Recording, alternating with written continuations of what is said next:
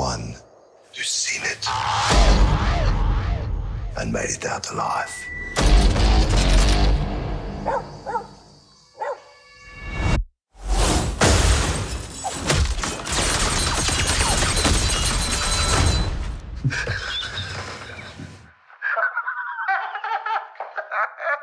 I can see you.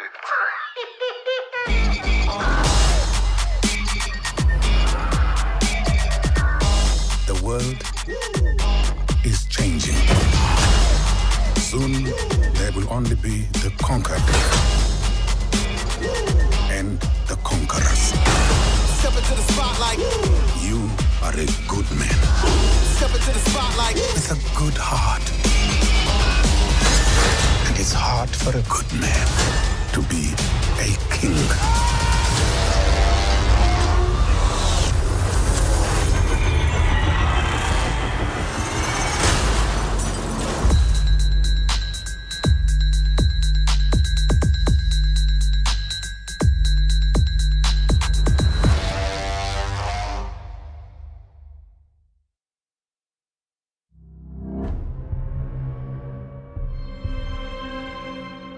What has happened is a colossal military disaster.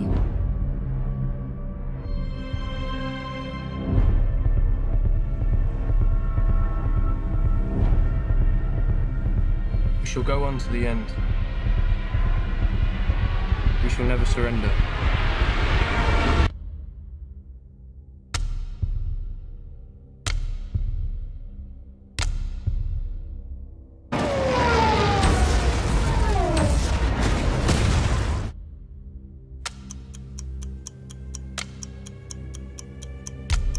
The call went out. We have to go to Dunkirk. Ready on the stern line.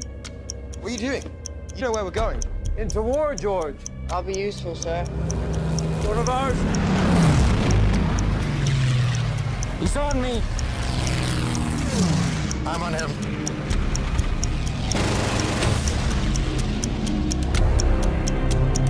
The ship's about to leave. Down you go.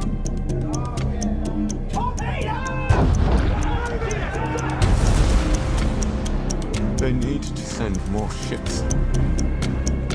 Every hour the enemy pushes closer. They've activated the civilian boats. Civilians? We need destroyers. Where are we going? Dunkirk. I'm not going back. If we go, they will die. You're weekend sailors, not the bloody Navy. You should be at home. There's no hiding from this, son. We have a job to do. Turn it around! We shall fight on the beaches. We shall fight on the landing grounds. We shall never surrender. We shall never surrender. We shall never surrender. Where's the bloody Air Force?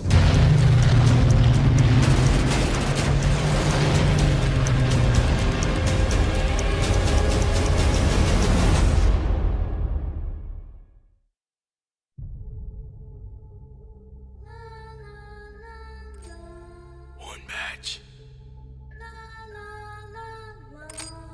Two badge.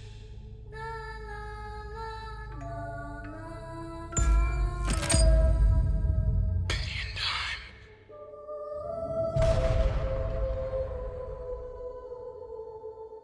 Father, why do I still feel guilty?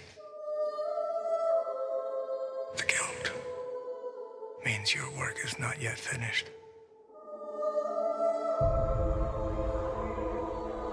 Downtown office thinks we got a new player in Hell's Kitchen. What do they want? The DA's office says the shooter's independent. He's tracking gangs to their home turf and taking them out with military precision. With knowledge and hardware to take out half the city, Hell's Kitchen is about to explode.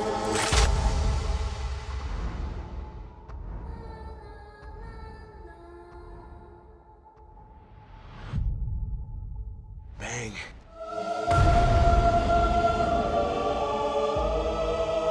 Maybe we created him. All of us. There's no connection. We never stop to think that Daredevil's actions could open the door for men like this. How much longer before innocent people start getting caught in his crossfire? Blood is being shed. And you've donated more than your fair share. The city needs him. I need to take care of the scum that killed my family. People don't have to die. You hit them and they get back up. I hit them and they stay down. Why are you doing this? Because I think you're a half measure. I think you're a man who can't finish the job. I think that you're a coward.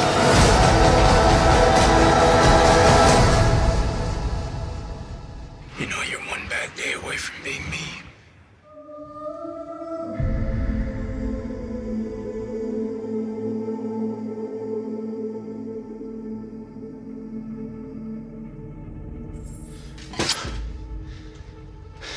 Electra. Hello, Matthew.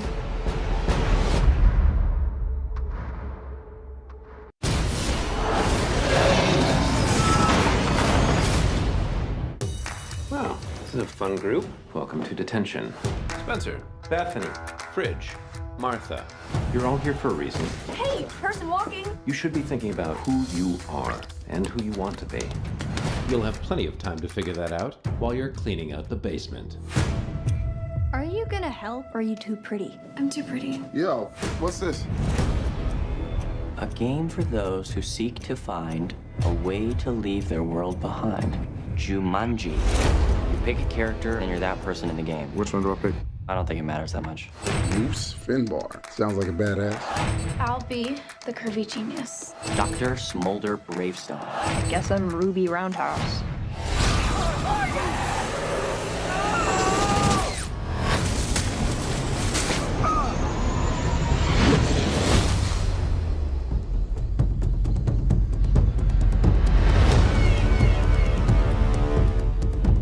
Guys. Oh, they. Ow! Where's the rest of me? Oh my God. Fridge? Yeah, I'm Fridge. Who are you? It's me, Spencer. Who is she? Martha? Why am I wearing half a shirt and short shorts in the jungle? I think we got sucked into Jumanji and we become the avatars we chose. So that means Bethany? Oh, wait, Bethany. Don't look at it. No! I'm an overweight middle-aged man. Well, I don't have my Claritin, and all I see around here is pollen. Well, I don't have the top 2 feet of my body. Damn, that is a man right there. Don't cry, don't cry. Don't cry, it's gonna be okay. This is a video game, which means we all have special skills. Why am I running so slow? That was so intense. I can't even with this place. Watch your step in here.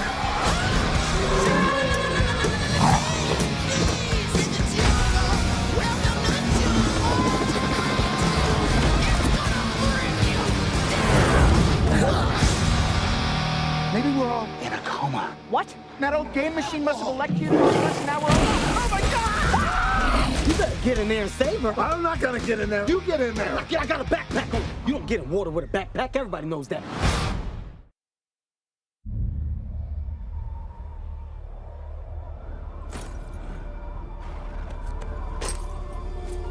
Yeah.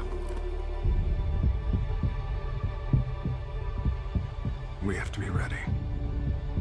You, me, the others. There's an attack coming from far away. Not coming, Bruce. It's already here.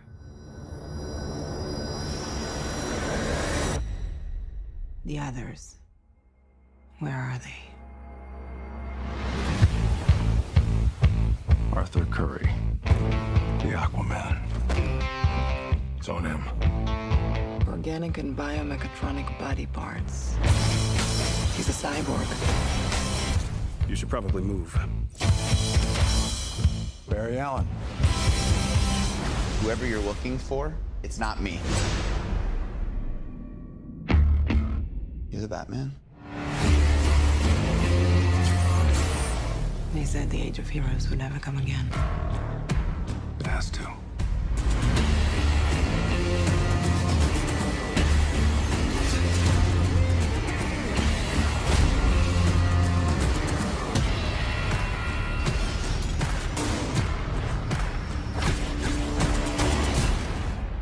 are your superpowers again? I'm rich. One thing I can tell you is you got to be free. My turn. Come together. Right now. Come together. Right now.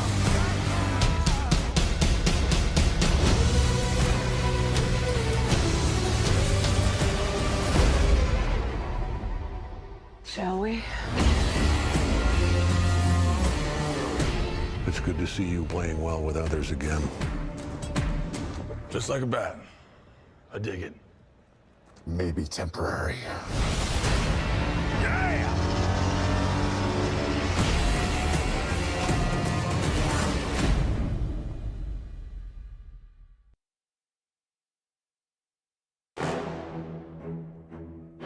Eggsy, I saw in you what someone once saw in me. Something that can't be taught. The makings of a Kingsman. Being a Kingsman is more than the clothing we wear or the weapons we bear.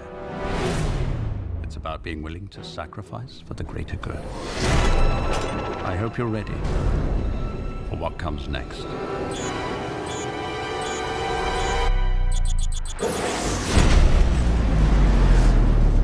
And now the end is near, and so I face the final curtain.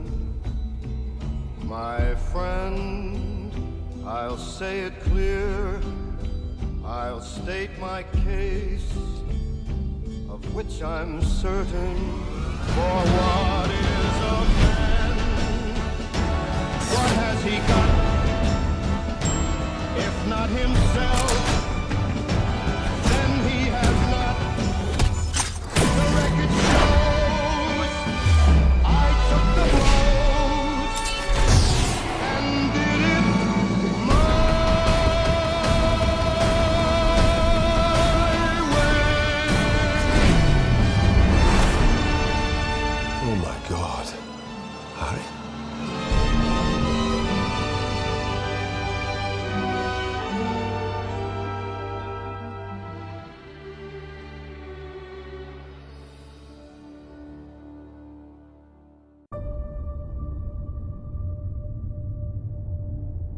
Sooner or later, the humans are going to find us up here.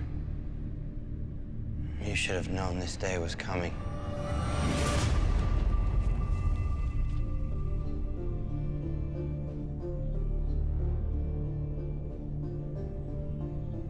Are we supposed to follow our king and remain as silent as he is? We need to go to Earth now. We've been hiding here too long. Let's go to our rightful home. If we were on Earth, we would have a glorious planet to live on, thrive on. You're talking about betraying your brother. You're talking about treason. You're blind to his intentions. Right or wrong, he's dangerous. What I'm talking about is freedom. Freedom for all Inhumans. Are you going to use your voice to kill your only brother? Stop it!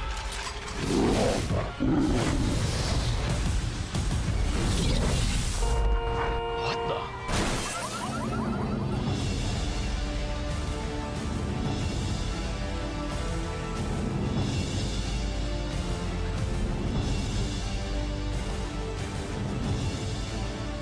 We will not let anyone or anything stop us.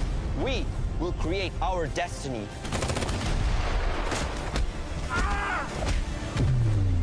Nothing can keep us from being free.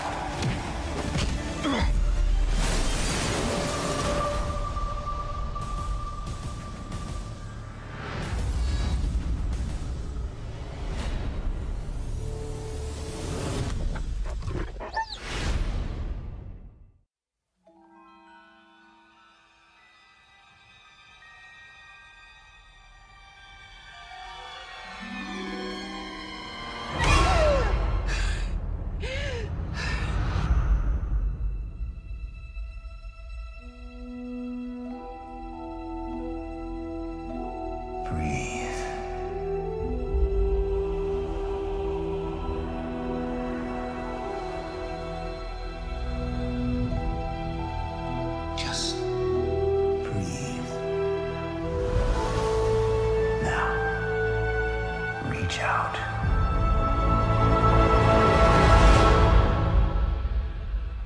What do you see? Light.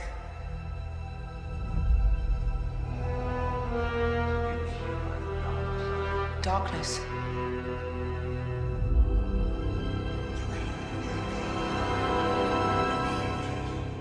A balance.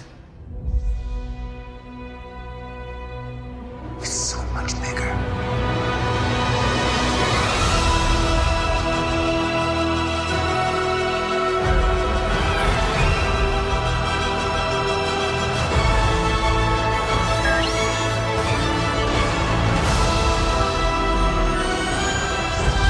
I only know one truth.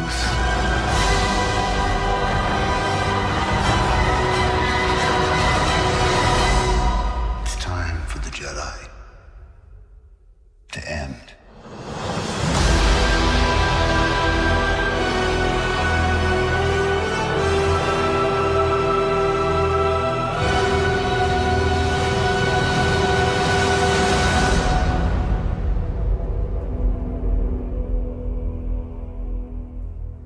Of generations, the gunslingers were knights, sworn to protect us from the coming of the dark.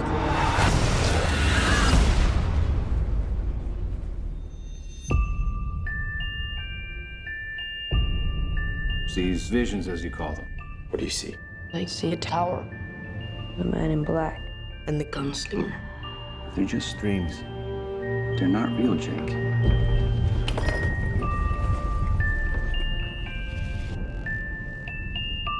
There's another world out there. I know there is.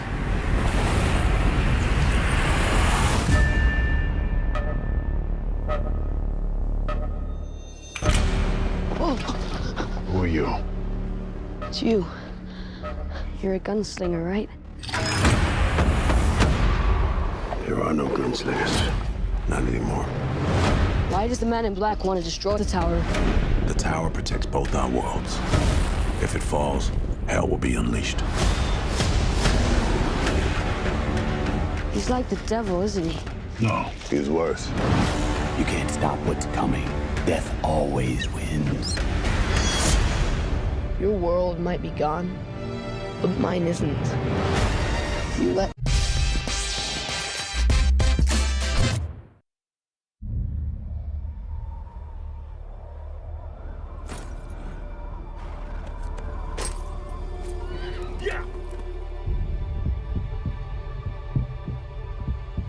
We have to be ready.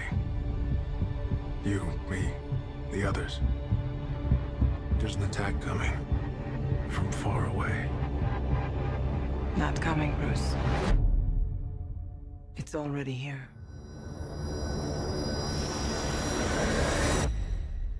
The others. Where are they? Arthur Curry, the Aquaman. It's on him. Organic and biomechatronic body parts. He's a cyborg. You should probably move. Barry Allen. Whoever you're looking for, it's not me. You're the Batman? They said the age of heroes would never come again. It has to.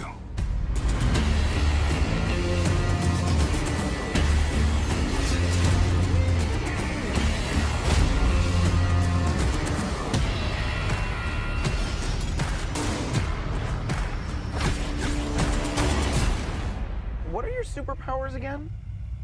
I'm rich. One thing I can tell you is you got to be free. My turn. Come together. Right now. Come together. Right now.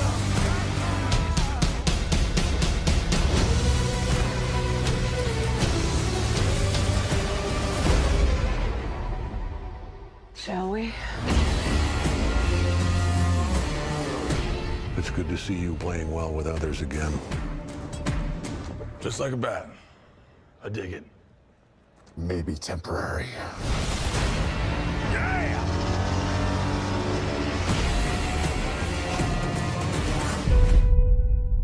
There is a stranger who comes to this village from the sea. He comes in the winter when people are hungry and brings fish. He comes on the king tide. That was last night.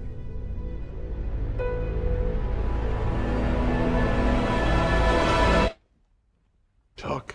I believe that an enemy is coming from far away. I'm looking for warriors. This stranger. Others like him. I'm building an alliance to defend us. It's very important that I see this man. Barry Allen. Bruce Wayne. You said that like it explains why there's a total stranger sitting in the dark in my second favorite chair. He said he'll fight with us? More or less. More or more less?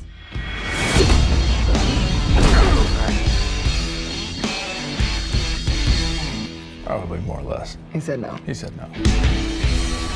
Look, man, I don't know who you are, but whoever you're looking for,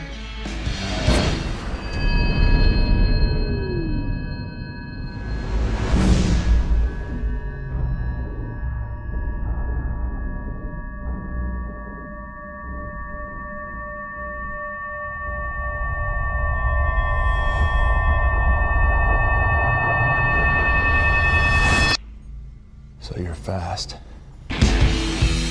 that feels like an oversimplification. I'm putting together a team. People with special abilities. You see, I believe enemies are coming. Stop right there. I'm in. You are? Just like that? Yeah, I need friends. Great.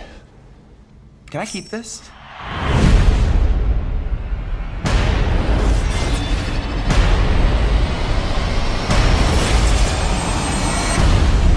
I heard about you.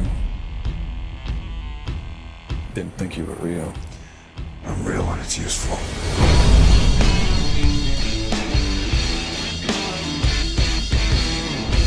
Arthur Curry. I hear you can talk to fish.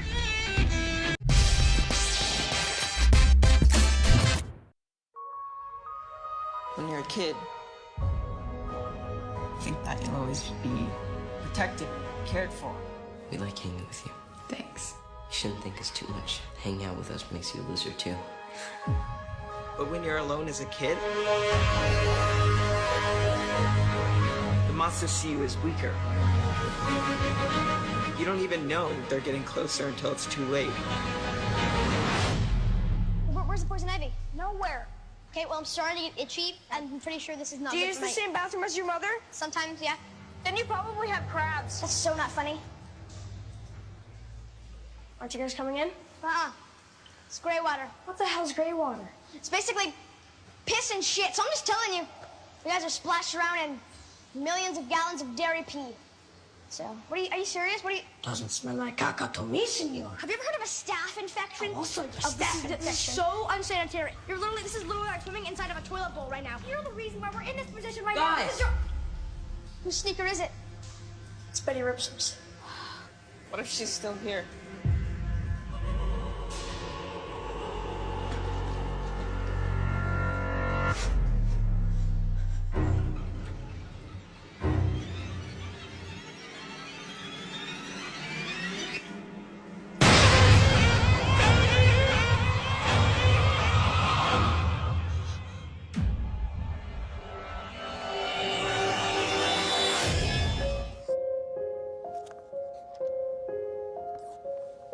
There you go.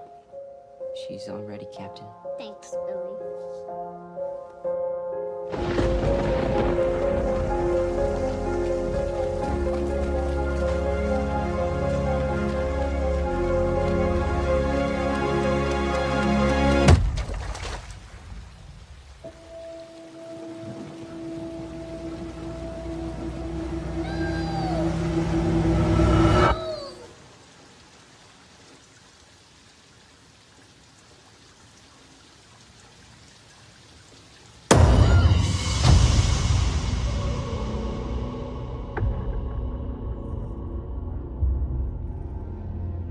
not like any time I've ever been in before.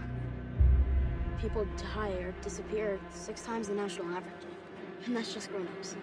Kids are worse. Way, way worse. We all float down here. I saw something. There was this Clown. Yeah, I saw him too. Look. It's all connected by the sewers. That's where it lives.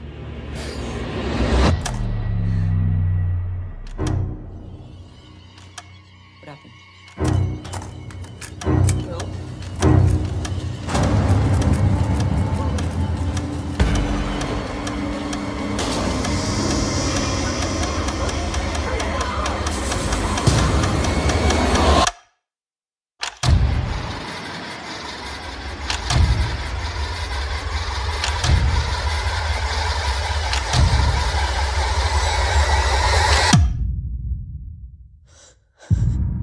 Bill, if you'll come with me, you'll float too. You'll float too. You'll float too. You'll float too. You'll float too.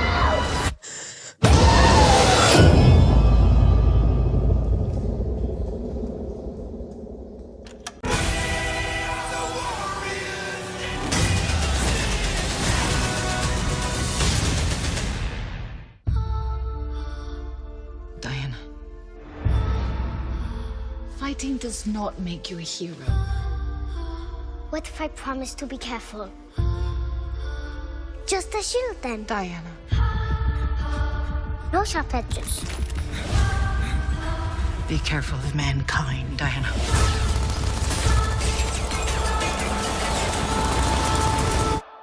They do not deserve you. You've told me this story.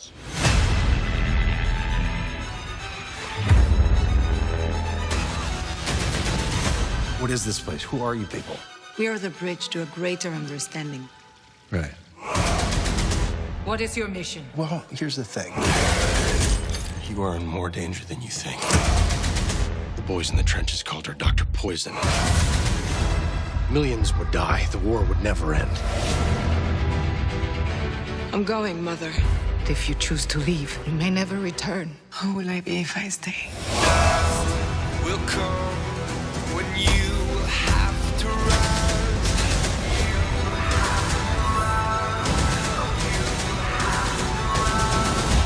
To the war.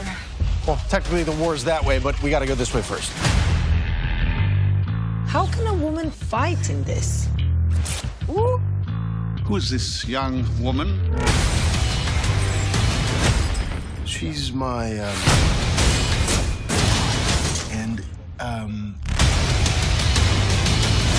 Diana, Princess of the Mist. Prince, Diana Prince.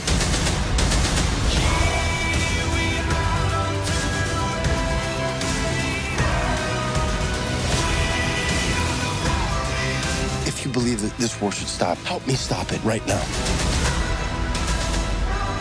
What are you? You will soon find out.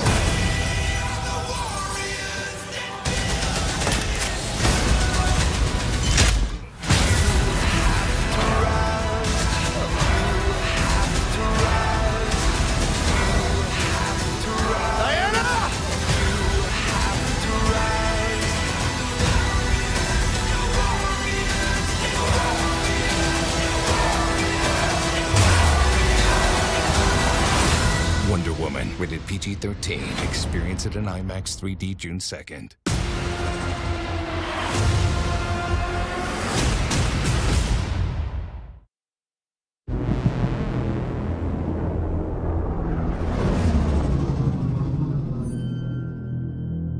Every civilization was built off the back of a disposable workforce. But I can only make so many. Happy birthday.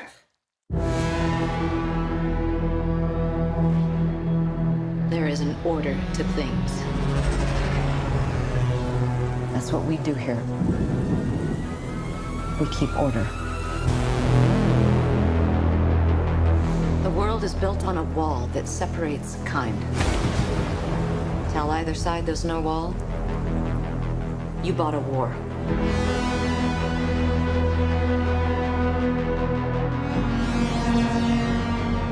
You're a cop. I did your job once. I was good at it.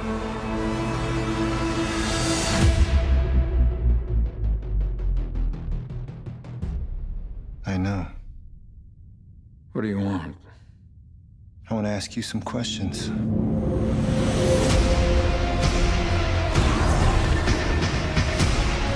The key to the future is finally unearthed. Bring it to me. They know you're here.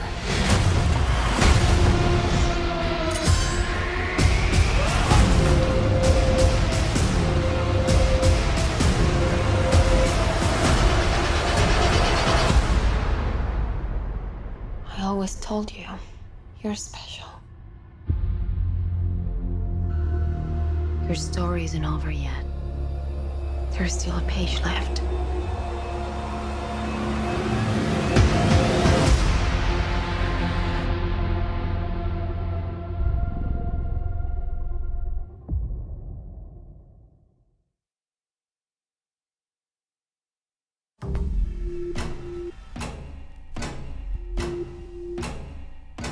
Just tell me what happened next. Look, I don't know. It's fuzzy. You went off your medication. Wake up. Why? We're just looking for the truth. Which you promised to tell.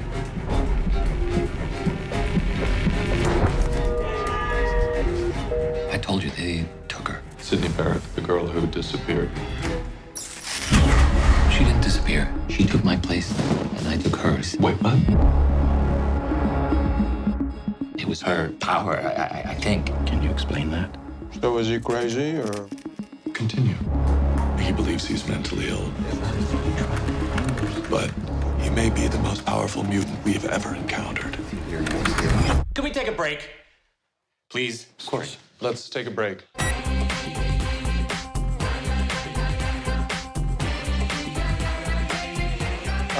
Stop. We can skip that part. Unless you think it's relevant to... No. I mean, we don't have to. Okay. Let's talk about it.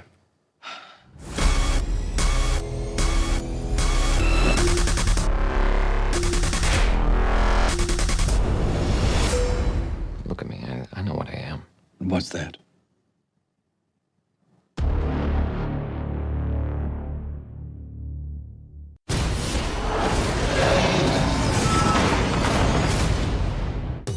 Wow, this is a fun group. Welcome to detention.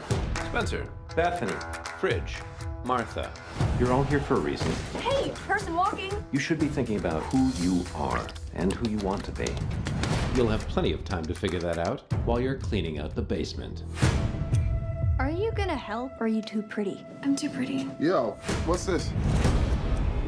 A game for those who seek to find a way to leave their world behind. Jumanji. You pick a character and you're that person in the game. Which one do I pick? I don't think it matters that much. Oops, Finbar. Sounds like a badass. I'll be the curvy genius. Dr. Smolder Bravestone. I guess I'm Ruby Roundhouse.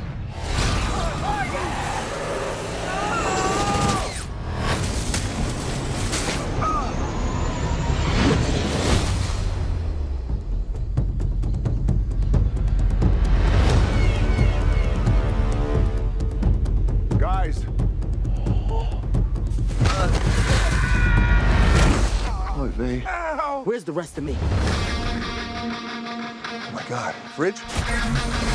Yeah, I'm Fridge. Who are you? It's me, Spencer. Who is she? Martha? Why am I wearing half a shirt and short shorts in the jungle? I think we got sucked into Jumanji and we become the avatars we chose. So that means Bethany? Oh, wait, Bethany. Don't look at it. No! I'm an overweight middle-aged man. I don't have my Claritin, and all I see around here is pollen. Well, I don't have the top 2 feet of my body. Damn, that is a man right there. Don't cry, don't cry. Don't Don't cry, it's gonna be okay. This is a video game, which means we all have special skills. Why am I running so slow? That was so intense. I can't even with this place. Watch your step in here.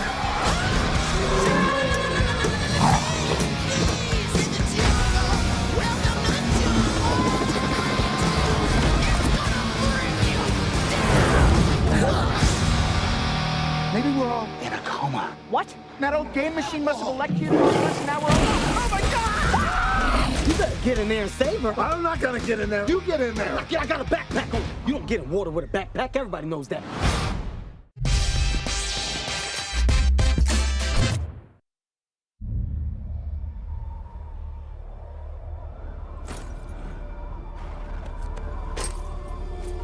Yeah. We have to be ready. You, me, the others.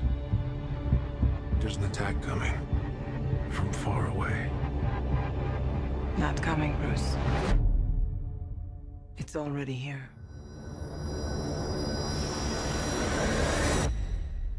The others. Where are they? Arthur Curry, the Aquaman. It's on him. Organic and biomechatronic body parts.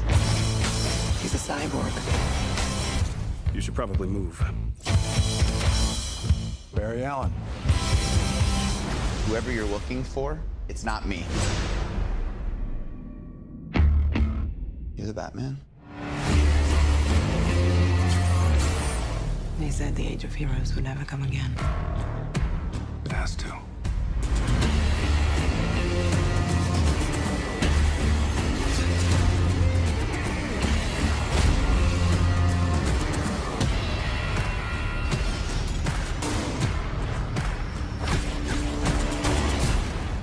What are your superpowers again?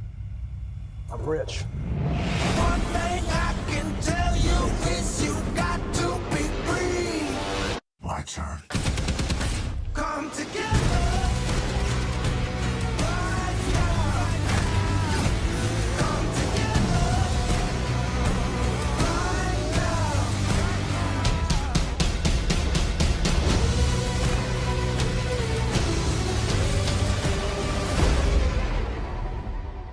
Shall we? It's good to see you playing well with others again. Just like a bat. I dig it. Maybe temporary. Yeah!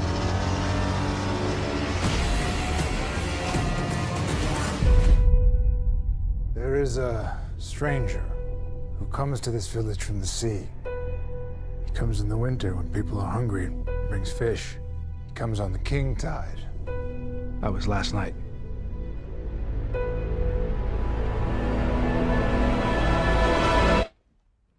Chuck.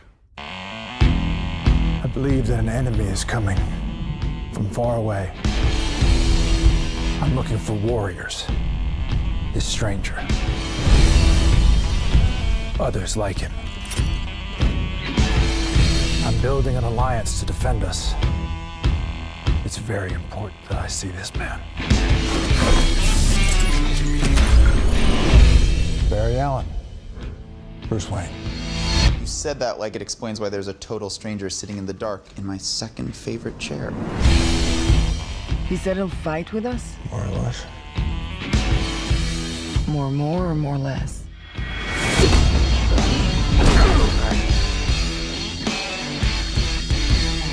Probably more or less. He said no. He said no. Look, man, I don't know who you are, but whoever you're looking for,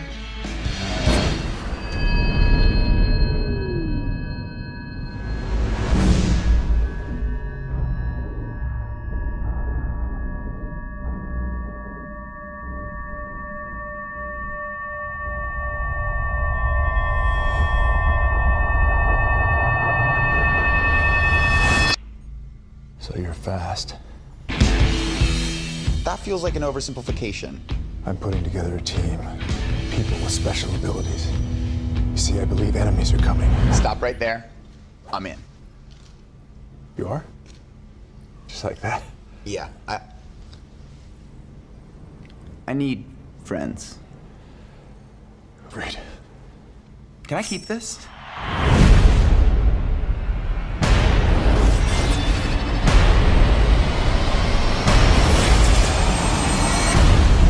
I heard about you.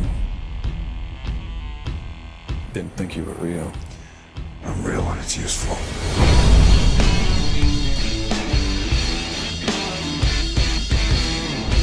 Arthur Curry.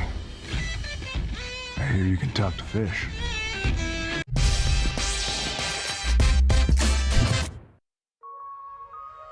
When you're a kid, you think that you'll always be protected, cared for.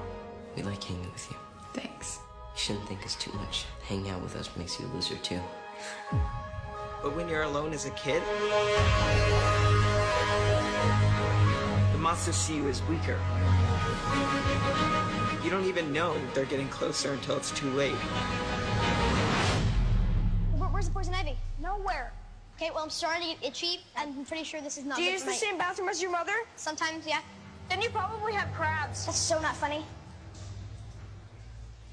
Aren't you guys coming in?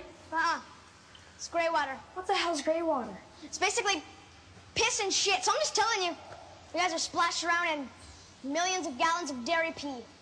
So, are you serious? What are you? Doesn't smell like caca to me, senor. Have you ever heard of a staph infection? Also, This is so unsanitary. This is literally like swimming inside of a toilet bowl right now. You're the reason why we're in this position right now. Guys! Whose sneaker is it? It's Betty Ripsom's. What if she's still here?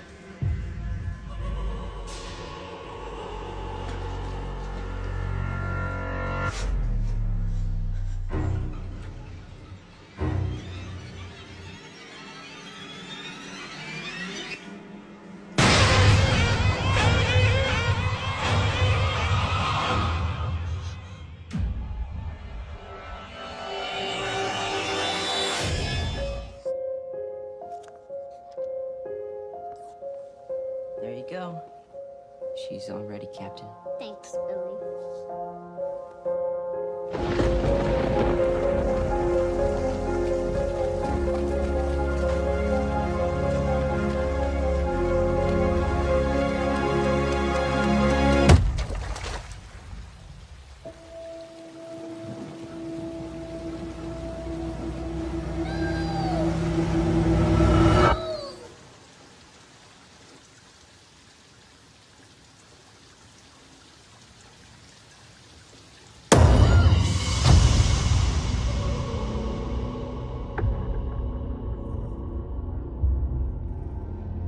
It's not like any time I've ever been in before.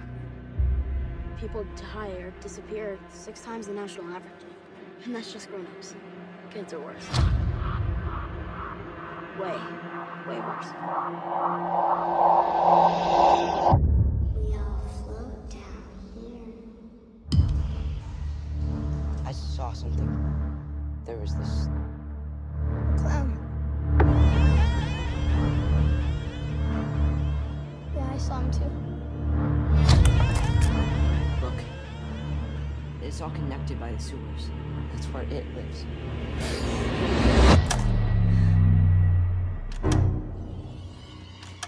What happened?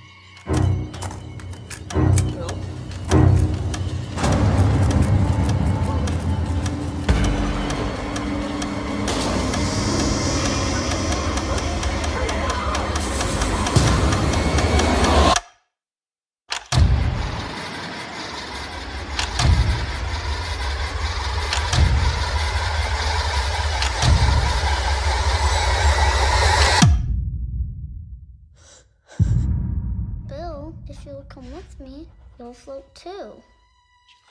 You'll float too. You'll float too. You'll float too. You'll float too.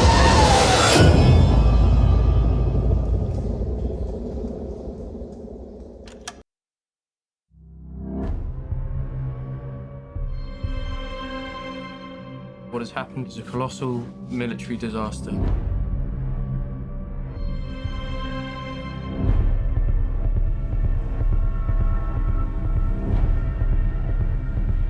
shall go on to the end. We shall never surrender.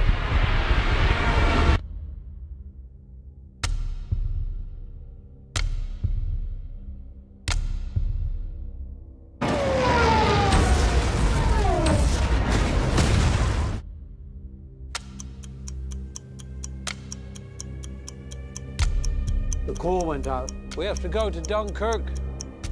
Ready on the stern line. What are you doing? You know where we're going. Into war, George. I'll be useful, sir. One of ours. He's on me. I'm on him.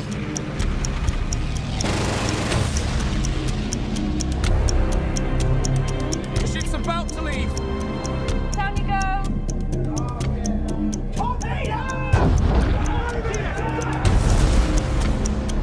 They need to send more ships. Every hour the enemy pushes closer. They've activated the civilian boats. Civilians? We need destroyers. Where are we going? Dunkirk. I'm not going back. If we go there, we'll die. You're weekend sailors, not the bloody Navy. You should be at home. There's no hiding from this, son. We have a job to do. Turn it around! We shall fight on the beaches. We shall fight on the landing grounds. We shall never surrender. We shall never surrender. We shall never surrender. Where's the bloody Air Force?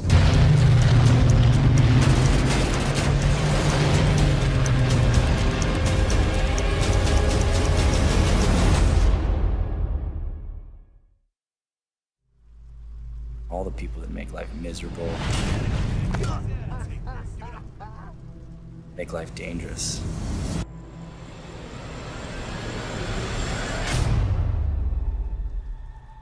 What if we can change things?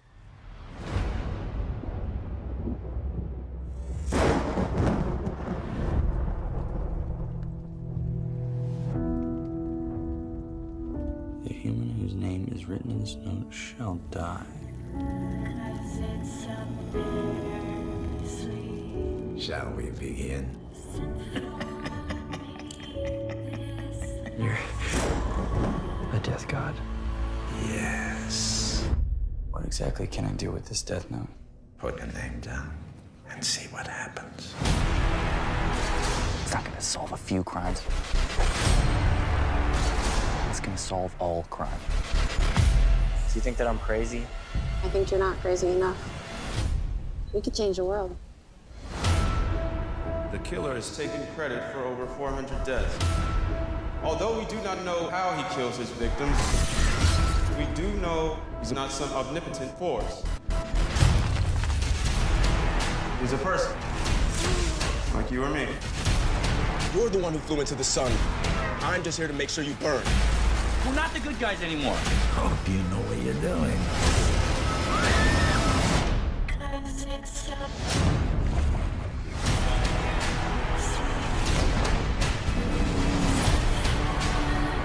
I promise you, you will not survive.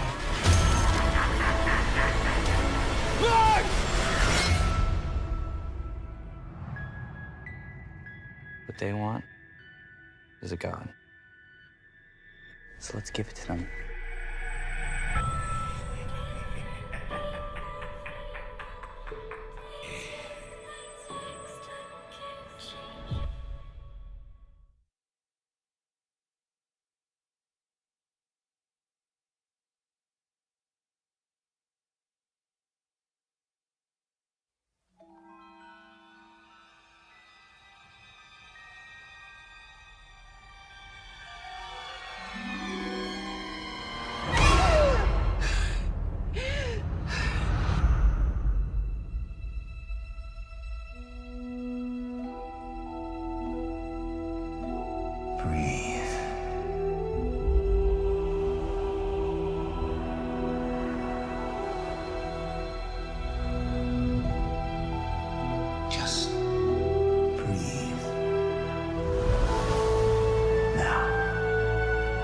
reach out.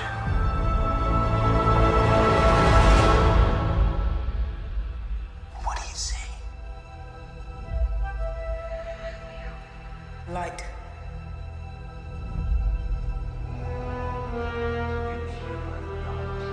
Darkness.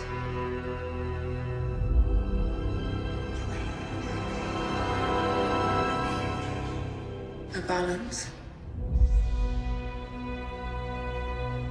It's so much bigger.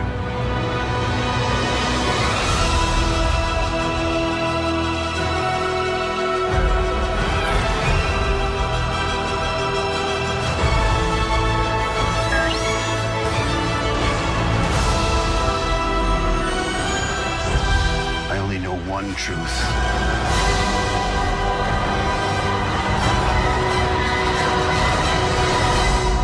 It's time for the Jedi to end.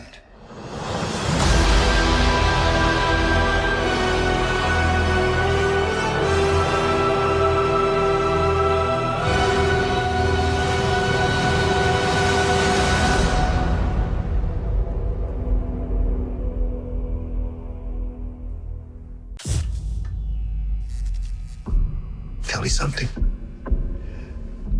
What do you know about Wakanda?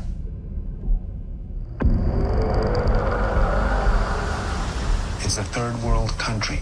Textiles, shepherds, cool outfits, all a front. Explorers have searched for it. Called it El Dorado. They looked for it in South America. But it was in Africa the whole time. I'm the only one who's seen it and made it out alive.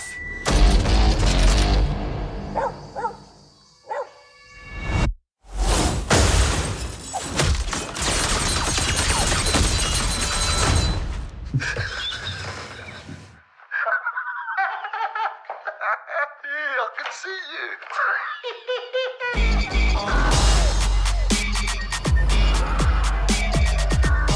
The world is changing.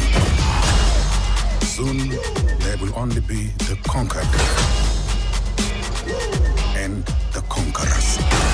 Step into the spotlight. You are a good man Step into the spotlight. with a good heart. And it's hard for a good man to be a king.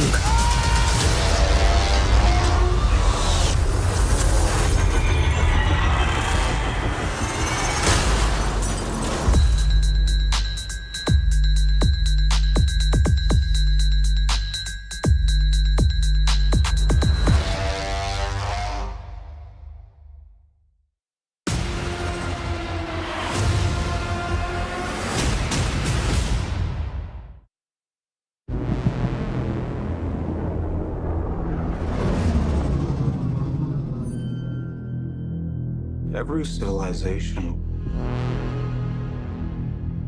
was built off the back of a disposable workforce. But I can only make so many. Happy birthday.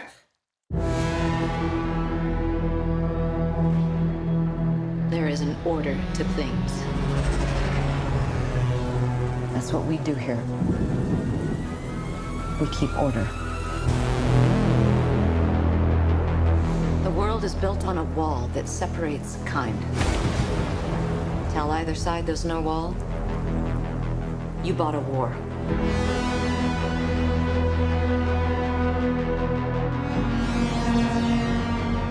You're a cop. I had your job once.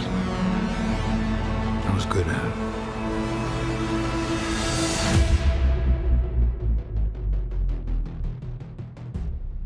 I know. What do you want? I want to ask you some questions.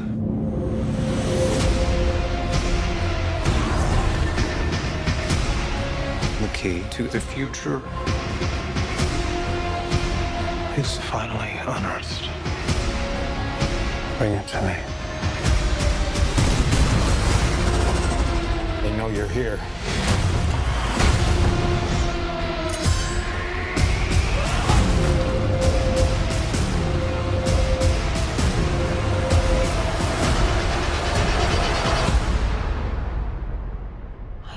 told you, you're special. Your story isn't over yet. There's still a page left.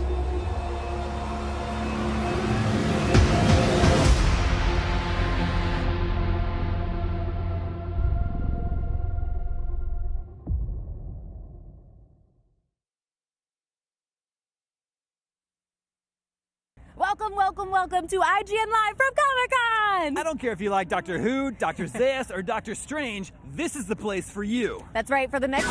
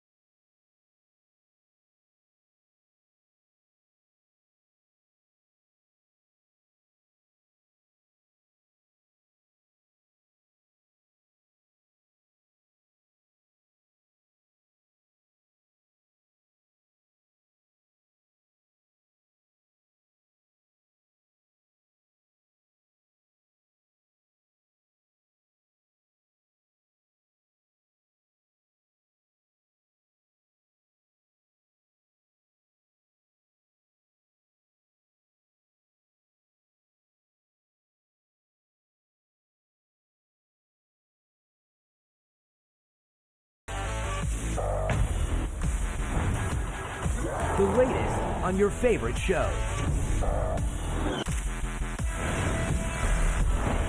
The Comic-Con exclusives you can't get anywhere else. The coolest, craziest cosplay around. The latest game news. And insights into your favorite comics straight from the creators.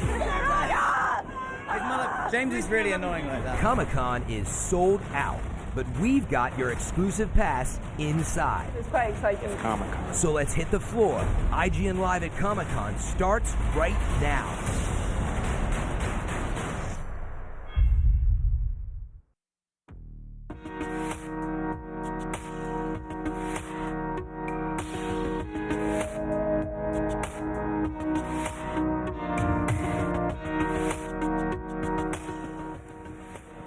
Okay, can you believe it? We are here live from the Hard Rock Hotel in sunny San Diego for the biggest, baddest, most bonkers convention in the world. And for the next 3 days, we are going to make you feel like you are right in the middle of it all. Today alone, we've got a blockbuster of a show. We are taking a sneak peek at the Kingsman Secret Service trailer in a second. Then we've got the cast of Marvel's Inhumans. And later, we are taking a look at the Game of Thrones Experience. Oh, and we've got us. Yeah, that's right. I'm Tiffany Smith. And I'm Damon Hatfield. We've got you covered for all your Comic-Con needs, and we're not alone. That is correct. We have got our whole IGN team down here to make sure you guys don't miss a single thing. Isn't that right, Terry? That's right. I'm Terry Schwartz, and I'll be camped out on our exclusive IGN Live balcony all week long, getting inside dirt from some of your favorite stars. Like who, you ask? Oh, you know, just folks like Jackie Earle Haley, John Bernthal, and Stephen Amell. So if you want to see me full-on fangirl freak out, you have to stay tuned. But first, Kingsman the Secret Service brought the fun back to the super spy genre. Its sequel looks to keep the party going. Let's take a look at Kingsman: The Golden Circle. I'm so excited.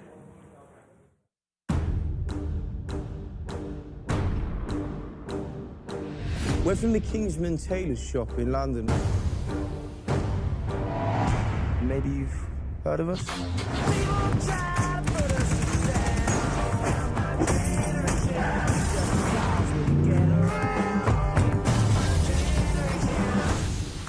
Today marks the beginning of a new age. Wait, I'm gonna show you. Say goodbye to the Kingsman. Kind of got a bit of a save the world situation here. Welcome to Statesman. As your American cousins, we'll be working side by side. Let's get started.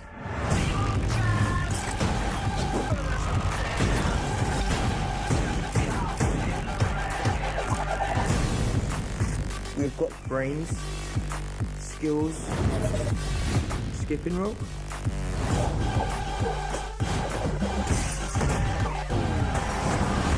It's a lasso. Whatever.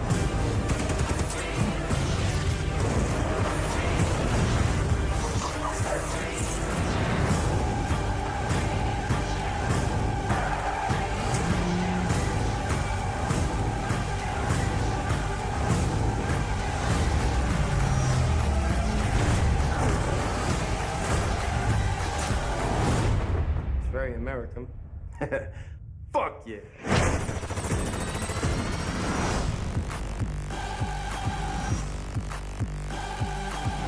Manners maketh man. You know what that means.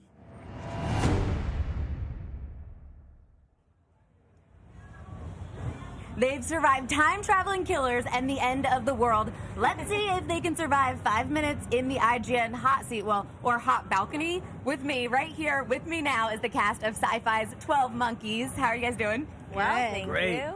So excited to have you guys here with us.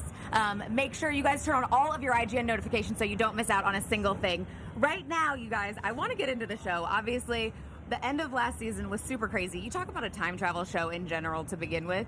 Do you guys talk about it where you're like, I don't remember what my character's doing. Where are we in the story? Oh, yeah. I'm always asking Amanda for explanations of where we are and stuff because she keeps She takes notes. the best notes. She literally Very walks diligent. around with this little notebook that has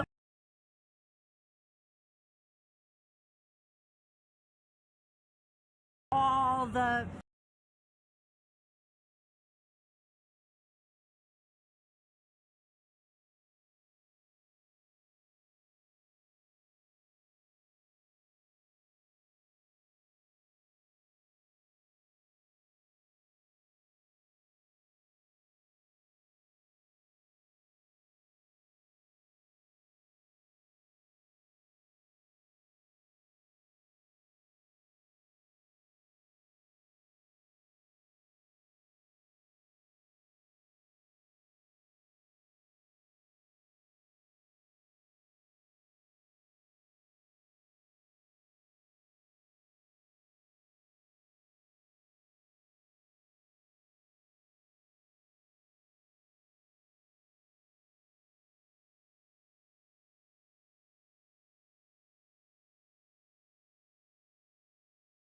Just character arcs and how they develop emotionally. She got to go back in time and spend some more time with her mom. How did that change playing the character for you? That was really an unexpected and beautiful episode that I got an Hey. Guys, we're live at Comic-Con. That stuff happens. There's a train going by. People are yelling. This is emotional. Train. I'm talking about serious stuff. The train was just agreeing with you. The It was like, locomotive it's is just emotional. concurring with my emotional arc. It was really, we get a lot of... Every time you start to get emotional, it's like a guy you're dating, and you're like, I might start crying, and they're like, shut up! Yeah, this only makes perfect sense that nobody wants to hear what I have to say about this. I think you're clear. Okay, back to me. Great minds. Welcome to IGN Live. We're just bonging people, not bonging people, I mean. No, please, no. Please. I just keep Emotional thinking we're arc. gonna fall off Go. the balcony. That would be good. Yeah, emotional arc. That's fun. No, it's really exciting because in the second season my character got tougher and sort of hardened, and then I had this beautiful opportunity to get back to the most emotional my character has ever been able to be, and use a time machine for something that was self-serving in a lot of ways and gratifying for her, that closed a lot of open ends, I'd say. And what as a whole do you guys feel like Terry brings to the show to keep you guys all focused and knowing where your character is in the storyline, in the timeline? I mean, Terry brings everything to the show. The show is Terry. No, he really does. I mean, I don't know how he keeps it straight. I don't know how he comes up with it either, because you would think he'd be on all sorts of drugs and all kinds to come up with this epic. We are by no means saying that Terry Metalis is on all sorts of drugs. We're not saying he's not either. And he is clearly falling apart. He's coming apart at the seams. It's a tough show to hold together. But the best thing he does for us is just be there. Yeah. He's always present, and he's always there to talk us through things and give us an idea of what his vision was, so we can get it right. Very responsive also with questions and taking the time. You'd think somebody who is wearing so many hats at any given moment would be inclined to brush off silly or insignificant little issues, and he always has the time to invest in questions, and I think subscribes to the idea that there are no stupid questions. Yeah. Well, which is you asked one and he told me it was dumb, but what? Yeah. Well, I don't have any stupid questions, I guess. No, he takes the time because this is his baby. Yeah. And we care a lot about the final product, and he really, really wants to put everything on the page and everything on the screen. Yeah. And then let's talk a bit about your character, obviously. We've gotten to see him get a bit stronger. Are we going to see more of that? And then after that, I have a little question about the time travel powers as well. Okay. Yeah, he gets much, in season 4, he's much more focused. He finds out early on that they discover this ancient prophecy, and lo and behold, it's the same story his father used to read to him before bed. So he realizes that he's been destined to do this since the very beginning, and it gives him a whole new focus, and he's a man on a mission. And then we've seen him grow in powers, but they've kind of gone away a bit. Is he going to keep amping it up again, or are we going to stay at this place for a little while? Powers? What do you mean? Superpowers? Like time travel. Being able to do He gets. You're like, does he have superpowers? I wish, maybe you know something I don't. I don't know. Yeah, I think at first the time. Well, early on in the series, the time travel is physically destroying him. It breaks him down, and then he sort of is reborn. Stronger, and he's able to handle it. A lot of it's the details of the show are Jones changes the time travel formula. The serum. So the serum, so people are able to deal with the rigors of time travel a little bit better. Well, and I feel like time in itself is kind of this overseeing, deciding if they're going to allow each person to change time or not. Yeah. It's a character on the show. Absolutely. Do you feel like it's what are the things around it where basically each character, do you guys know when it's going to go with you or against you? Ooh, I don't think we ever really know exactly what's going to happen until we read the next script, which is a wonderful surprise. We have a little bit of an idea. Terry is open to sharing a bit with us, but he doesn't reveal the whole kit and caboodle. Stingy. He's stingy with the bits and pieces. He wants you guys to stay with the audience, though, not knowing too much, not too far ahead, maybe. But I also think it's fair. He gives us a bit of information, a few breadcrumbs, so that we understand where we need to go, so that we can pace ourselves to get to that final destination, but at the same time not just reveal all our cards in one episode if we have 4 episodes to build to this final moment. And then whenever you do a sci-fi fantasy thing that involves time travel, there's always questions about the rules, or fans will watch it and they're like, time travel doesn't work that way. For each of you guys, is there a particular show or movie that you're like, they did time travel right? Mine's got to be Back to the Future. 12 Monkeys. Yeah, Good answer. You're not kidding. I'm actually not. Well, the coolest thing about our show is it is an entirely unique take on time and time travel. This idea that he made time a character, he made it a sentient being. And I don't think I've ever seen that before anywhere. Yeah. That was pretty interesting. And then just last question for you guys. We are here at Comic-Con. What is it like for you guys to get to be with the fans, see their reaction, hear their responses to the last season or episodes that you guys did and that you're super proud of?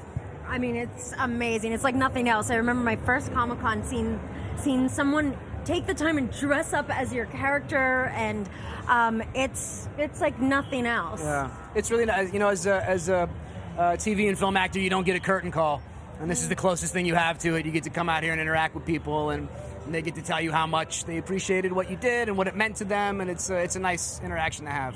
I love it. I've never heard it compared to that, and I think it's so really true. Good. It's a really good analogy. No, that was really good. You should take notes, Amanda. That's going in her journal later for sure. Dear diary, Aaron said something smart. Hey. I love the chemistry that you guys have here, and I think you guys actually survived the hot balcony because you're not in seats. So it's toasty. Yeah. It's a little warm out here. Yeah. It's a little warm. It's San Diego. Back here. Thank you guys so much for hanging out, and you guys, everybody, make sure to turn on your IGN notifications so you don't miss out on any of the latest breaking news from Comic-Con. You don't want to be the last to see the hot new trailer or hear about your favorite characters coming to the big screen, and don't go anywhere. IGN Live from Comic-Con will be right back.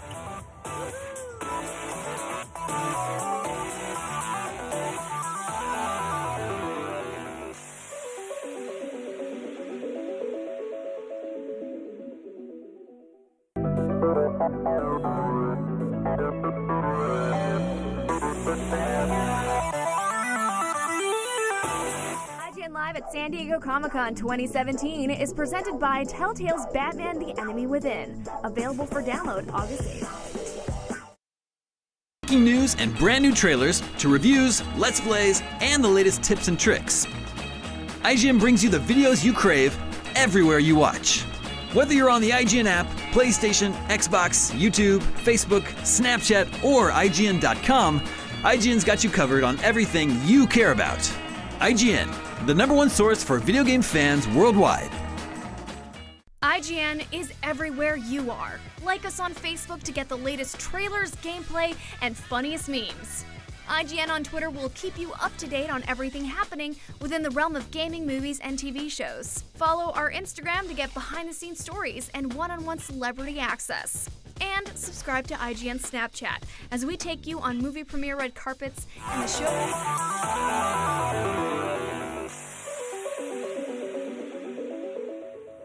These next guests are superhero royalty. They are Marvel's Inhumans. Ladies and gentlemen, welcome to the show. Thank you so much. Now, break this down for us. The Inhumans are perhaps not as known a quantity as X-Men or the Avengers. This is a show about a family of superpowered people who live on the moon. Is that correct? Yes. Yeah. I So mean, far, so good. It's a story about a family, and in particular these two brothers, who are vying for power for a city that each of them has a very distinct way of how they're going to rule their people. There's some family disagreement there. Yeah, But quite a there's bit. dysfunction in every family, though. Hopefully that's the reason why people are watching. Yeah. So, Anson, you play Black Bolt, and your superpower is that you have a very powerful voice, but if you were to use it, you'd destroy everything around you. So you've chosen to be mute. Well, that's what I think is cool about the Inhumans, is that unlike a lot of other superhero stories, their powers are so well thought out that oftentimes they're more like a burden or a handicap. But what I like about Black Bolt is that he's aware of the power and the danger of his own voice. So I think he's immediately endearing for that reason, to have a leader that understands what his voice could do. It's unusual for the protagonist of a television show to not speak. Is it? Right? I can't think of too many. It certainly was one of the challenges during casting, and I think one of the things that we so admired about Anson from the beginning was that he embraced it. Like, he came to it and said, because we made it really clear, like, you're never going to talk. It's not going to be a flashback. You have the least amount of lines. Yes. Yeah. But he had in an odd way, the hardest job, because not only did he have to get what was going across clear, but he also had the opportunity to be able to act, to pick a word, without having to have the words in order to do it. These guys got it easy. They had words. Oh, yeah. We had words. Only had a few. So many words. It must be kind of a bummer for Black Bolt. Nobody's telling Spider-Man, like, don't go shooting your webs or you'll destroy the world. Every other superhero gets to use their powers. Black Bolt doesn't get to. But it must be an interesting challenge for an actor. It was. I had a signing consultant, but it was a lot more straightforward than I thought it was going to be. I borrowed a few rules from ASL, but I couldn't use ASL because we're not from Earth, so we wouldn't know ASL. And I just created my own glossary lexicon on Google Docs that I keep to make sure that I'm consistent. And it was a challenge for Serinda too, because she wanted to know, she acts as my translator, and she wanted to know what I'm saying, which makes sense. But it was good because it forced me to get my homework done so that I could send it to her and be clear about it. Yeah, so Serinda, you play Medusa. I do. Very close with Black Bolt. My husband. Yes. Yes. And so Anson had to create his own sign language, and then you had to learn this sign language. Yeah, so we started off, he was in there first and he would learn it, and then I came in and sat in on a session so I could get a better understanding for it.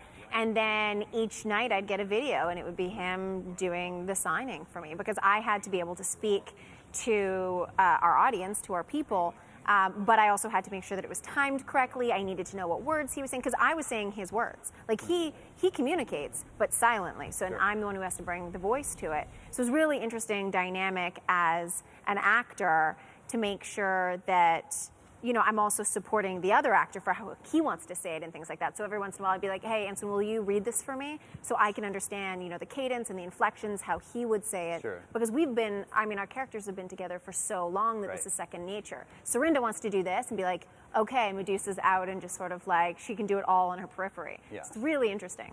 Well, so in Medusa's power is she can manipulate her hair. Yes. And I know while you were shooting, you wore a wig that's going to be augmented with CGI on the show. So. Or magic. Or magic. Or augmented with That was actually magic. the reason why they cast me, is because I have magical powers. Yes, I naturally have the hair that Took them a long time to find an actress yeah. that could wield magic, but they actually. But they found it. Yeah, it was good. The trailers that we've seen haven't given us much of a glimpse of you using your hair. I don't know if you can give us any sort of hint as to what we can expect on the show. No, that would be the part where you have to see the show. Exactly. I think that's the whole part, because it's so exciting. It's something that even I haven't been able to see, and so for being an actress doing it, you really have to just kind of imagine what it's going to be like, because it's prehensile. So it's the same as your arms, it's the same as, you know, your legs, or however you do it. So it wasn't something outside of my body. It was just imagining what it would be like to just have magical hair. Yeah. But yeah, I'm excited to see it, because I hear pretty great things. And Ewan, you play Maximus, Black Bolt's brother, and the villain. Is it fair to call you the villain? Evil brother? No, I mean, it's an interesting one. I think that's what we were kind of going for very early on, is the idea that Maximus has very grand ideas for the people of Atalan and how he wants to change things, and how he feels that there's a lot of injustice going, and they have a sort of caste system, which is you get when you go through your Terragenesis to get the power that you end up with. That then gives you your level in the caste system. So he thinks that's completely wrong, and he feels that the people are being treated terribly, and you know they have to go and live down the mines basically. So his idea is that these people deserve better. So yeah, I mean, you know, it's easy to look at him as a villain, but I think one of the great things about Marvel shows and the characters is that it's very difficult to define, you know, a baddie. You know what I mean? So you get a lot of different shades of these characters, which I think is what will create a more intriguing show to watch. And I think that one of the reasons that Black Bolt hasn't kept Maximus around just because he's his brother. He's kept him around because he is the constant devil's advocate, and he's smart. And when you look at his ideas on paper, they're actually quite good. He might be abrupt about the delivery, but he's an extremely good advisor. We tend to think of him not as a villain, but more as an antagonist. Okay. And that is if you're on Black Bolt's side. What's wonderful about it, particularly in the first 2 hours, is that you're not entirely sure that he's wrong. Yeah, and you're not entirely sure that Black Bolt's right, but that doesn't mean that either one of them is right or either one of them is wrong. That's something that the audience is going to have to find out. And there was another important member of the team, Lockjaw, I believe. Yes. And Lockjaw who can appear out of anytime Ta-da! like that. and be there. This is actual Lockjaw from the show. This is an actual Lockjaw from the show. Yes. It is nothing short of extraordinary what our friends at Double Negative, or DNEG as they're known, it's an effects house, have created an entirely CGI character who all of them had to react and act with. Yeah. There was often a large, I mean, just so everybody understands, this would be the size of like his paw. Like Sure. Yeah. there's a 2,000-pound bulldog running around that they are acting and reacting to. And it's, he's unfortunately going to steal the show. Oh, yeah. Upstaged by dogs again. Just dogs, imaginary dogs. Imaginary dogs. Teleporting imaginary dogs. Well, Marvel's Inhumans is going to debut in IMAX on September 1st. Extraordinary, yes. What makes First it? two episodes. What makes it a good fit for the IMAX format? Well, the idea from the very beginning was to present television in a different way so that you could come out from the clutter. I mean, just here at San Diego Comic-Con, there's hundreds of shows that are vying for your attention. Sure. To be able to premiere the first two episodes in IMAX and be on the big screen, Hawaii in particular is a character in the show because the Inhumans wind up there. It is a world, they're very much fish out of water. So we get to do jungle, we get to do beaches, we get to do volcano, we get to do the city of Honolulu, and so it really lends itself to the beauty of that, on top of which the extraordinary moonscapes, the outer space part of it, all of that going into, and yet still in a very grounded way. And yet the story still, because it's about a family and because it's about how they interact with each other, it will lend itself beautifully to ABC when we premiere on September 29th. It sounds like you're doing a lot of cool, different things in the Marvel Universe, so we're very excited to see how it all turns out. You on the other side of the screen, stay tuned. More to come from IGN Live at Comic-Con. Coming up next.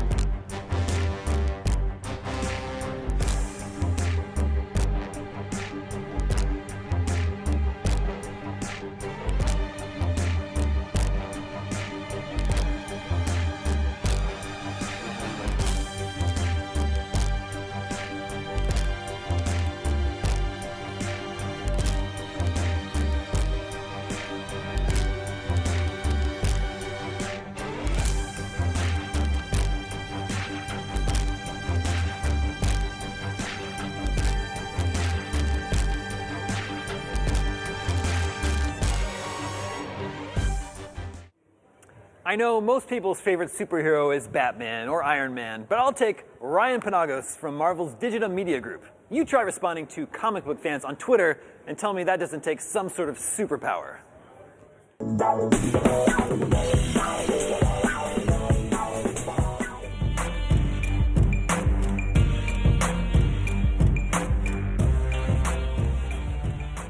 What's up, everybody? My name is Josh Rio, and I'm here with Ryan Penagos from Marvel. What's up, Ryan? I am excited. It's Comic-Con. I'm super excited because you have a little extra friend here. Oh. Is that Lockjaw? My new best friend, Lockjaw. Yeah, what is this? Yeah, this is a plush Lockjaw that we have. We're selling it at the booth at Comic-Con. He's, of course, from the Inhumans, which in Marvel is going to launch the Inhumans TV show, which is absolutely crazy. Have you seen anything from that? Yeah, I've seen a ton. It's really exciting. It's starting with an IMAX release in September and then coming to ABC. You've got Maximus and his shenanigans, so if you like the comics, you know what Maximus is about. Get ready. It's really, really fun. Should be cool. Got it. So, speaking of Marvel TV, The Defenders is coming to Netflix. It's going to be Iron Fist, Daredevil, Jessica Jones, Luke Cage, all together, coming together to fight Sigourney Weaver. So, for The Defenders, how are we going to see these guys get along to get anything done?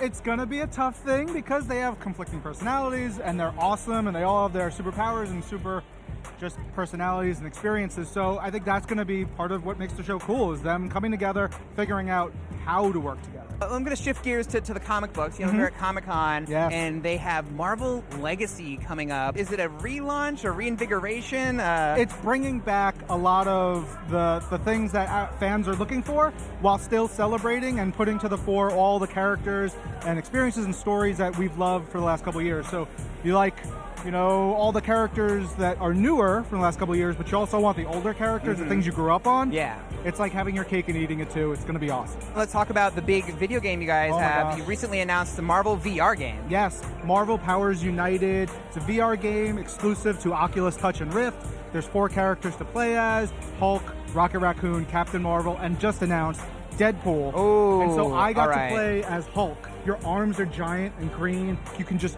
jump to different places. You can pick up enemies, just walk around with them, and you just pick them up. I was just walking around and getting shot at and not dying because I'm the Hulk. Because you're the Hulk. Well, thank you so much, Ryan. Welcome. Thanks, Josh. And for more from Ryan, from Marvel, for everything at San Diego Comic-Con, keep it here on IGN. Well, that's 3 Marvel projects down, 300 more to go. We've got to take a quick break, so go check out IGN.com/SDCC for up-to-the-minute breaking news and trailers. It's just like being at the convention, but no one cares if your cosplay is, I don't know, like your bathrobe. No judgments.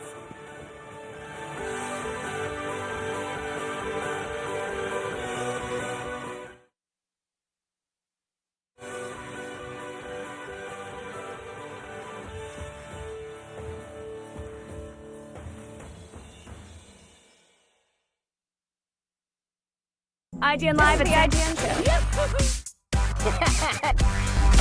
Oh no, stop calling me. Hey, Willie. The IGN show, weeknights at 9:30, only on DXP.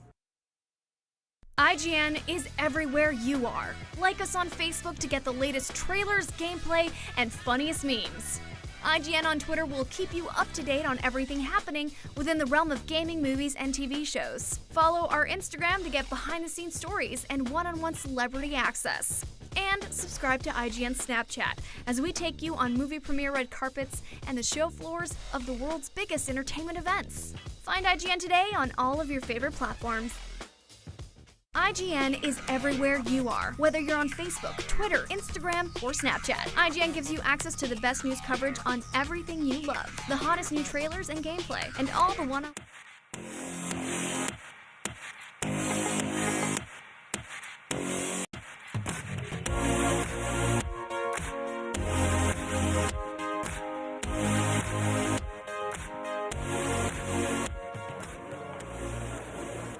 Now, over the next few days, we here at IGN Live will be breaking news from the convention floor. They cast a new Spider-Man. We'll tell you. They fired another Star Wars director. You'll know before he does. So, what's the biggest story making its way out of the con today? Well, with Call of Duty World War II Nazi Zombies getting its big reveal this morning, everyone was excited to finally hear who would be filling out the cast. And what a cast it is. Doctor Who himself, David Tennant, fronts an all-star lineup that includes Catherine Winnick from Vikings, Elodie Young from Daredevil, Udo Kier from Blade, and Ving Rhames from Pulp Fiction. With a cast like that, it looks like the zombies from Call of Duty have finally hit the big time. Everyone at San Diego Comic-Con has certainly read an X-Men comic, but you've never seen the X-Men quite like this before. Welcome, cast of Legion, to IGN Live at Comic-Con. Thank you. We're so happy to have you guys. We're happy to be here. Now, Dan, Rachel, and Jean, season 1 was quite a trip, right? I don't know if people can actually see it sort of in the shot, but we have a huge banner of your face on the Hilton Bayfront right now. Do they take that down when we leave and put somebody else's face up? Yeah, we actually have a whole deal with them that they're going to be cycling it through while They're we're like, here. He's gone, take it down. I mean, season 1 has wrapped. You guys haven't started season 2 yet, but what has sort of been the response that you guys have received? I've never seen a show quite like Legion before. Awesome, yes, and lots of people have said just that, and that's a really nice thing to hear about anything that you do. But especially in this world, you know, to offer up something weird and fresh is a challenge, and it's fun. People even come up and say, "I cannot wait for the next episode. I'm not really sure I I understood don't know what what's just happening, happened, but I like I just it." can't wait to see more." There are like 3 or 4 episodes that purely take place inside your mind. Only 3 or 4? I thought they all took place inside my mind. Well, But I mean, that was the theory for a little while, too, that where everyone's like, Yes. this isn't really happening, Yes. the mental institution isn't really happening. And then I love that the season ended in pure Marvel tradition on a post-credits tease cliffhanger where you just get sucked into a pod and like... Orb. And An orb? It's an orb. It's a very difficult thing to say with a British Lenny accent. drives off into the sunset with my husband. Yeah, I miss Oliver. Yeah. Did you write into your contract for season 2? You're like, I want more time with Oliver. He needs to come back to me. I want a man. I've begged a little. It's been too long. Now, Rachel, you have my favorite name on the show, Sid Barrett. Yes, Oh, we you got all one. have Sorry, I microphones. What would you most like to see for Sid in season 2? She has a great name, doesn't she? She does. Yeah. I Noah, like that. he's a man with words. I know, I like that. Well, we're seeing a progression of the journey, and where's David? How are we going to find him? What does their relationship look like now with everything that went down in the first season? And certainly some kind of maturation process. Maturation process. Good word. I like that now, you phrase. guys also name dropped the Equinox last season. Yeah, there was reference to something called the Equinox that people are like, is this going to be a big deal in season 2? Clearly, you guys, you're all very good actors, or you really have no idea what I'm talking about. Who said the equinox in our show? I'm just wondering if it's one of the characters say it. Yes, it was referenced. I don't even remember It at was this point. you. I'm It was messing. you, Gene. You remember that whole equinox monologue that you gave in episode 7 about the equinox thing? Do you guys have a sense from Noah what season 2 is going to be about? Like, I'm curious whether it's going to be something like the Equinox is a thread, whether it's the orb, whether the Shadow King remains our top threat. That's the key purpose of today, is to corner Noah as often as we can and very, very extort drunk tonight. information from him about what's going to happen. I mean, Comic-Con is happening, but we're here really to kidnap Noah Hawley and find out what's going to happen. Pour alcohol If anyone can help we us. do know that, he just said that if I'm just going to quote what he just said. But you're referencing something that nobody's seen. What? Nobody's seen that yet. Oh, that's what he just said. We saw it. Soon know, yeah. What did he say, Rachel? That the darkness within is now the darkness without. So if we're dealing with like the journey of being mentally the battle ill will and be the more battle, outside of you than inside of you. Right. Which is a Not perfect where I'm segue standing, to my next question. I mean, it's all about Dan. David was so defined by having, the Shadow King and Lenny be a part of him. Now that he is he is outside of David. Yes. How does that change him as a character? What are you looking to explore there? Well, this is a really interesting... You lost weight. I did. You lost a whole person. to shed a whole Aubrey Plaza. But I think it's a really interesting story, and it's an interesting take on that kind of illness that is well documented. When people have all sorts of things go awry with them, either physically or mentally, and then it's maybe cured or changed somehow, that they there's a part of them that they miss or that they feel and people with long-term illness who are cured, they talk about having this sort of odd attachment to the thing that was within them, and so it's fun to kind of turn that into a story almost, like and you hear all sorts of crazy stories about families dealing with long-term illness that give names to their illness to help everybody deal with it, and it becomes like a comic book villain in their household, and so we've been kind of playing with that idea a lot, I think. And for all that Legion is unlike anything we've seen before, it also is an X-Men story, right? It's technically set within the X-Men universe. Very much. It's a Marvel show. So what did you guys most like about how Legion offered a new mix on that sort of story that we haven't seen before? Well, yeah, and I know that we're all admirers and fans of the Marvel universe, so it was like we were looking at this house and just wondering which new hallway to go down. So it just felt like an extension of the imagination and creativity that exists in the Marvel universe. So it always felt sort of like a distant cousin of that world, like a different universe that was happening. So It's fun to tease those possibilities as well, and I think one of the really exciting things, we were at New York Comic-Con last year, and nobody had seen anything of it yet, but just the idea of the X-Men universe and the MCU kind of potentially coming together, and those kind of where those stories can intersect, it's awesome from a storytelling and with point of view. FX that is just so, what is their tagline? Fearless, like brave, and like making really great television and like rich character arcs, and it just felt like the right time. Yeah, I think we knew too that the hardcore Marvel fans might be a little surprised when they first watched it, but I think we all knew that they would get really hooked. But I also think for those hardcore Marvel fans, the scene that everyone geeked out the most, I think it was in episode 7 when you have that whole breakdown of how the Shadow King is a parasite and had this the battle series with recap, as I like to call it. The series recap, but I mean that's the closest we get to having the sense that But it's Spoilers. David working it out for himself. Yeah, but like It's- who his we're all kind of father putting it together. is. Yeah. Do you want to see the show lean into that more? Noah said that that's something he's actually interested in. Cracking open the Professor X of it all. I mean, like, all of these shows are about a kind of quest for identity, from everyone's perspective. And I think when you learn that you're adopted, you're quite keen to learn a bit more about your roots. Possibly, he still doesn't really know who Professor X. There's no sense of who that is in David's world, in David's mind. So we've got all that to come. Somebody's going to have to sit him down. Maybe one of you two. Well, it usually is one of you two, actually. Kind of like, listen. I want to know what is up with that book that your father read you. Oh, the world's angriest boy in the world. I still want to find out where that. That was like the most terrifying animated sequences. Is that going to be? Are they going to publish that? Available in all good bookshops. Yeah. If you hear it now, then we'll make it happen later. I think there's probably somebody's. I bet someone is probably cosplaying in the city right now. Someone is probably cosplaying as the angriest boy in the world at Comic-Con. Well, there's only one way to find out, and that's to get out there. Yeah, to get out there and do it. Yeah. Rachel and Jean, I'm just so happy that you guys didn't have to leave after one season of a Noah Hawley show like you did for Fargo. You get to come back for season 2. Like this, again, I'm sure that coming from Legion, from Fargo, was sort of an opportunity to try new things with Noah. But what are you really looking forward to in getting a second season to explore your characters more on the show? Well, I'm glad I've got a second chance because I certainly could have, would have loved to have had some more of Fargo. So this is nice, and I trust Noah completely to come up with interesting stuff. I have no idea sometimes what it's going to be, but.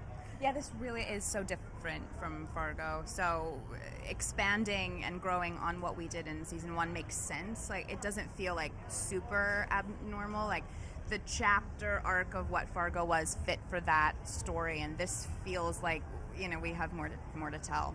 Yeah, what do you all think? I'm spinning it back on you because we've all published our reviews on IGN, but I want to know what you guys think some of the best successes in season 1 were, because I imagine it was sort of an experimental season, figuring out what works and what doesn't, and what you'd like to see more of.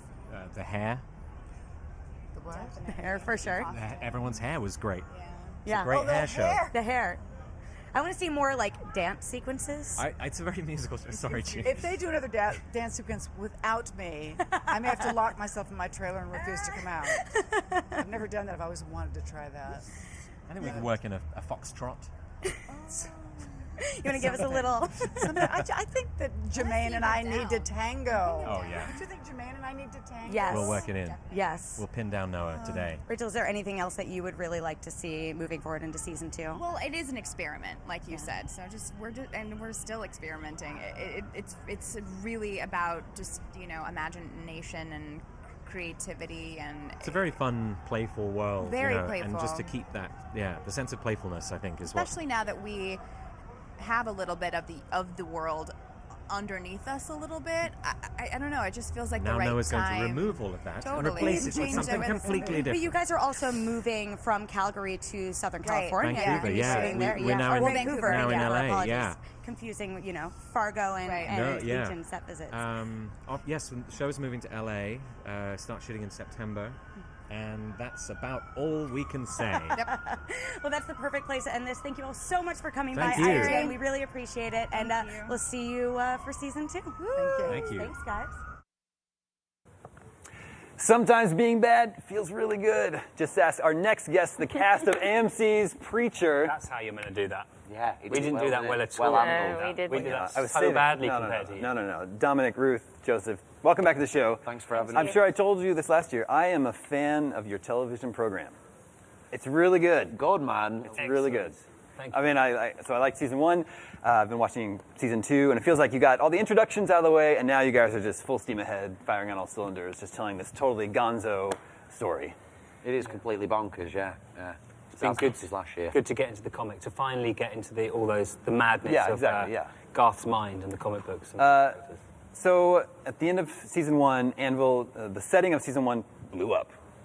It's gone. There are a lot of characters that were introduced that are seemingly just evaporated. I missed them. Yeah. Well, do you think there's a chance anyone from Anvil's still alive? Who might be like? I reckon Sheriff Root might be clinging on somewhere. Just covered Oh, in he blood. definitely is, yeah. Yeah. We just like him. Yeah, no, they do. Like this show, anything can happen. I think that's the excitement of the that's comic true. and this show. So you could expect to maybe possibly at some point see some of the people who you're missing return. Was it Was it a different experience shooting season 2 since it's more of a road trip rather than you're not just all set in one place? We kind of were, though, weren't we? In the end. Yeah, we were. I mean, we just weren't. It was different not working with the main cast. That was unusual because the old cast that have been blown up in the turd explosion. Yeah, that one. That was unusual, not having those people around. But it's the same sort of vibe. There was a different crew, and do you know what? I was honestly thinking that we were going to go back into it's a whole new setting. Like New Orleans is a character in its own right, you know. So it did feel different. It felt slightly different.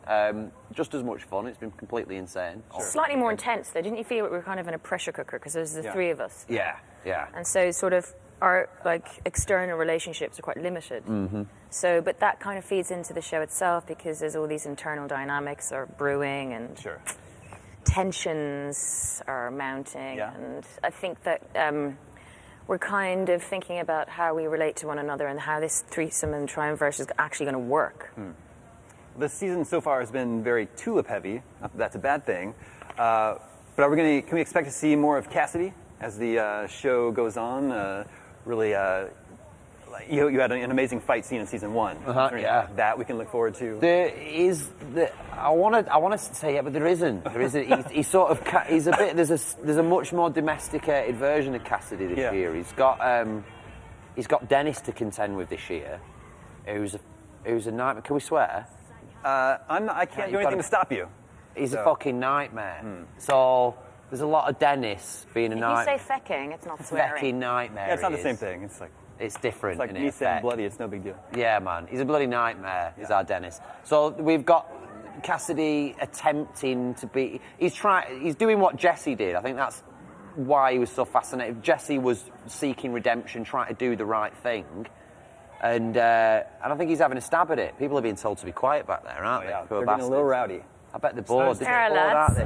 That's those two bastards right there. Why aren't you here? Why aren't you sitting here? Where are you going? Arseface. Arseface just gave us the finger. Yeah, us all up.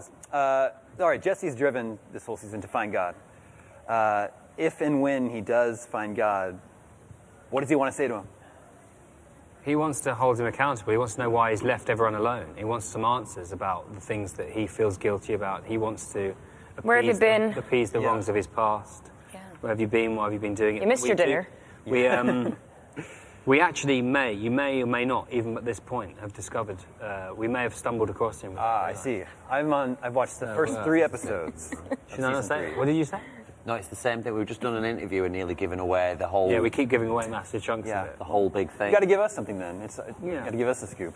Should we I think the clue is in the letters. In the letters. Okay. Oh, okay. No, it's not. It's not. She's just made that up. Made some shit up. No, it's actually... I mean, I've seen some stuff already. It's the lucid comment. No, she's made... Have you worked out what she's... No, she's just talking rubbish. No, I'm not. It's in the letters. It is in the letters. Oh, we're stupid. If she's not making us up, we're stupid idiots. Well, we don't understand anything. Every scene we do, we have no idea. We're both looking at each other. We're honestly so reliant on our director. Going, you're ballsing up, preacher. This is not what we intended. Okay. This is how we want it, like this, moron. Well, we're unscripted now, so. You talk about how Jesse wants to confront God about the stuff he feels guilty about. Jesse can be a pretty selfish character. More often than not, I think when he uses Genesis, it ends up hurting other people as he draws people in to help him with his feud against Saint of Killers. He gets a lot of other people killed. Does that weigh on Jesse? Yeah, but it's odd how little it does. I mean, the lack of concern for Arseface plagues me, and I'm worried about it. I think Jesse is, when he lies awake at night, I think he has problems with it, but he uses it with abandon, and he doesn't seem to care of the consequences to his friends, and he chooses it very strangely when to use it and when not to use it. He becomes very protective of it at the oddest times, like when it could help save a loved one or a friendship.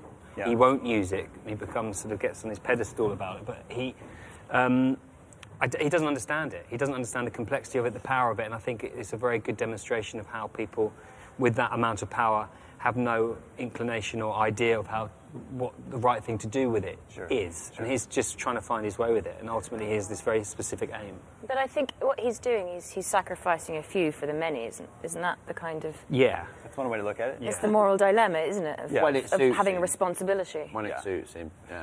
Well, guys, thank you so much for coming by the show. Is that it? That is. Oh, we're out of shit, time, man. That was quick, dude. I mean, we know you're very busy. I've just got to a good level of Very drunk busy here. people. So, well, there's more. We have plenty more booze in the back. Thanks for having us. Hit it on the way out. Yeah, appreciate it. Preacher season 2 is airing right now on AMC, and I'm a fan. You on the other side of the screen, stay right where you are. We've got more from IGN Live at Comic-Con coming up next. You're brilliant at that, dude. That's difficult. Are you really a fan of the show? I really.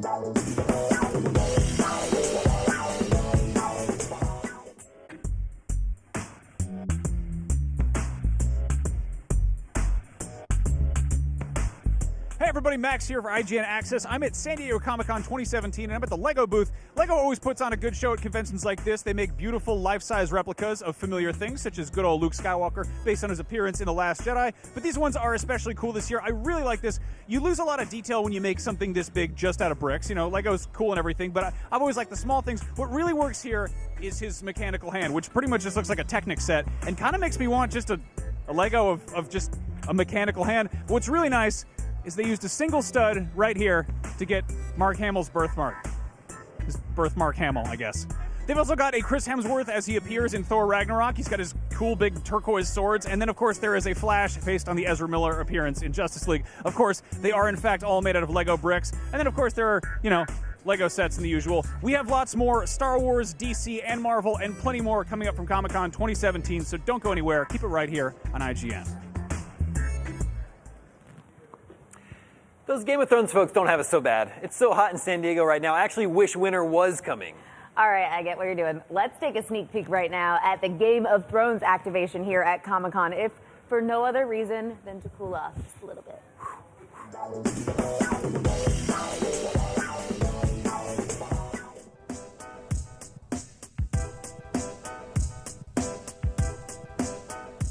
Hey guys, I'm Naomi Kyle here at San Diego Comic-Con 2017, and guess what? There's a Game of Thrones experience. I have no idea what's inside, so let's go check it out.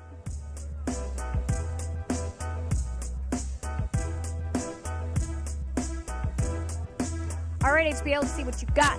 So ready to be King of the North? It's time for my close-up. So you have to scan yourself at each station, and just like that. That way you get your photos right away instead of having to wait.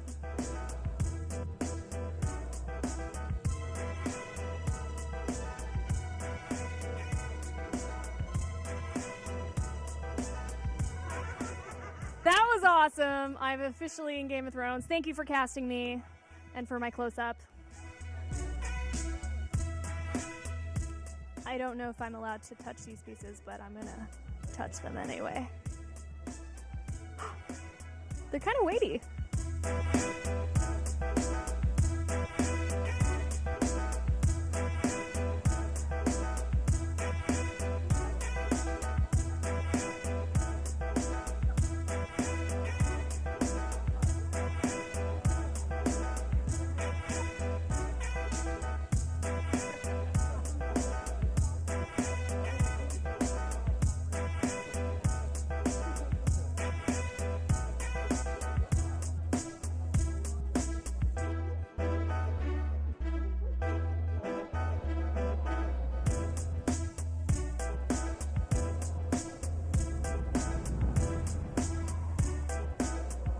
Guys, that was so cool. As a fan of Game of Thrones, this was the experience to see at San Diego Comic-Con, and I hope you guys get to experience it too.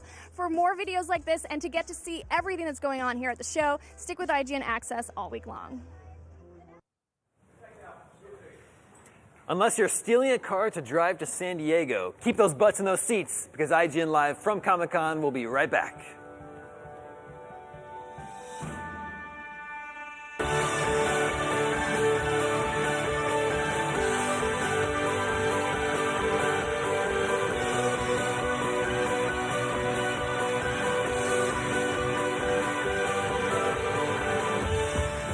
IGN Live.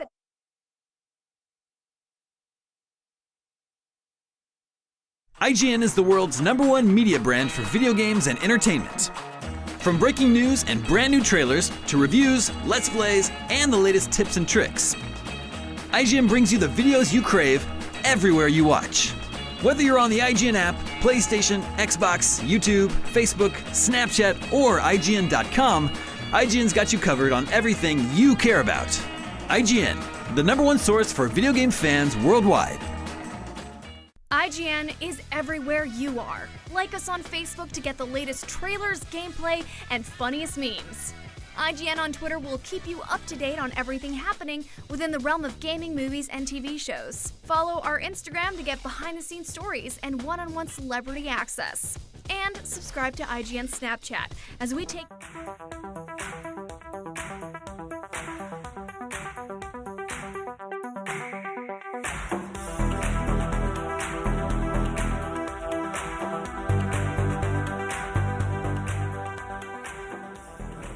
Welcome back to the center of the pop culture universe, IGN Live from Comic-Con. We've got a chat with the cast of Death Note coming up in a sec. But first, they used to say the difference between men and boys was the price of their toys, but they must not have been shopping at Funko. Let's see what the action figure franchise has in store for us this year at Comic-Con.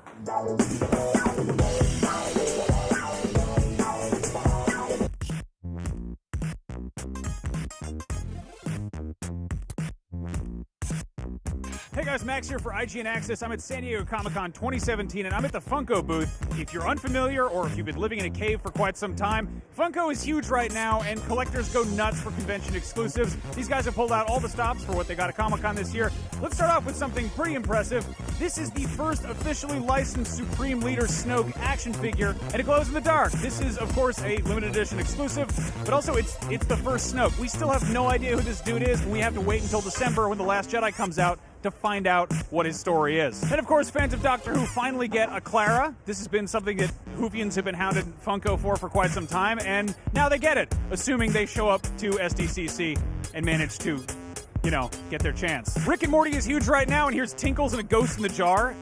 It's exceptionally weird, just like Rick and Morty. Finally, a newer addition to the sort of nerd pantheon is, of course, Stranger Things Season 2 premieres this fall, and here's Steve with his cool baseball bat, just covered in blood.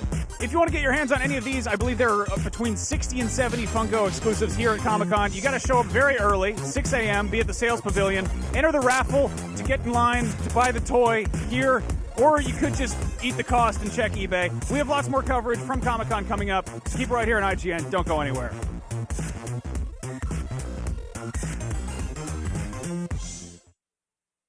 From anime sensation to Netflix domination, let's check in with the cast of Death Note. Hey guys, Lakeith, Margaret, Nat, so nice to see you here today. Great to see you. I'm so excited you guys are going to be showing some new footage of Death Note. We have so many diehard fans of the anime and the manga here, and people are just dying to know, how does your adaptation offer a new spin on the Death Note story? What can you talk? Because it's set in Seattle, it's a little bit of a different setting. How do your characters change? They maintain a central theme. If you understand the theme of Death Note, then I think then you understand what we're doing is expanding upon that, creating a new horizon for new fans and fans of old to come be a part of the party, which is Death Note. I feel like that's the log line, right? That's the best way to pump people up. Were you guys all fans of Death Note before you came in, or did you read it for the first time? Yes. Yeah, I'd heard about it through my friend Justice, and then when I got the script, I went back and watched the anime and read the manga and watched some of the other film versions, and I really loved them, and I felt honored to be doing a version of them, but I also recognized the differences in Adam's vision and the script that I read, and so I was excited to do a new take on it, kind of like what Keith said. Yeah. How about for you? Yeah, I had a similar experience where I was vaguely familiar with it, but then I really got into it after reading the script. And even though our version is quite different, I hope that the Death Note fans still like it. And yeah.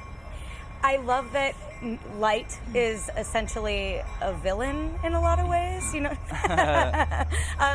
But this is sort of a different take, and it is a movie. So I'm curious, Nat, how did you humanize Light, if at all, or do you fully lean into sort of his villainy? He was in our like top 10 craziest villains as well, so I like love. Oh, really? Yeah. He's such an interesting character.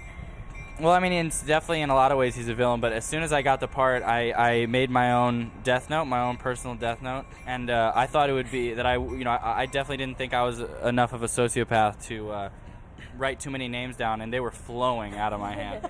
So I think anybody with that kind of power could definitely easily be corrupted.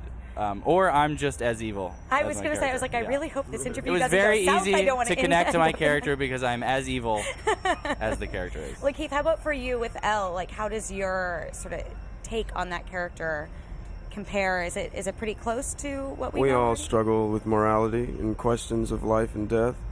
And we also all have conflicting sides and natures of us. We are but shadows and lights of ourselves. And they both love candy. These two characters simply represent that dichotomy within human nature. Therefore, they are simply that representation. Nothing more, nothing less. You will derive what you derive from the characters. Please go watch the movie and see what you find. He didn't even take the wrapper off the Starburst, dude. I thought you were That's about the to start greatest- comparing like Light and Elle to different. Are you doing the thing where you can just take the wrapper off in your mouth? It's like a cherry stem. Oh my But, yeah. God. 1 second. Okay. No. Okay. You work on that, and we're gonna, Margaret. Misa in the original was, willing to sacrifice a lot to achieve whatever she wanted. I'm curious how that element of her character comes into play in this story. Yeah, it definitely does. I think that Mia she's Mia versus Misa. Right. But she's really ambitious and strong and determined, and won't let anything stand in the way of achieving doing what she thinks is right. Yeah. How you doing? Still working on it? Keith, okay, we'll we come don't back have to you. much We'll come back time. to you in a second. We'll come back to you. Give him a countdown. Nat, it looks a little bit like in your version of the story that Light. I just ate the wrapper. Keith. That's going to stay in your stomach for 7 years. Let's go. Just in time for the sequel. Ayo. Hey. Yeah, we did it. We did it. In this version, it looks like Light is maybe a little bit more of an underdog, like a little bit bullied. And I'm curious, how does that come into play when he does get his powers? How does that change this characterization? Well, it comes into play because there's some people at the school and that he likes to get, that he likes to get revenge on. Also, her character is definitely just as or more evil than my character. Spoiler alert. So I don't want to take all the evil credit. I tried to set it up for her, but you were like, no, she's probably being good about the spoilers and stuff. I'm Yeah, definitely no. going to get a lecture in What would 20 you seconds. do if you were desperate to make a change in society and you had the opportunity to make the world a better place, and in your mind you held the power and the key? Would you take advantage? What if you were put in a position to stop the man that was causing the mass killings and the bane of society? Would you take that opportunity? Watch Death Note August 25 on Netflix. I was like, oh my God, I don't know the person. But I think that's what's so compelling about this story, right? Did you feel like it transferred pretty easily to being set in America? I feel like a lot of the themes are very apt to sort of the struggles we're going with today. Well, I think now, especially more than ever, it's a time to be conscientious and aware of not, taking advantage of the responsibilities you're given and treating power with respect. And I think this movie, especially my character, has a good arc. But go see it, because I feel like I've done a lot of spoilers in this interview. No, I feel like you set it up, and I'm really excited for fans to get to see a new take on it. Again, like the manga and the anime have been so well received, so we're so excited to see your We're version so as excited well.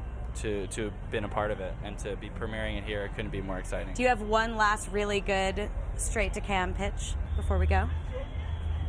Death Note! There's no better way to end it than that. Thanks, guys, for checking in. Thank you so much for coming by IGN Live, and we'll Thank be you. right back.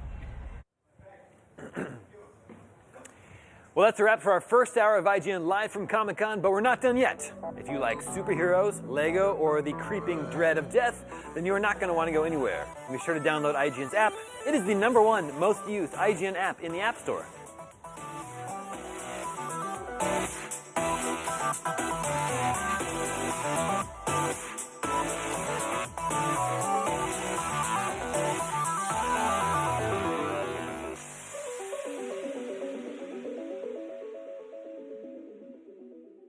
IGN Live at The San Diego. IGN app is the very best way to keep up to date with all the news from Comic-Con. There's a Comic-Con specific feed of content, and on iOS, you'll be able to continue watching the live stream while you read the rest of the news from the show thanks to the floating player. Sign up for notifications and we'll alert you as soon as news breaks. This is the IGN show.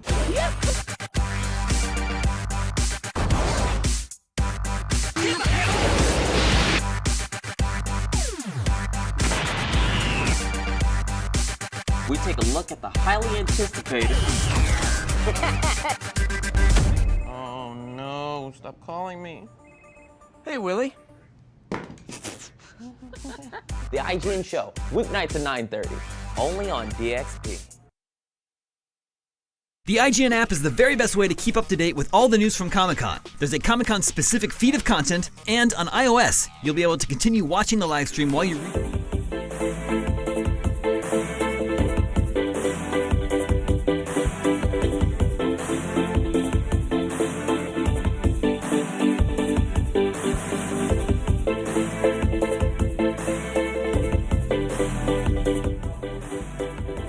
Couldn't get tickets to the con this year? Babysitter was booked up, or you got punched in the face by a stewardess and dragged off your flight? No worries, IGN Live from Comic-Con is back. So pull up a couch and get comfortable. We've got cosplay coming up, then a visit from the cast of Death Note, and don't go anywhere because the team from behind Fear the Walking Dead is swinging by later to talk zombie killing action.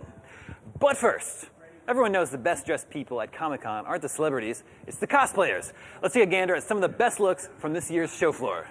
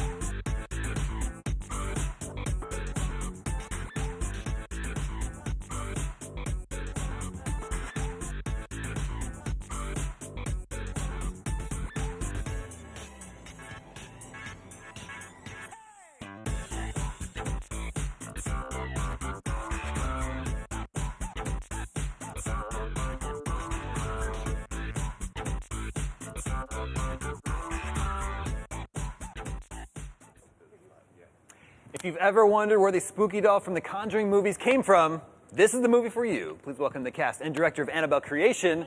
Welcome to the show.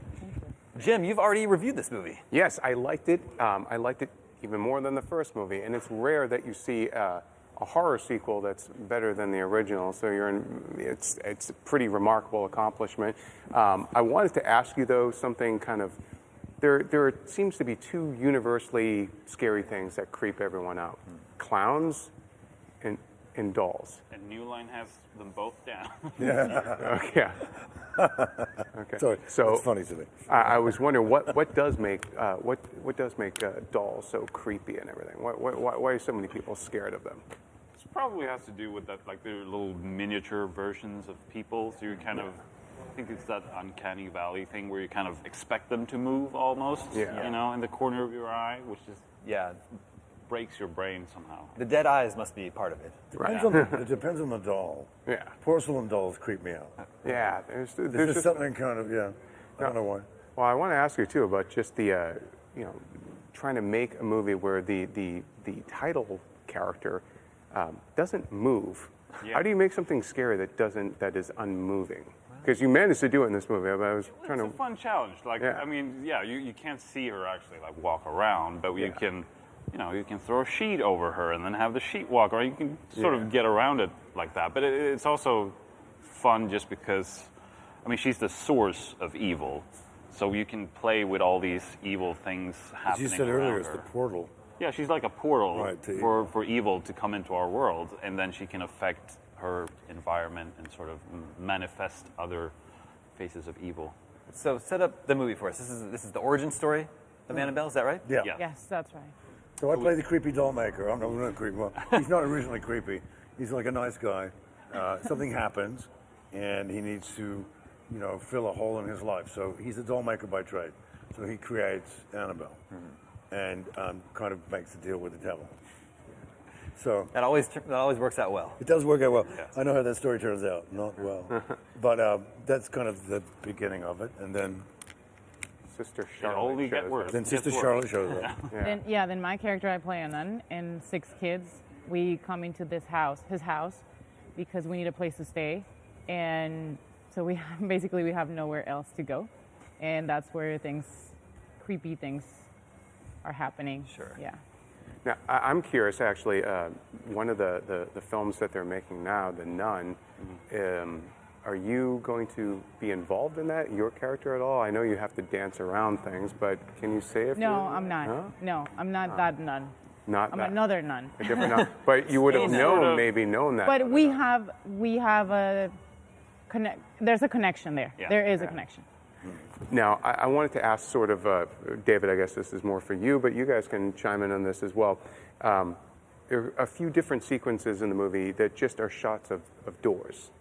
But there's a closed door or a door that's ajar. Yeah. Which one do you find is creepier or scarier? Because it's a subtle difference, but to me... The door that's ajar, where you can see the darkness in there, and you're like, do I see something in there? Is there something there or not? So a closed door is, I think, a slightly less creepier. You kind of psych yourself into, it's probably locked, I'll be okay. Yeah. Maybe. I don't know. Especially if it's a door that's ajar that just stopped moving. Yeah. That's a good one. Well, it's the sound design element comes into play then too, which is a really interesting part of this movie, and it's really well done. Can you talk a little bit about sort of trying to design? There's just a sort of, and it goes to the performances too, like bring it right to the edge without going too far over it. Yeah, but sound is just, I think, is one of the most important things in horror movies, and that's why I'm super picky about the sounds as well. Yeah. So working with the sound designer Bill Dean, I'm very much like, no, that's not the right little creak, for that footstep. It needs to be a different creak or a different door shutting, because it's crucial that you have not just the right sounds, but the right amount. Because sometimes the silence is the scary thing, because you don't know what's sort of happening in that silence. Yeah. Obviously, this isn't your first horror film. Horror is timeless throughout all medium. What is it that draws you to horror? It's always been a fascination of mine, ever since I was a kid, and I've sort of tried to figure out why I'm so drawn to it, but I'm not really sure. It's just something that, Do you remember what your first introduction was? Was it through a movie or through a comic book? Yeah, I mean, as a kid, it was, I think, A Nightmare on Elm Street was one of my first sort of entries into that, and also like Child's Play, a lot of those 80s movies when I was a kid. Sure. Yeah. I remember seeing the original It. Oh yeah. And the miniseries, yeah. It scarred me for life. Like I can't resist. I can't watch the new one. I cannot do it. And we had to watch the trailer because we were presenting Annabelle at the same time. Yeah.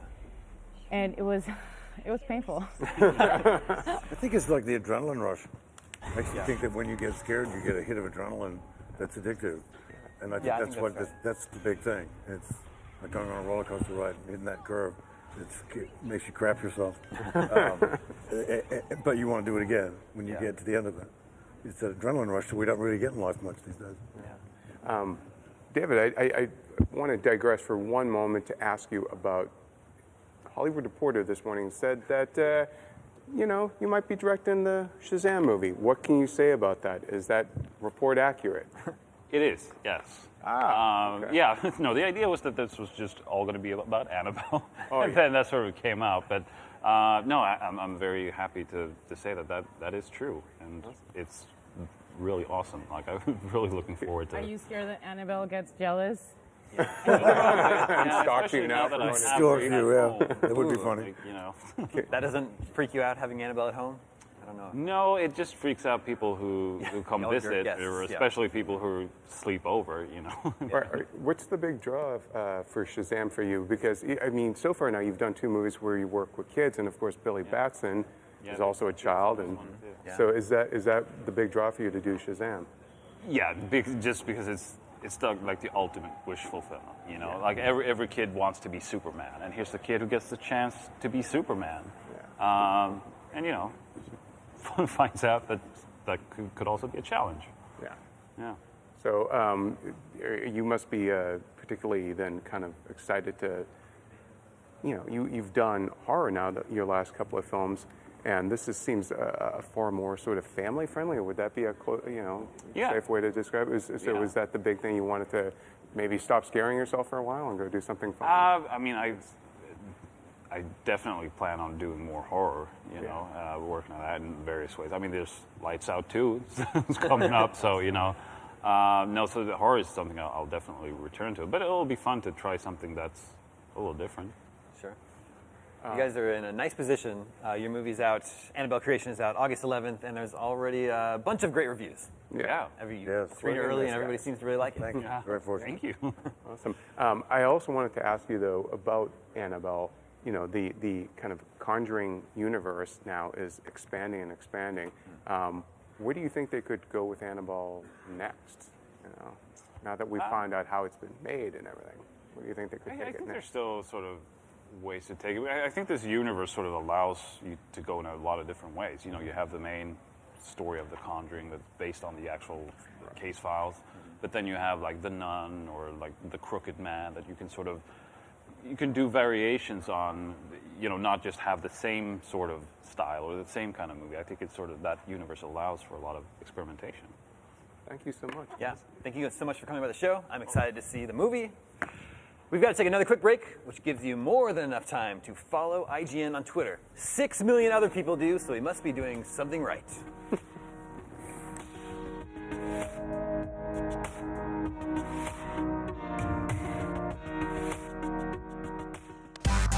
This is the IGN show.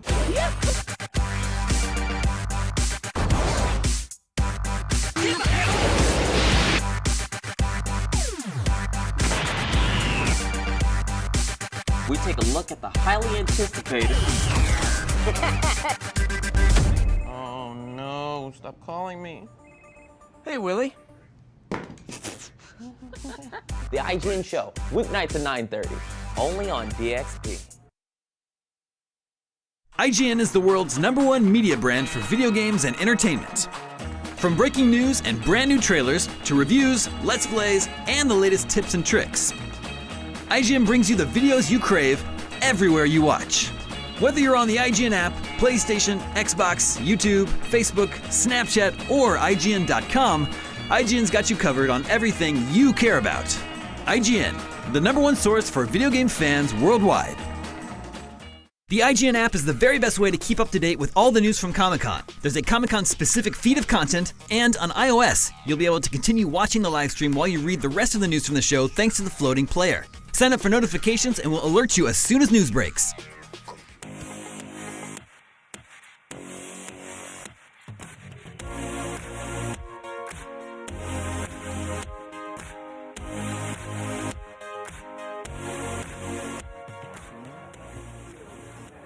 Welcome back to IGN Live from Comic-Con right here at the Hard Rock Hotel.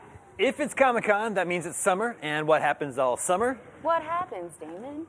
Well, I'm going to answer it. Disney XD is turning into DXP, and we're excited here because the IGN show is coming along for the ride. So let's check it out.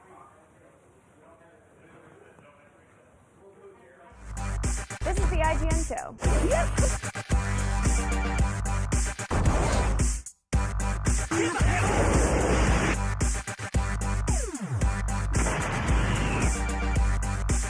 We take a look at the highly anticipated. Oh no, stop calling me. Hey, Willie. The IGN show, weeknights at 9:30, only on DXP. When you want the latest breaking news from Comic-Con, you can wait in a 10-hour line outside Hall H, or you can listen to us. Tiffany, what's the word from the convention floor? Well, The Walking Dead dropped a poster for their new season today, revealing the premiere date in the process. So if you're dying to get to the ultimate throwdown between Rick and Negan, circle October 22nd on your calendars and buckle up. Showrunner Scott Gimple promised a more intense season 8, if that is even possible, which I have no idea how it is. I guess we'll just have to tune in October 22nd to find out. Welcome back to Comic-Con Live with IGN. I'm Terry Schwartz, joined by the amazing Eric Goldman from IGN and Sasha and Bailey from the WWE. I feel like we need like big theme music. Like, right? Where's the fireworks? That's right. They're coming. No, you guys are big fans of Comic-Con, right? No, this is your first time, actually. What has been the experience like so far? Well, this is actually our first appearance of doing anything, and we only seen this area. So it's really high. Yeah. It's been incredible. There's no way to top it. No, but great view. Yeah, but we're really excited. We get to walk around hopefully a little bit later and explore. And you're here promoting new Mattel figures, correct? Have you had a chance to see them yet? Well, I can't imagine like seeing an action figure of myself. I haven't seen anything. Well, yet. I got a little sneak peek, and all I can say it's incredible. I can't wait to show everyone. In wrestling, it feels like there's a lot of like milestones, right? Like besides the stuff you do in the ring, then there's like the first time you're in a video game, first time you get an action figure. Is there something that does stand out as the whoa, that is surreal that you're like looking at that version of yourself? For me, it was the video game. Yeah. Just for somebody to be able to control me, like every move I do in the ring, and like video games last forever. You can break a toy, or footage can get lost of matches and stuff, but video games are always, and people love them. Mm-hmm. I don't know, I feel like it's been everything. Every time I get something new, I'm like, oh my god, I made it. But that's after everything. It's just like, it's so cool seeing everything that we get, that everything we kind of grew up watching and having and doing, and now we're part of it. Have you played as yourself in your video course. games? No. What is that myself? I'm not the champion in story mode. But you are all big fans of what is at Comic-Con as well. You're big gamers, into anime. I love this dress. Sailor Moon represents. What are you most excited to see if you just get to roam the floor while you're here? Me? You're excited to see me? No. We were just talking about it. We were just talking about you guys were just talking about it. Fine, don't put Yes, we were having a conversation about it. She was there. I'm excited to meet, I want to try to meet the cast of Fear the Walking Dead, which I heard is going to be around, so I feel like if it's possible. Make that happen. It's possible. I'm not sweating just thinking about it. I love them. Yeah. What about you? Is there anything you're like just excited to see, possibly see? I just want to see everything. Yeah. This is my first year, and just walking around here and just seeing things, it looks awesome, so I can't wait. What is going to be your reaction when you inevitably stumble upon people cosplaying as you two? I feel like it's inevitable. I mean, at this point, you guys have got to be used to that. I've seen many pictures online and stuff from past Comic-Cons and things like that, which is already just like mind-boggling. Yeah. I can't believe somebody puts in the time to want to dress like me. But I don't know. We'll take some pictures. Yeah. I'll tweet them out. Yeah. Spinning it around, if you two could cosplay as anyone at Comic-Con, who would you cosplay as? Oh man. Can I be a wrestler? Yeah, absolutely. Anyone. You're like, but a wrestler for sure. Turn around. Show me your jacket. I'll be Stone Cold Steve this Austin. guy? This guy. Yeah. Let me shave my head just for My friend Steve. My friend. He loves me. He really Your loves me. mutual good friend, Steve. Yes, fine, mutual. Now, you guys have a match this coming Monday night. Yeah. For a while, Sasha and Bailey have been buddies, and that's fun. But, what's it like, when you're going to be squaring off again? Yeah, what's it going to be like, huh? It's going to feel like victory. Spoilers.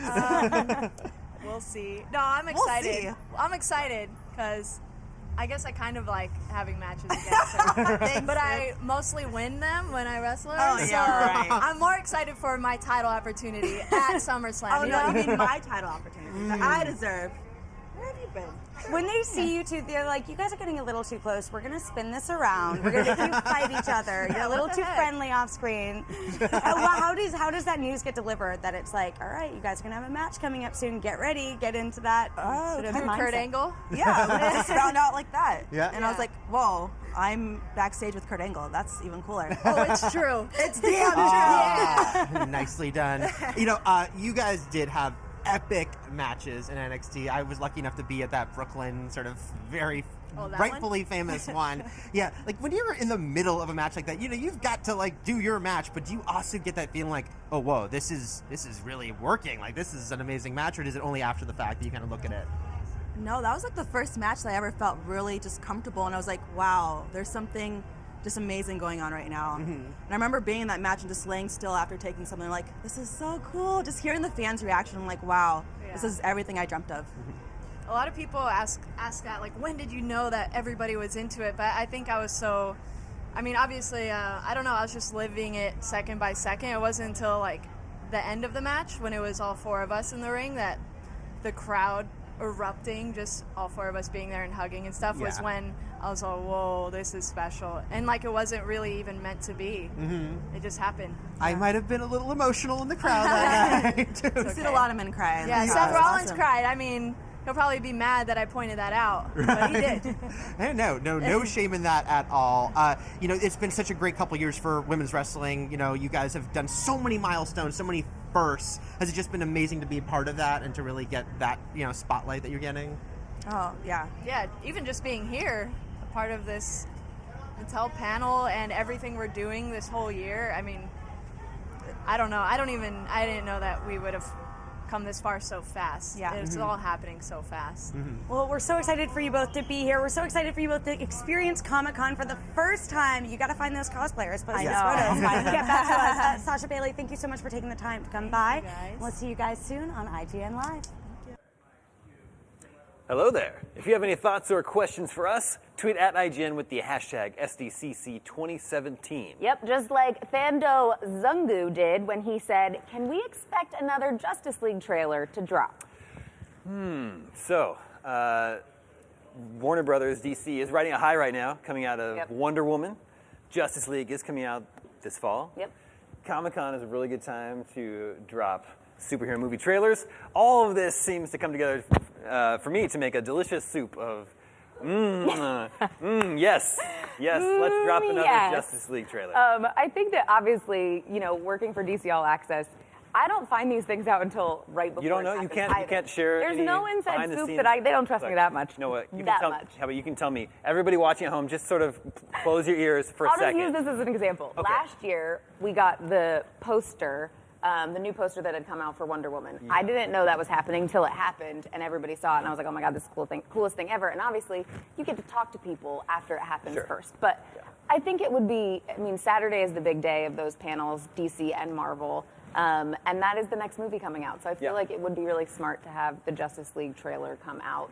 We'll just have to wait and see. You go anywhere online and everyone's like, it's happening.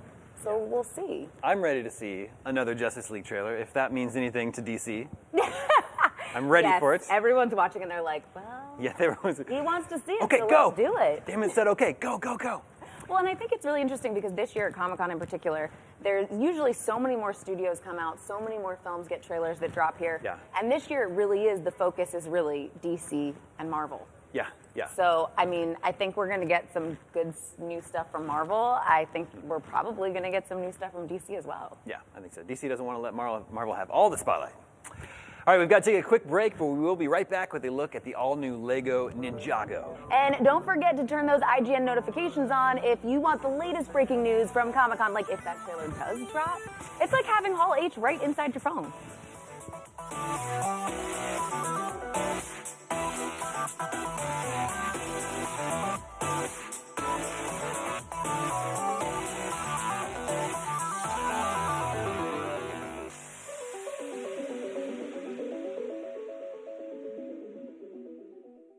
IGN is the world's #1 media brand for video games and entertainment.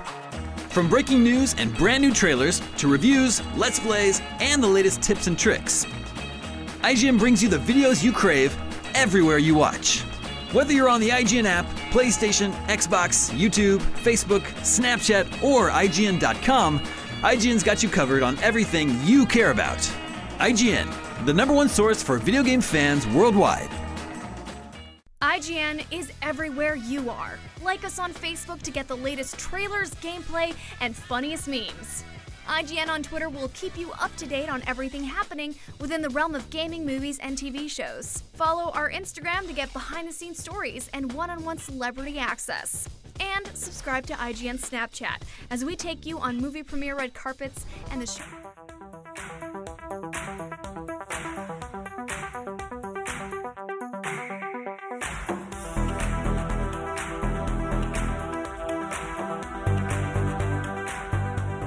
Okay, we're back here on IGN Live from Comic-Con, and we've got some heroes in a half shell coming your way. Yep, the Teenage Mutant Ninja Turtles have starred in movies, TV shows, and video games, but they began life in comics, and they were black and white, and they were super intense. Yes. And that's where they are still going strong. Talk about turtle power.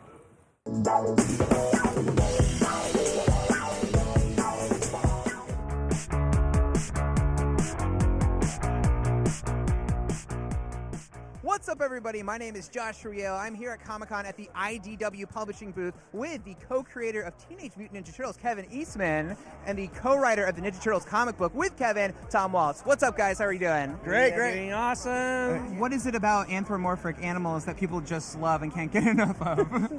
Well, for me, it goes back to, two things. One, the first movie I saw in the theaters growing up was Planet of the Apes, which I loved. Okay. But my favorite comic book series was Jack Kirby's Commandy. And I loved that with the mutant animal aspect and things like that. And that definitely had an influence on the Turtles, as well as Dave Sim's Cerebus. That was a big influence. So yeah, and I think too, like with the Turtles, it's the funny thing is, it's almost ironic, is that you don't realize that because they're such a tight-knit family and they're brothers, and I think they're so relatable that the fact that they happen to be turtles that can fight with swords and that's like the cherry on top. When we first started the comic book, it was out of passion and love and our desire and dream to be a comic book storyteller, a writer, artist, and the fact that the very first issue sold enough so we could do a second issue, and it kept going. And when I stand here 34 years later, almost 34 years, it's mind-blowing that not only it worked the first time, and then we had that generation that embraced the cartoon shows and the original movies and those kinds of things, but the fact that I get to work with a whole new group of artists, some of them were kind of influenced with what we did, and we're finding a whole new generation. The ongoing Teenage Mutant Ninja Turtles comic book is approaching a big milestone, number 75. What do you guys have planned for that? The biggest thing probably to come out of it, it's a conclusion of a big arc involving the Triceratons, which we really hadn't covered up to this point in the ongoing, but it's also the beginning of an even bigger, I think, event type arc that follows it with 76. So there's a lot of things that we're going to take care of, but there's a lot of doors that we're going to open as well. Sounds like turtle power has never been stronger. Oh, yeah. And you know what? Stick around for this con. We've got some big announcements coming. Oh, man, this is going to be the next 2 days, I'm starting excited. tomorrow. I know, I literally got goosebumps. Look, I'm there not it is. kidding. I see him. You see him, man. I'm not joking. Well, this is going to be really exciting. Thank you guys so much for taking the time to talk to us. Pleasure. Thank you. Yes, and for more on Teenage Mutant Ninja Turtles and everything here at Comic-Con, keep it here on IGN.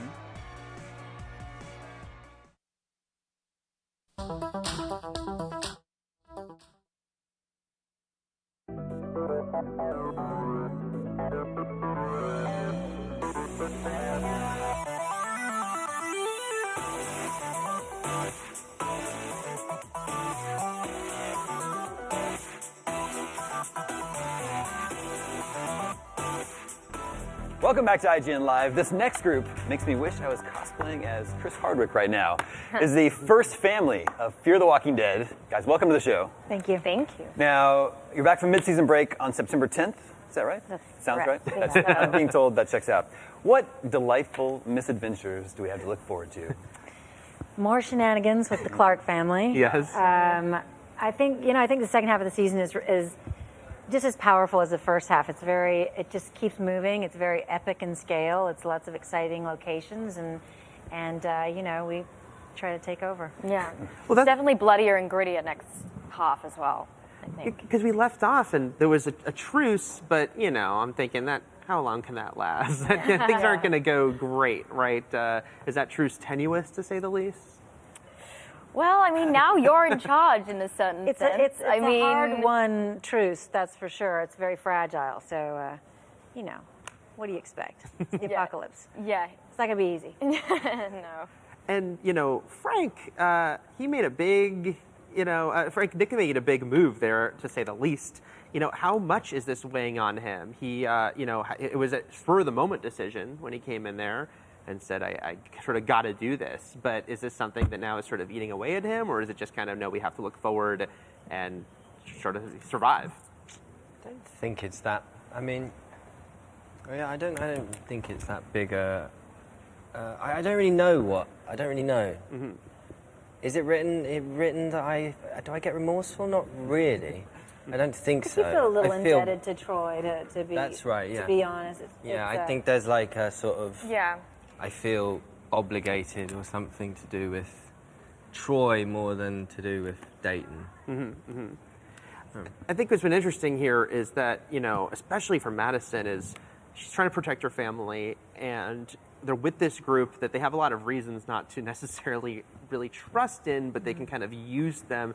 Is she constantly sort of keeping everything at arm's length? I mean, it was like she seemed like, she kind of took Troy under her wing, but then it's really she was kind of making sure that she could use him in certain ways. Yeah, Madison's a master manipulator, it turns out. I mean, I think just her background as a high school counselor lets her judge behavior and assess behavior pretty quickly. And that's what she does with Troy. In the very beginning, she sees, what his needs are, where his Achilles heel is. And she gets in there, makes her way in, gets him to trust her. She's warm with him. She's caring with him. She realizes what he's missing and what he's fascinated by with our family. And she uses that to sort of keep herself out of danger with him, because he's a very dangerous person, but then also to control him, to sort of turn his recklessness and danger into a commodity that she can use for the benefit of all.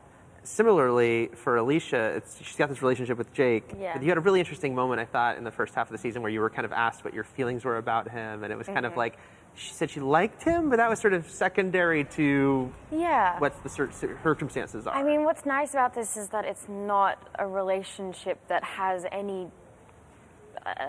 heavy focus. Yeah. I don't think the point of this is not for Alicia to try and have a boyfriend or fall in love. It's absolutely not that. I think a lot of this is her having gone through so many traumatic events and experiences with Travis, and then also having to kill someone at the end of season 2. Yeah. Like, she's finally at a place of sanctuary of sorts, and she's having to try and be normal. And I think it's a lot more about that and trying to find a way for her to make this life a little bit more easy on herself, and so trying to be younger and have those college sort of experiences and relationship that she kind of missed out on. So trying to fill that void in a way. Did you not love him then?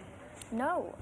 So you're just sleeping with him? You're just sleeping with him. Wow. I'm doing what I need to do to survive. But I think it's interesting that you do see that kernel of, she's her mother's daughter, because in a way she starts to sort of work Jake in the same way, and what she sees in Jake's potential, and she sort of pushes him in that direction. Yeah. For the good of the whole. That starts developing so you're just too. doing it to get him on side?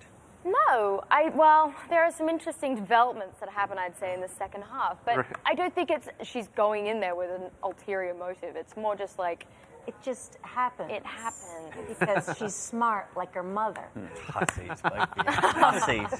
So, Frank, you had one of my favorite gory moments on this show. I believe it was in the second season, but you had like a battle with a walker, and it ended with you pushing your thumbs into the eyes. When you film a scene like that, are you excited? Is that a fun day on set, or is that oh God, this is going to be I like that stuff. That's usually quite fun when you got to do gory stuff. I remember they had like a sheet of iron over the guy's eyes, and then they had like a fake face on him, so the guy all day couldn't see all day, and then so it was quite fun. Is there anything like that? I know you guys can't get specific, but coming up where there are going to be some moments that people will go, ooh, okay. Oh yeah. Oh yeah, there is. Oh yeah. I got a full episode of a lot of that stuff. You do? I'm looking forward to that. With Walker, the character, obviously Madison had reason to be pretty unhappy with him given what happened to Travis. is she just saying, I have to put that aside? I mean, she knows so much more about who he is and what was motivating him at this point, or is there still in the back of her mind what this guy killed Travis? I think that is in the back of her mind. I think it's hard for her to let it go, but I think in the end, to save her family is always the ultimate priority. Mm-hmm. And her family now includes this entire ranch, and what she realizes is that they are outnumbered, and he is more powerful, and it is a danger to them, and they have to find a way to live together in peace. This is, I believe, your third Comic-Con, right, with this show. What is it like for you guys when you come here and there's so much going on, so much, we were just talking like out in the street, there's so much, all these events. Is it fun for you? Do you get any chance to check it out? I find it really, really fun. I keep thinking about the first year we did it and how that was a real overload of. It was more stressful. That was stressful, nerve-wracking. I remember our first panel was very, very nerve-wracking. Mhm. But this year, we're so much more used to it. It's Yeah, fun. we have fun You now. can We're able enjoy to it relax. finally. You're a pro now. Yeah, you can actually relax. But the first year, oh my god. And it's her birthday today. It's always her birthday Happy during birthday. Comic-Con. That's right. so- That's right. They threw a whole convention for you. I here. know. Yep. So nice. of them. We've got time for one more question. Thank you. So coming up this season, last season was the first half of the season, I should say, was really the human versus human conflict. Obviously, walkers play into that the whole time. Will we see as this tenuous truce happens that, of course, they need to keep thinking about those walkers and not each other necessarily? That they can't be too involved in the problems with the humans, or they might be bit. Oh yeah. You got to keep your eye on both parties. Yeah. And so there's some. You said there's some gory set pieces, but there are also some sort of big events to come as far as the two groups are concerned. Yes. There are some big moments. You're really pushing for I some know. spoilers. No, that's your job. Please, you got us on live television feed. But you guys are so good at not telling. It's like you've done this before. I know. All right. Well, we look forward to these okay moments. Yes. Second half of. Oh yeah, you're gonna get season. some. Fear the Walking Dead. It's back September 10th. Thanks so much for coming by the show. Thanks, Thank you. Thank you. Stay tuned. Much more to come on IGN Live coming up next.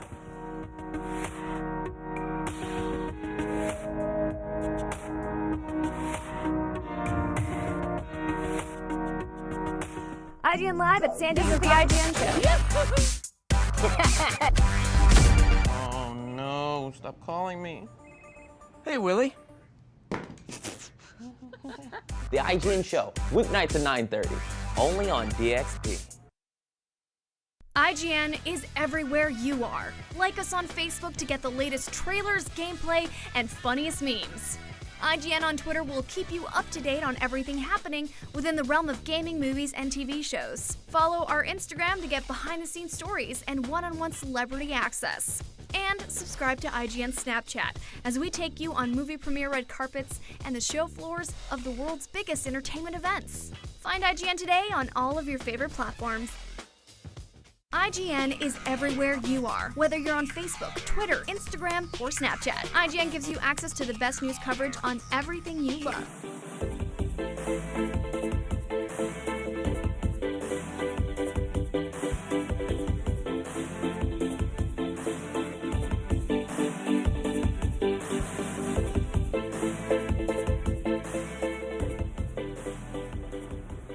Lego Ninjas, video games. You cannot get more Comic-Con than that. Let's take a look at the all-new Lego Ninjago. This is it. We're playing it. This is happening. Oh boy. So here we are, straight into the action. This is a small section of one of 8 environments in the game. And obviously this is Lego Ninjago, the movie, the video game. So the main focus of the game is following the events of the blockbuster movie that's due out at the same time as our game. I just want to walk people real quick through how we got here. This is a toy turned into a movie, turned into a video game. But also you missed the TV show that's in there as well. Yeah. Damn. So we're focusing, that's great.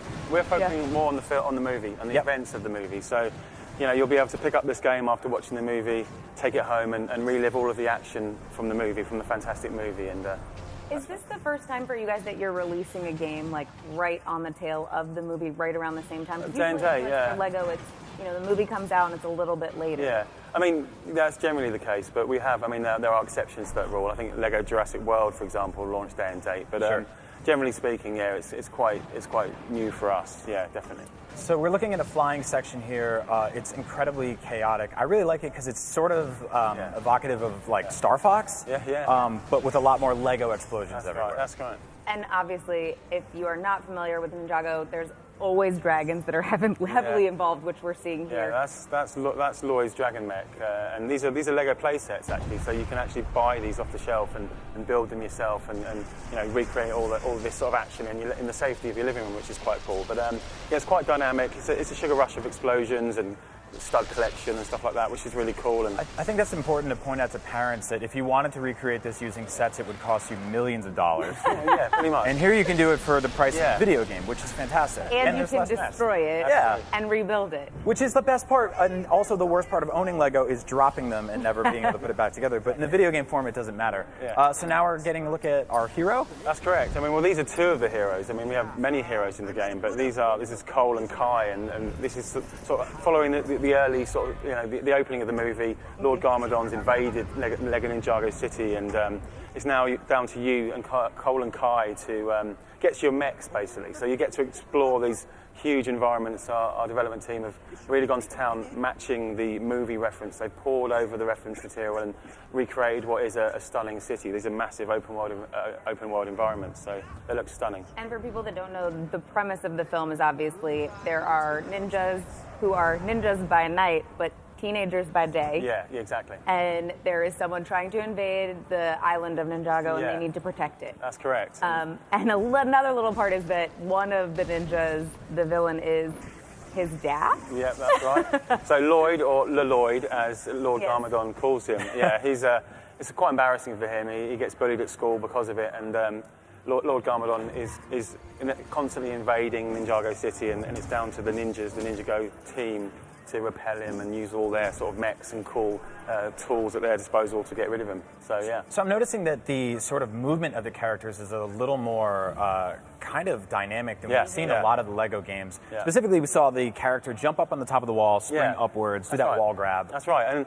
And we've got a 360-degree camera now. So traditionally our games were quite linear, but now you can go in any direction, which is really cool. And the team of, that gives us a lot more scope in terms of where you can go and moving around the level itself. We call it ninja agility, and so you can scale certain surfaces, and you can wall run across certain surfaces, and that's very important in the game. Not only for progressing in the story, but also to collect all of those cool collectibles that our levels are packed full of, which is awesome. And one of my favorite things about playing the Lego games is obviously that you can unlock and build things to open up secret places within the game.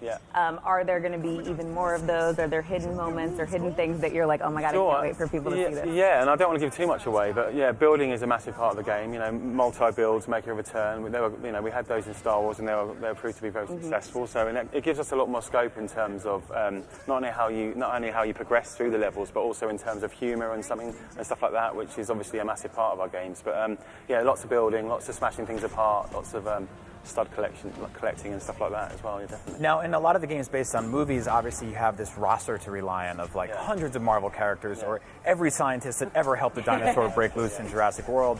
How deep does the bench go in a game like this? I mean, you guys are basically based on original characters, so did you just come up with is it an entire high school? No, not really. No. And their dads? We've got 100. Just over 100 characters in the game, and we've sort of focused that on cool characters from the movie and also from the Lego playsets as well. And there are a few surprises in there as you play through the game. I don't want to give any spoilers away, but fans of the TV show, may like a few of the additions we've added there. But we wanted to focus on the characters, the combat, toe-to-toe, hand-to-hand combat, and the team have pulled out all the stops to make that intuitive, fluid, and fun. Are there any nods to possibly any classic ninjas from movies or pop culture or anything like that? Again, I don't want to give too much away, but the team. We're trying. What your secret? The team at the studio are obviously massive fans of Lego and and 80s kung fu films. So there are sort of influences in there, but and I think that sort of shines through Yeah. at times. But you have to pick up the game and play it for yourself to How get much a treat. fun is it for you guys as well? Because obviously there's so much humor in the movies, Yeah. and just that's built into that. How Yeah. much fun is it for you guys to take that and then infuse the game with that humor as well? Well, it's something that we've always done. If you look at all of our games through history, they've been built on humour, and stuff like that. And so it's a great marriage, basically. We're basically copying each other in that respect. So we've borrowed some of their humour, and we've added to that as well. We've given it our own twist, our own TT Games twist, and it works really well. And I think it's hilarious. I think what's been so great about that in the past LEGO games is taking like a very serious moment, like Han Solo in The Force Awakens, and then making it funny and goofy. I look forward to seeing more stuff like that here. So multiplayer, obviously, big aspect of this game. Yeah, exactly. I mean, you've got co-op play in the story mode, and that's intrinsic to the way our games work. I think our games work best when you've got a brother or sister sat down, or maybe a mum and a dad working together, using the different characters to play through the game. We've also got 4-player split-screen battle maps as well, and these are huge, vast, open areas where you can take part in lots of cool and interesting and fun game modes as well, like capture the flag and stuff like that. So it's lots of fun. There was actually just a scroll that came up that said every character has 4 abilities. That's correct, Are there any new abilities that you guys are bringing in, or can you just run down some of those for this game? Yeah, well, then there are 4 core abilities, and that's sort of built on the way it's sort of spinjitzu. It's hard to say now. That plays a part in this game, and I don't want to give too much away, but there are different sort of areas. You'll have to use the different characters' abilities to unlock certain switches and get through certain doors and stuff like that. And they're very ninja-esque, which is cool. So we saw the beginning of the demo start with a sort of vehicular section, and then cut over to more ground combat. What's the sort of percentage breakdown of how much players will be experiencing both of those worlds? Yeah, I think it's hard to give you a percentage, but I think the majority of the game is platforming. We take you through all the key locations from the films. You saw Ninjago City there, but as these characters go on their journey, you'll visit lots of different and varied locations, environments, and stuff like that. They contrast quite nicely. One of the things I've always wondered is sort of like when you take a scene from the film that's only 10 seconds long or something, and then you have to build an entire level out of it. Is that stressful? Is that fun? Like, is it a mix of both? It's a mixture of emotions, definitely. But, what percentage? Well, there's definitely. It's. We've been working very closely with Warner Brothers on this game and Animal Logic and people like that. So we've. It's been a great relationship, and we've been lucky enough to get more than 10 seconds of footage from the film. So we want to create an authentic experience. We want kids to sort of, we want to create, like I say, go to the cinema, go to the movie theatres, watch the film, take it home, and relive all of that action in the safety of their living rooms. Well, and I think that there is something that, within the gaming world, people are getting so much more excited about, almost that interactive style of gameplay, where with the movie and then the game coming out immediately after, it kind of gives you that interactive feel, because you're getting to know these characters and then getting to play them immediately after. Exactly, and we go into, the movie's a couple of hours long. We go into much more detail. You can explore these locations that you see in the film in much more detail. Like I say, they're packed full of hidden collectibles and hidden secrets and stuff like that, and then you can replay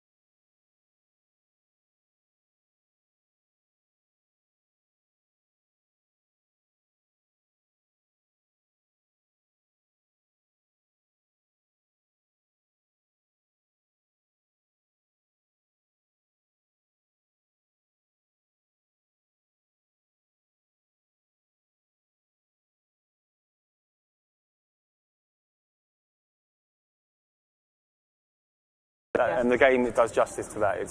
It looks amazing. We've got more enemies, we've got more Lego on the screen. You know, we can really push the boundaries, the lighting and everything. So we're launching on PlayStation 4, Xbox One and Switch as well, so you'll be able to take that portable version on the train. Awesome. Yeah, I'm very excited for the Switch version of this game because I feel like these are the kind of games that I play. I could play on an airplane, I could play while watching something on TV, just kind of going through levels, grinding, collecting studs. Yeah. When I put it like that, it sounds weird, but it does a bit. Really, that's like what you're something else. We can cut that. This is a family game. It you is. Literally This is a say family that, show. Yeah, I think I know what you meant. I think I'll say, but that is something that I think is so cool about this game in general. All of the Lego games that, like you said, it is something that you sit down with your friends, your family. Yeah. It is a group experience, Definitely. and that love and joy and fun comes across as you play the Lego games. Yeah, definitely. Despite the fact that one of the main characters is trying to kill his father, this is really a game about bringing families together. I think you'll have to watch the movie. It's going to be a lot of fun, definitely, and I'm sure there's bound to be a few twists and turns along the way, and I can't wait actually. September 22nd is when we September 22nd, and as we were talking as well, you are very good about saying, I don't want to reveal too much. No, exactly. How different has the gaming world been for you along the way, kind of having to keep things closer to the vest?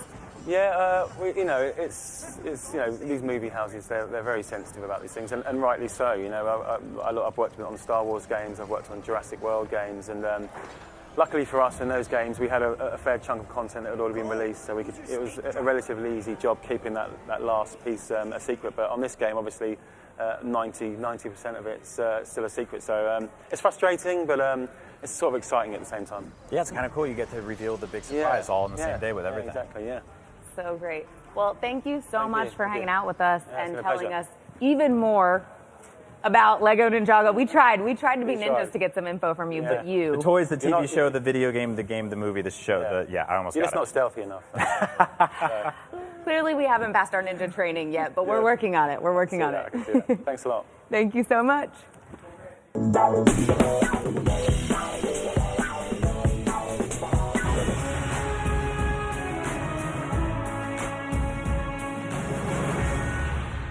What's up, everybody? My name is Josh Rio, and I'm here at San Diego Comic-Con standing in the DC Comics booth where they have the Justice League movie costumes. I am so excited to see this movie because, we've seen an Avengers movie, we've seen a Teenage Mutant Ninja Turtles movie, but we've never seen a Justice League movie. So to tide us over until that movie comes out this November, check out a close-up of the armor.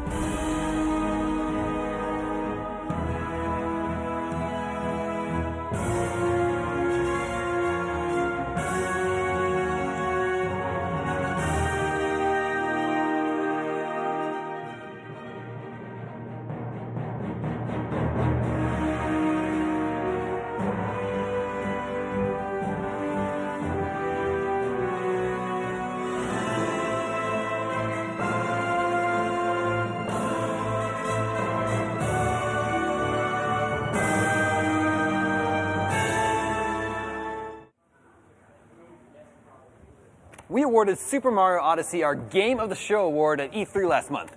We got to check it out again here at Comic-Con, so it's time to find out if we would give it our Comic-Con Game of the Show if that were a thing that existed.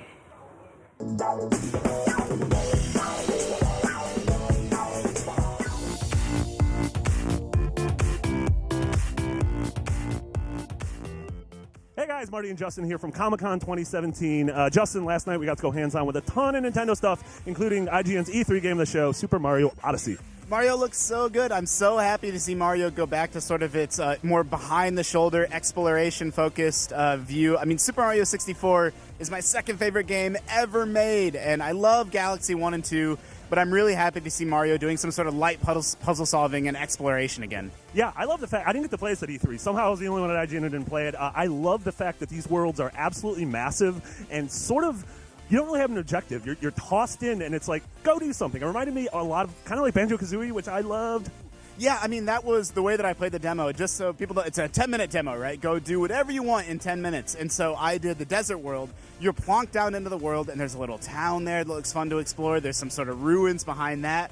but you can also just run wherever you want. So I ignored the town and I ignored the ruins and I just ran backwards into the desert just to see what I could find. And, you know, I found some weird music notes. I found some weird columns that had a moon on top that I really, really like that mixture of some puzzles are really big and complicated and complex, and some are just, you know, they reward you for just going out of your way and exploring some out-of-the-way corner of the game world. Yeah, you hit it on the head. This game rewards curiosity in a really cool way, and I kept finding new things. Like I did a bunch of stuff you didn't. Like I found this dog, and I paid this weird dog, and I rode him around the desert. And then I found this pipe that took me down into this weird like ice world, and it was this platforming challenge, but it was all ice, so it was super tough. Yeah, and the game just feels good, and I like the cappy mechanic.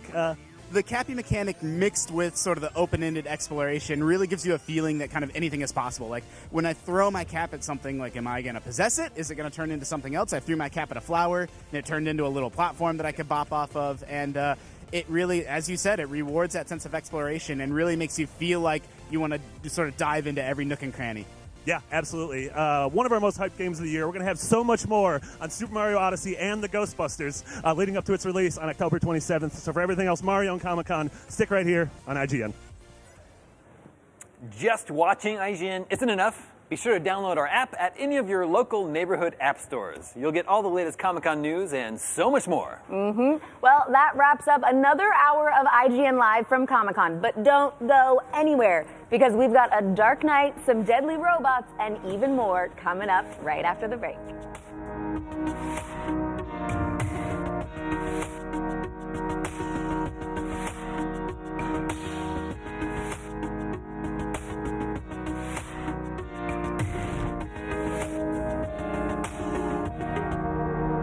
IGN It's the Live world's #1 media brand for video games and entertainment. From breaking news and brand new trailers to reviews, let's plays, and the latest tips and tricks, IGN brings you the videos you crave everywhere you watch. Whether you're on the IGN app, PlayStation, Xbox, YouTube, Facebook, Snapchat, or IGN.com, IGN's got you covered on everything you care about.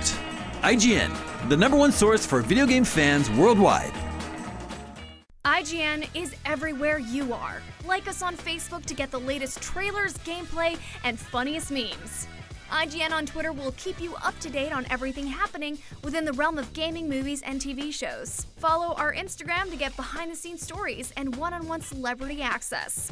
And subscribe to IGN Snapchat as we take you on movie premiere red carpets and the show floors of the world's biggest entertainment events. Find IGN today on all of your favorite platforms.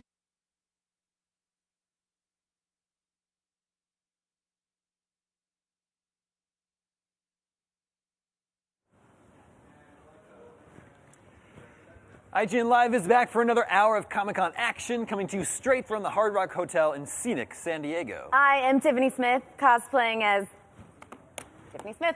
And I'm Damon Hatfield, and we've got so much coming up. I wish I could time travel into the future and just watch it right now. Right now. Do you like Westworld? Yes. Okay, good answer. Well, we're checking out their Comic-Con activation. The cast of Netflix's Bright is stopping by, and later, the vampire-slaying stars of Castlevania are giving us the inside scoop. But first, take some serious guts to visit the Westworld activation here at Comic-Con, considering how things went down on the TV show. That's so true, but if self-aware hosts killing your whole family sounds like fun and not hosts like us, then this is definitely the spot for you.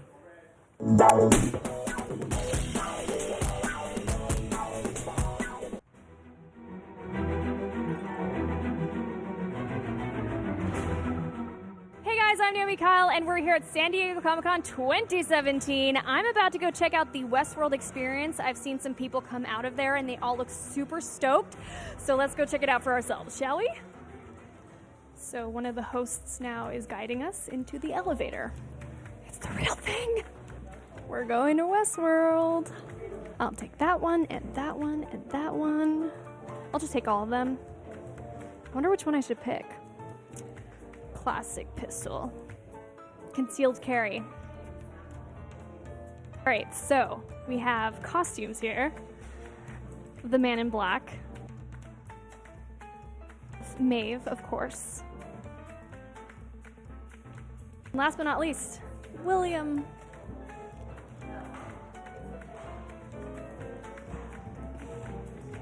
These are all wonderful, and I will probably choose the Maeve costume. This place is all about power. Did you hear that? These are creepy looking.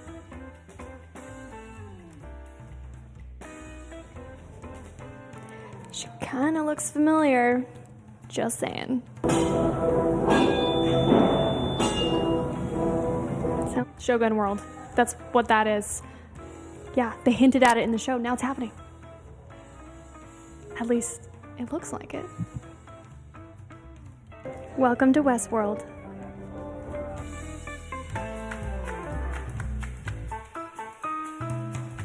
Here we are.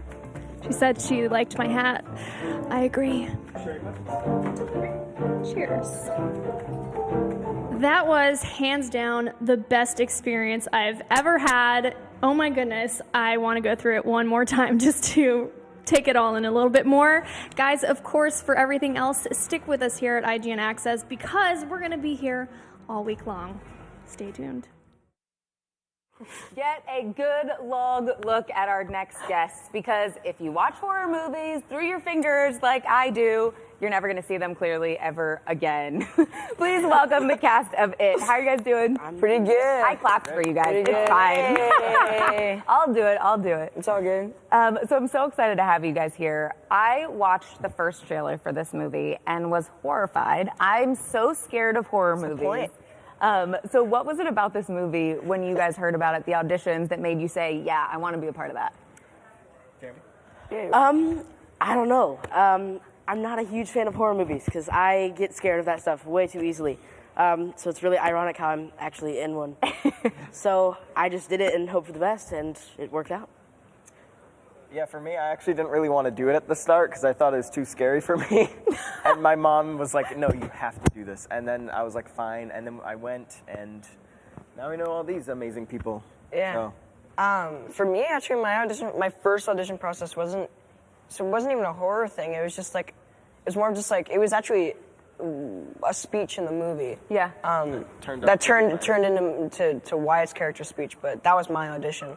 So it wasn't even a horror thing. It was more just like doing dialogue.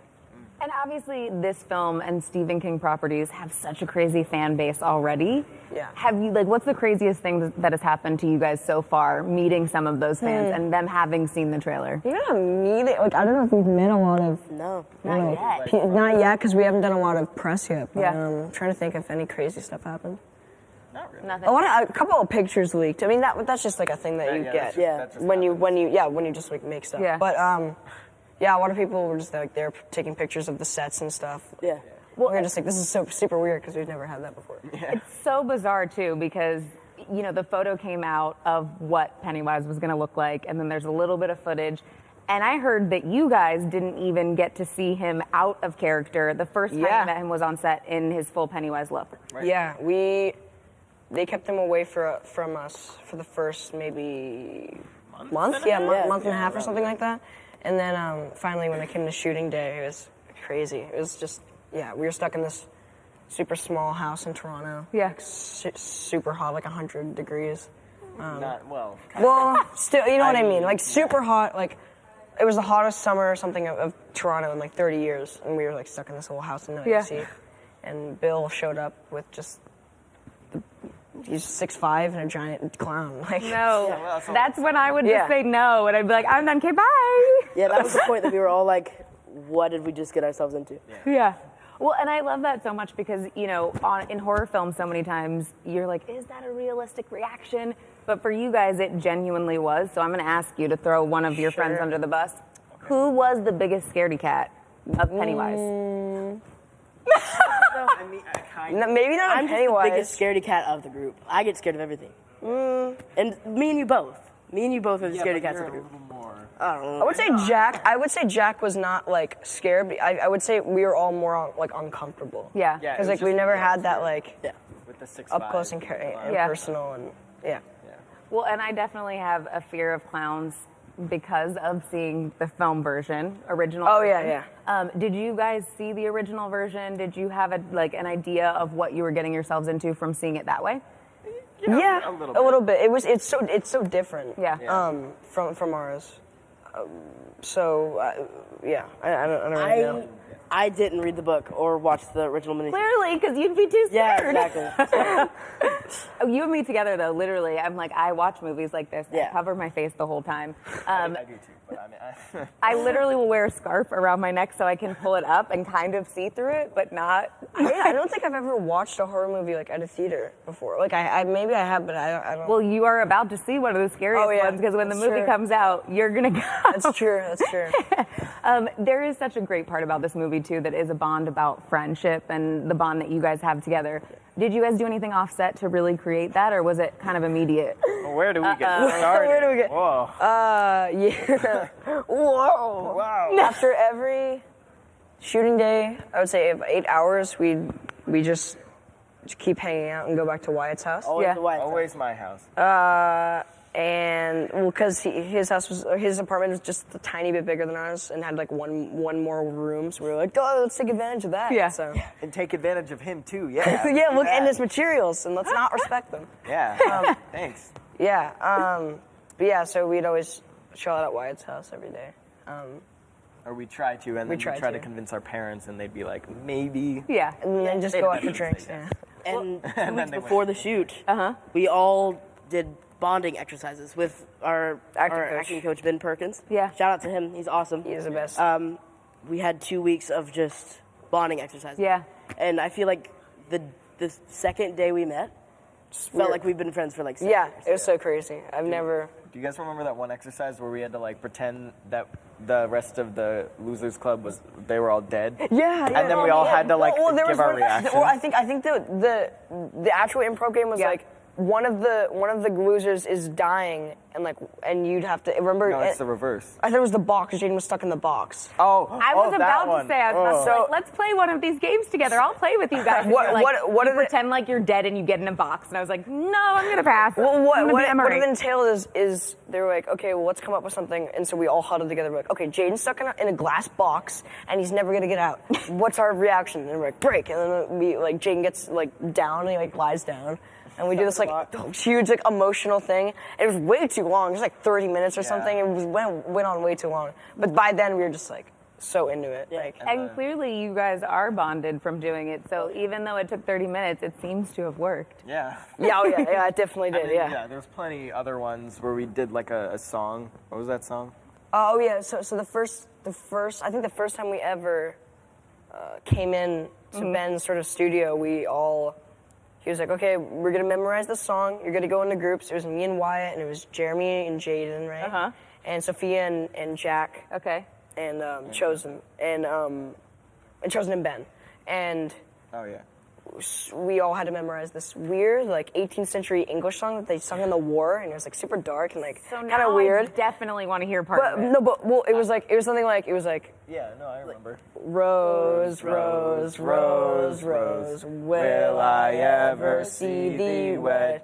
I'd marry that I will when thou art dead. And we looped that for 30 minutes straight every day. But yeah. Okay. Weird. Literally, as you guys are sitting here, I'm getting chills while you're singing it. It's so creepy, right? It's so creepy. It's really, really creepy. I was like, is this a weird serial killer song?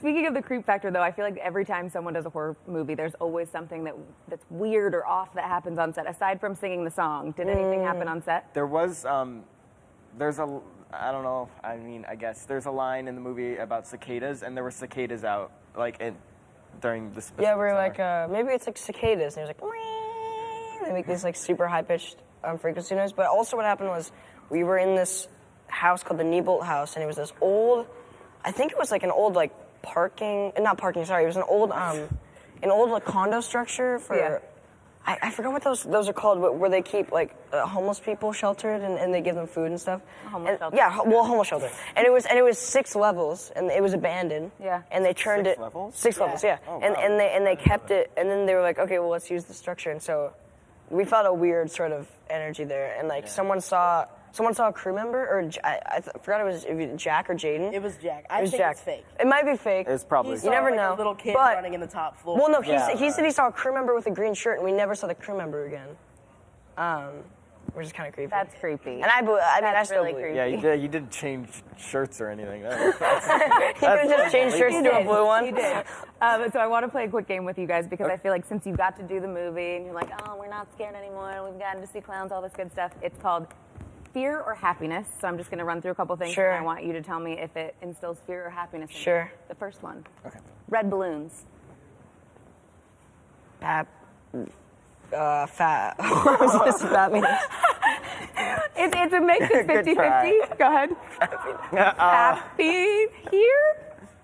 Fear or happiness? Here. Here. Okay. It's a better concept. Happiness. Okay, we've got two 50-50s and a happiness. Okay. What about clowns? Fear. Most of the time, fear. Fear. Yeah. Fear for me too. Yeah. Okay. Now the next one, paper boats. That's a weird one. I've never seen anyone make a paper boat before other than this movie. There's one that goes down the gutter. That's true. Fear, I guess. Happiness. Happiness. Erase them. Yeah. Yeah. And one final question. Okay. The trailer, basically, they're like, oh my gosh, all this crazy stuff happens in the town. Why doesn't anybody just move? Because the adults don't see what's happening. So the kids are like, let's move, and they're like, shut up. Like, so basically the adults don't believe. Like they anything's happening. can't see it. Yeah. Like physically.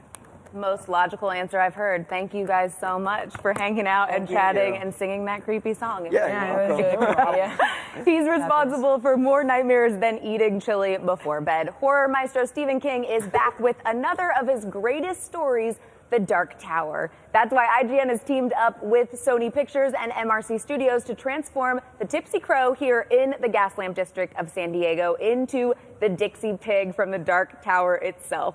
Thanks so much to everyone who RSVP'd, and we cannot wait to celebrate with you guys tonight at 8 p.m. over some free drinks, baby ribs, and live entertainment. And make sure you guys get there early. The Man in Black doesn't let just anyone in. Now, let's have a look at what we'll all be celebrating, The Dark Tower. The Dark Tower's always been really important to me. It's been the one story that never really leaves me alone. I just keep coming back to it. Stephen King's Dark Tower takes you right into a place that you can't even imagine.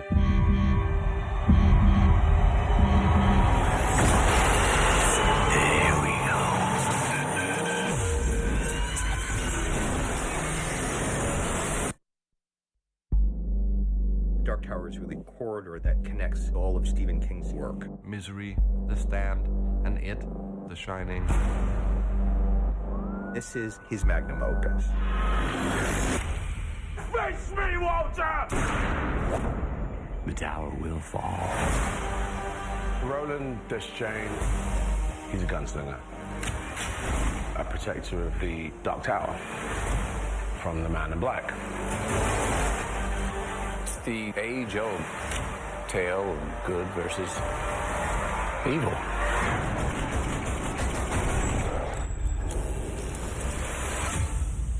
I've been fighting the Man in Black for centuries. He's like the devil, isn't he? No, he's worse. Fine line I'm walking, because he's the only one that could deliver me. Yet I'm the only one that can deliver him. You can't stop what's coming. Death always wins.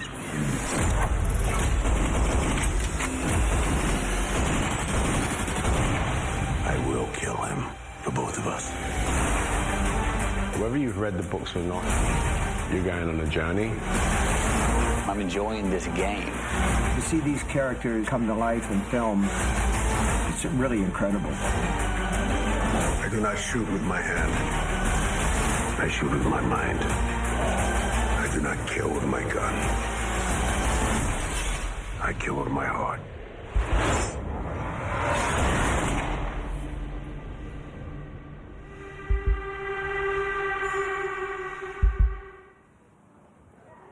Hey, do you guys have questions for us? Maybe you're wondering what we think about Game of Thrones I like or the new Doctor Who. I haven't seen it. There you go. You got well, those just answers. tweet at IGN with the hashtag SDCC with your thoughts or questions. Just like Zomawani did when he said, who do you think is going to release more new stuff to the public this year, Marvel or DC? So this isn't a value judgment. I am comic agnostic. I just think Marvel has more announced movies coming out in the near future. And I think, of course, DC has all their CW shows, but I think when you add in all the Netflix Marvel stuff with the ABC stuff, I just think they just have more in the pipeline right now. So I would guess Marvel.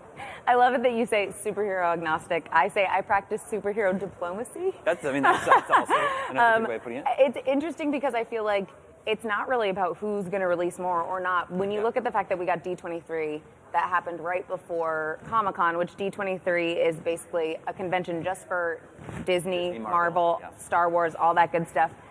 They did release a lot of stuff there, so I think that it'll be interesting to see what amount of stuff they showed at D23 we will actually be seeing here at Comic-Con. Yeah. And I think that, I mean, obviously we've heard Marvel's panel is 90 minutes long, which is pretty long for a panel here at Comic-Con. So they've got a lot of stuff because they've got a lot of time to fill. Yeah. So I mean, I think we'll probably get a bit more. Obviously, I think we've gotten a longer list of the films that are coming from Marvel, but you never know. I mean, DC could surprise us and talk about new things. We could see other people that we don't know. I don't know. We'll have to wait and see. I'm open to it. Yeah, well, we'll just have to wait and see. Superhero diplomacy, superhero agnostic. We'll just find out on Saturday. Right now, it's time to take another break, which gives you a chance to follow IGN on Twitter. We break all the news that needs breaking.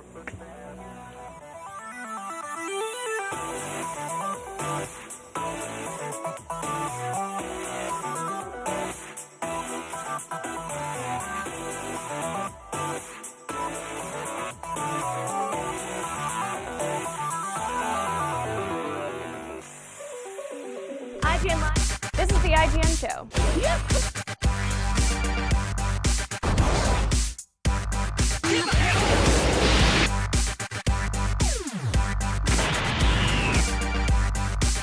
We take a look at the highly anticipated. Oh no, stop calling me. Hey, Willie. The IGN show, weeknights at 9:30, only on DXP. IGN is the world's #1 media brand for video games and entertainment. From breaking news and brand new trailers to reviews, let's plays, and the latest tips and tricks, IGN brings you the videos you crave everywhere you watch. Whether you're on the IGN app, PlayStation, Xbox, YouTube, Facebook, Snapchat, or IGN.com, IGN's got you covered on everything you care about. IGN, the #1.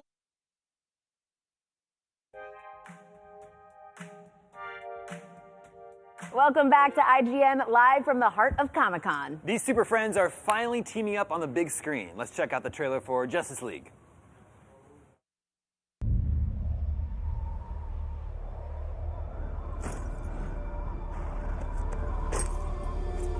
Yeah. We have to be ready. You, me, the others. There's an attack coming from far away. Not coming, Bruce. It's already here.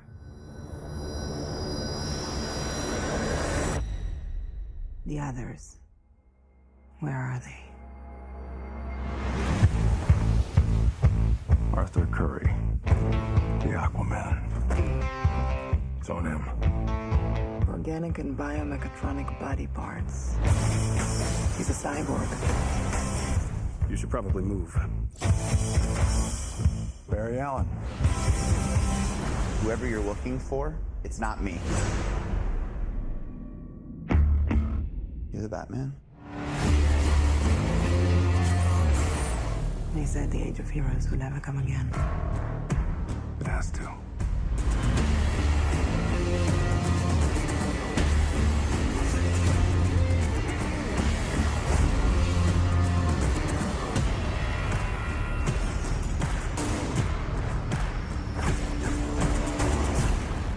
What are your superpowers again? I'm rich. One thing I can tell you is you got to be free. My turn. Come together.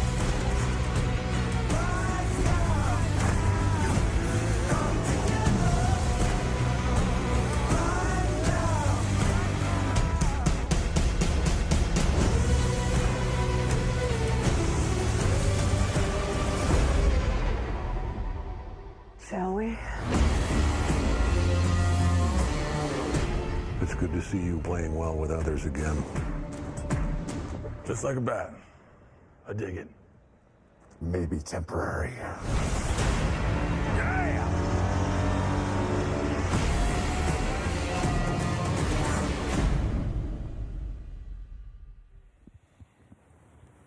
We here at IGN Live may not be getting the guest we need right now, but we are getting the one we deserve. To talk about the all-new Telltale Batman series, please welcome Job Stauffer. Hey guys, how's it going? Hi. I basically compared you to Batman, so...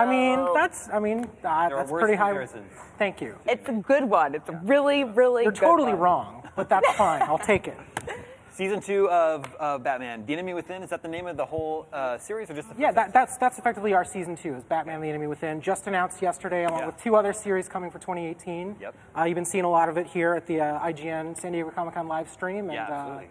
Our teaser trailer yesterday, we heard John Doe's voice. John Doe, who the fans know as the Joker, eventually become the Joker, is saying that he's been traveling and he's been making a few friends, and some question marks seem to be appearing on those screens, and confirming yes. So we have the Riddler, and I think we actually brought you guys an exclusive first look at the game, and this is going to be Jim Gordon and Batman, and I guess saying hello to our new friends. So. All right, well, we don't want to spoil this first look at Batman: The Enemy Within for you, so we're going to roll this right now.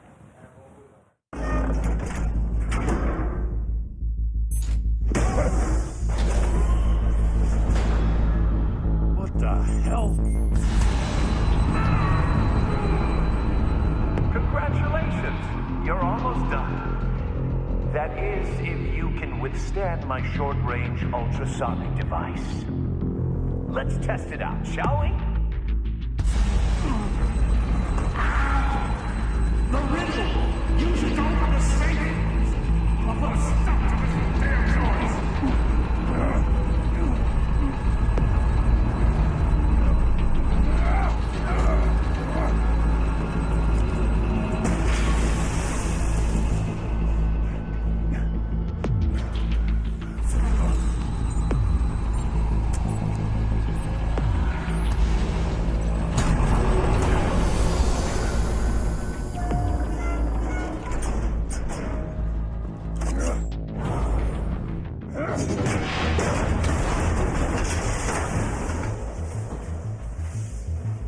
Just in case.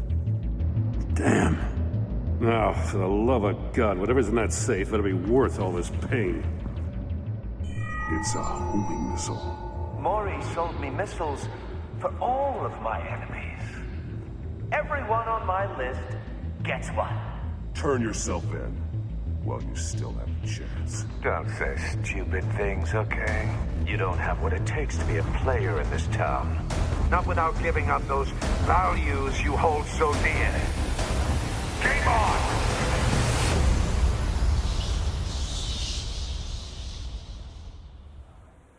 Cool. That was an exclusive first look at gameplay in Season 2 of Telltale's Batman: The Enemy Within.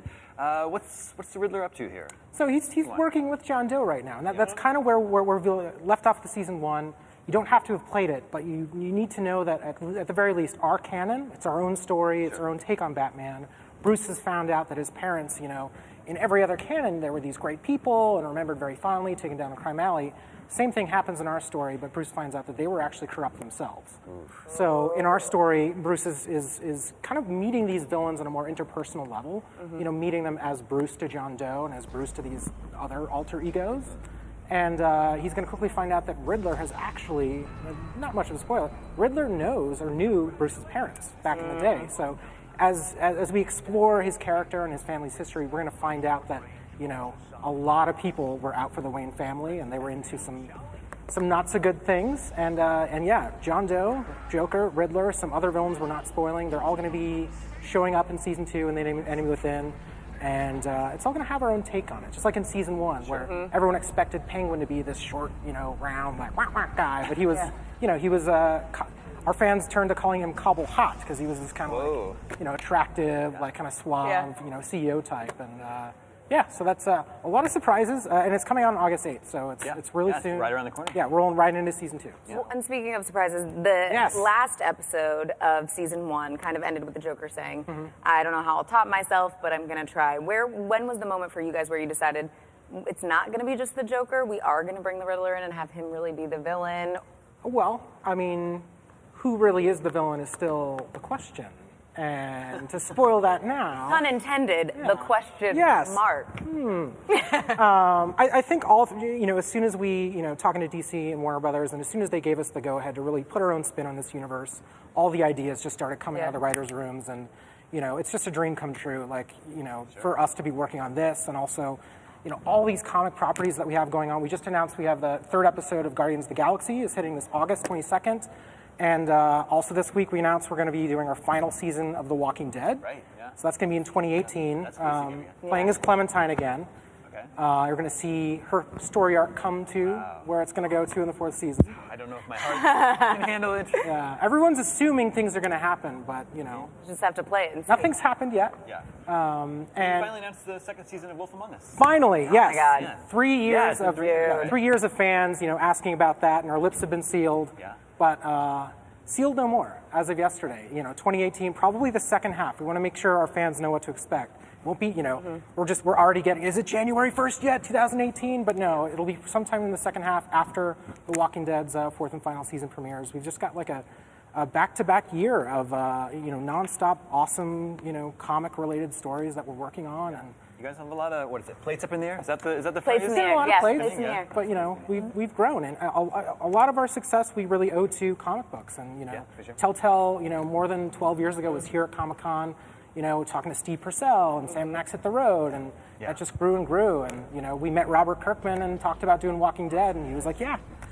big fan of you guys, and Strong Bad's cool game for attractive people. I love it. That's still one of my favorite games you guys have done. Yeah, that's Go ahead. No, I mean, that's just the magic of Comic-Con. We come here, we meet so many fans, we meet so many of our creative partners, and we love coming here, we love talking to everyone, and we're just really excited to be doing everything we're doing. So, what I love so much about these games too is it feels like a very different form of gameplay. So for people who maybe play your traditional games, this one is very different. It feels interactive. It's much more story oriented.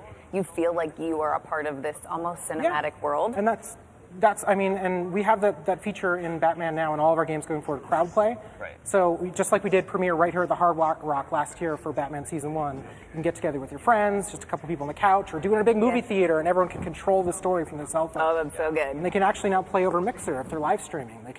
You can stream your game to your audience, and your audience can interact and play and make decisions live. Just gets better and better. It's really good.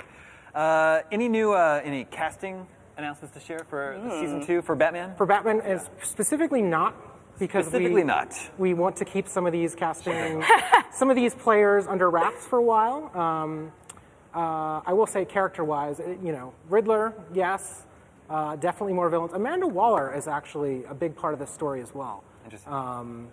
And it's interesting because she's got a lot of clout, and I don't want to spoil whether she's giving Batman or Bruce a harder time, but she's given definitely a twist, a wrench in the situation. What about Catwoman? Will she come back? Do the fans really want Catwoman back? I don't know. I bet they do. Yes. Yeah. There's some unresolved business from season 1. I don't know. I tried to just quick bomb him on that one. Where I was did you make nice with Catwoman, or did you just? I tried to make nice with Catwoman. You messed up. That was a huge scene for us in season 1, and if she'll come back, well, I don't know. We're listening to the fans, and I think there's a very good chance. So. Well, stay tuned. Thanks for coming by the IGN stage. No problem. Thanks for having us. Episode 1 of Season 2 of Telltale's Batman is out August 8th. Yeah. Thank you so much. And now, if you guys ever wanted a Winona Ryder having a nervous breakdown action figure, which who doesn't, then this booth is a must-see. Let's check out some seriously awesome Stranger Things swag. Gimme.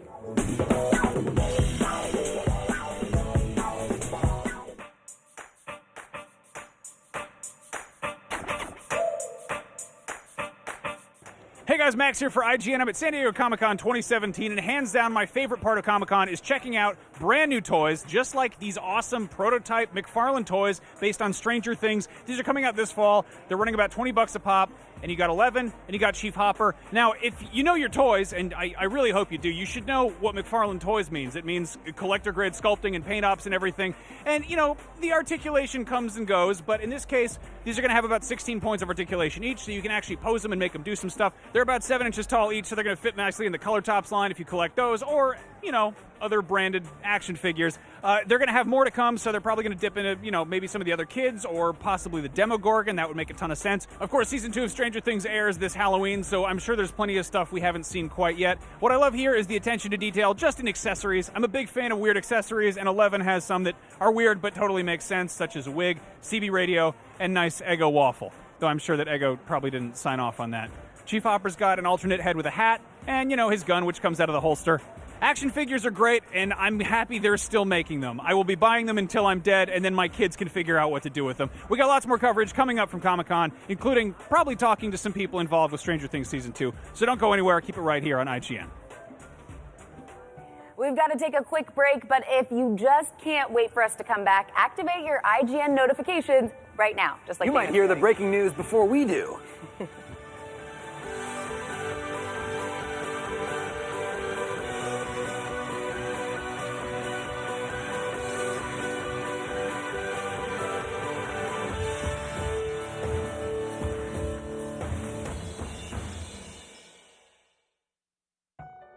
This is the IGN show. Oh no, stop calling me. Hey, Willie. The IGN show, weeknights at 9:30, only on DXP. IGN is everywhere you are. Like us on Facebook to get the latest trailers, gameplay, and funniest memes. IGN on Twitter will keep you up to date on everything happening within the realm of gaming, movies, and TV shows. Follow our Instagram to get behind-the-scenes stories and one-on-one celebrity access. And subscribe to IGN Snapchat as we take you on movie premiere red carpets and the show floors of the world's biggest entertainment events. Find IGN today on all of your favorite platforms. IGN is everywhere you are, whether you're on Facebook, Twitter, Instagram, or Snapchat.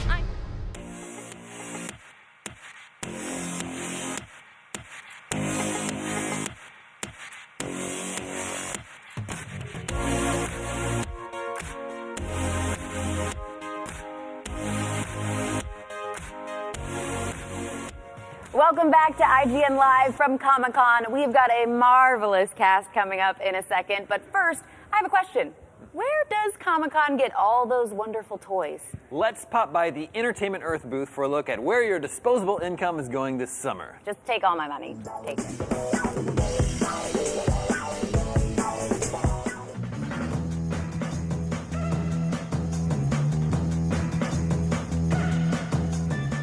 Hey guys, it's Brian from IGN Access here at the Entertainment Earth booth at San Diego Comic-Con. Now, the princess has been in literally thousands of different castles over the years. Mario can never find her, but today we did, right here at this booth. So let's take a look at something cool, new, and exclusive.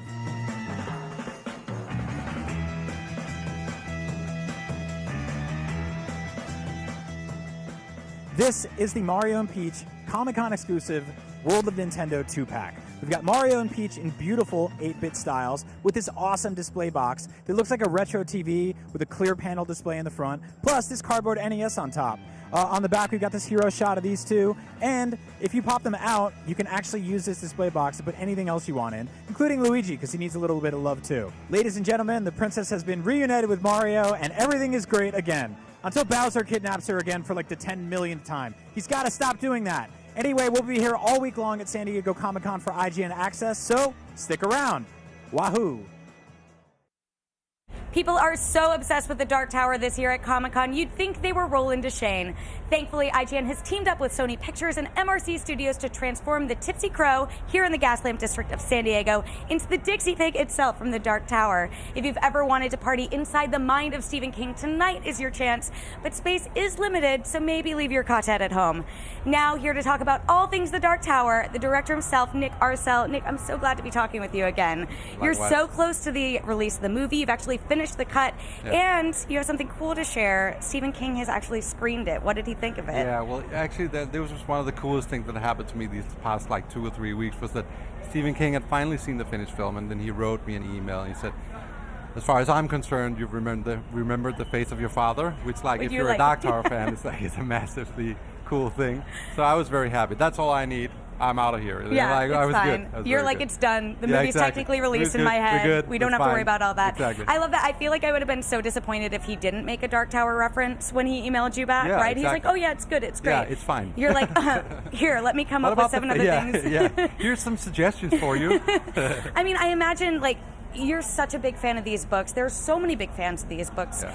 What was sort of the moment for you where it all came together and you're like, beyond this, I'm sure, but like when you were on set, when you're like, okay, we got it. We figured out the right way to bring this story to life in a new way that people haven't seen before. You know what, truthfully, I actually think the first time I saw Idris Elba and Tom Taylor together in a scene, like standing there, first of all, they're always making jokes with each other before each, like setup, but also just like the chemistry between them. I was just like, wow, we got it. This is Jake and Roland. That was perfect. And I want to plug that you did this amazing Reddit AMA that everyone should go and check out. You probably aren't going to be answering many questions soon after this, but at least they can read, like, it's like all the nerdiest deep dive Dark Tower answers you've ever want. Because you are, like, you've been a fan and you have so Since many great forever, stories basically. about it. Yeah. Talk a little bit, though, for people who might not know the grand story of the Dark Tower. What is sort of the central conflict between Walter, the Man in Black, and Roland, our gunslinger? Well, the most basic way to sort of, let's say that is that the Man in Black kind of wants to destroy the tower, which is the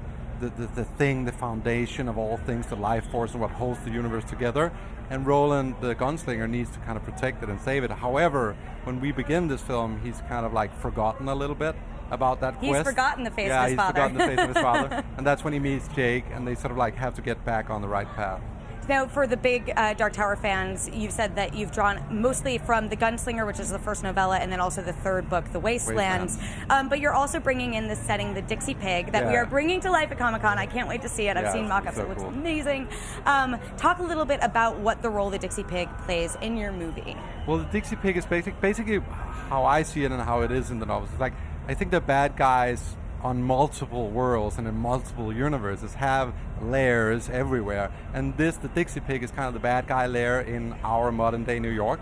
So that's kind of where the Man in Black comes, that's where some of the other villains are, and that's where the base of operations for the bad guys is. That's the Dixie Pig. Now, in the Dark Tower, we mostly see the world, especially at the beginning, through Roland's eyes. So how are you bringing Matthew McConaughey as Man in Black into the story more? I imagine we're going to see a lot more scenes of him at and around the Dixie Pig. Yeah. Well, he's kind of has a little mystery, the Man in Black, to sort of like solve. And part of that is like going to the Dixie Pig to figure out some things. So he's going to Earth. He's coming from Midworld. He's going to Earth, and he's gonna be around there a couple of times. But he also goes to his base in Midworld. Now, I read some of your Reddit answers, and it sounds like you've put a lot of Easter eggs into this movie. I don't want to give them all away, but do you have any really, really good ones you want people to keep an eye out for in the Dixie Pig when they finally see it? In the Dixie Pig, well, there's some really cool ones. There's I think one of the things I mentioned was there are these kind of like crazy weird lobstrosities, which are kind of like lobster creatures. You put them in there, in my head, they're like the craziest things. I'm like, I never want to go on a beach again. Yeah, after but reading actually that. ours is not kind of like, it's actually, I don't really want to spoil too much, but it's Okay. more like in a water tank in the Dixie Pig. It's not like running around and trying to eat people, but Yeah. it's in there like in one. You have to be quick to see it though. But you have did to know put what it is. lobstrosities into I this did. movie. I really wanted it. I'm so excited. Okay, well, The Dark Tower is coming out very soon, so you don't have to wait too much longer. Nick, such a pleasure chatting with you as always. Up next, stay tuned for more of Comic-Con Live with IGN. You can take the superhero out of Wakanda, but you can't take the Wakanda out of the superhero. This is Black Panther. Tell me something. What do you know about Wakanda?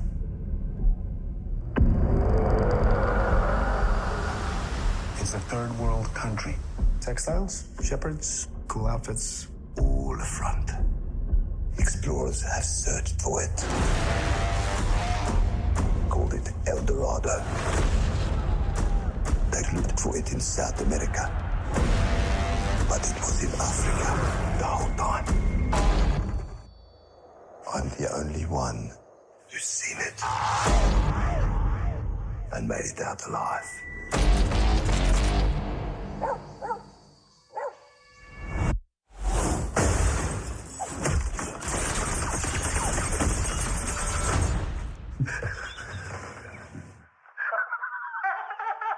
I can see you.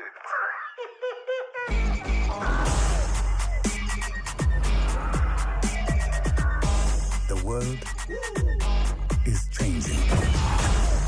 Soon, there will only be the conquered and the conquerors. Step into the spotlight. You are a good man Step into the spotlight. with a good heart. And it's hard for a good man to be a king.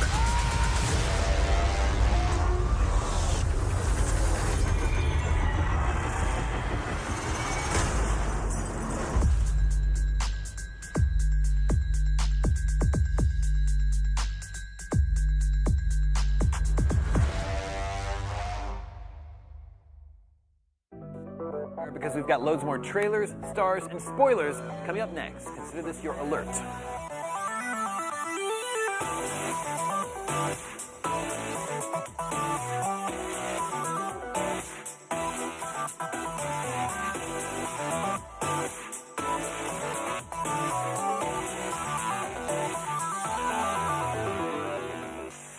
IGN Live at San The Diego IGN app is the very best way to keep up to date with all the news from Comic-Con. There's a Comic-Con specific feed of content, and on iOS, you'll be able to continue watching the live stream while you read the rest of the news from the show thanks to the floating player. Sign up for notifications and we'll alert you as soon as news breaks. This is the IGN show.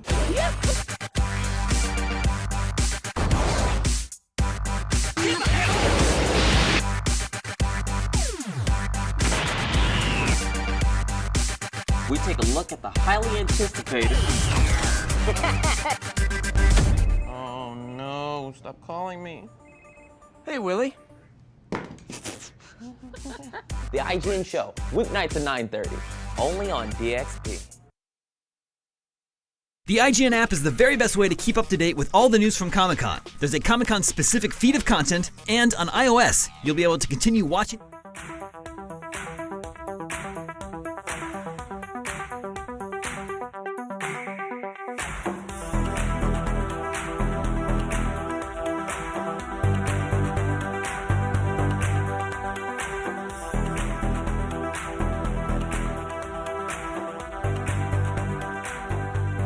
Our next guests have the most messed up notebook this side of Ryan Gosling. I'm so happy to welcome the creative team behind Death Note. Guys, we're so excited about this adaptation here at IGN. We're big fans of the original and the anime. And the Death Note story is so deeply rooted in Japanese culture. We're really interested. Why did you decide to move it to Seattle for this live action movie? Well, the whole idea was to do something new with it. Death Note's something that's been faithfully adapted quite a few different times, in lots of different mediums, including film.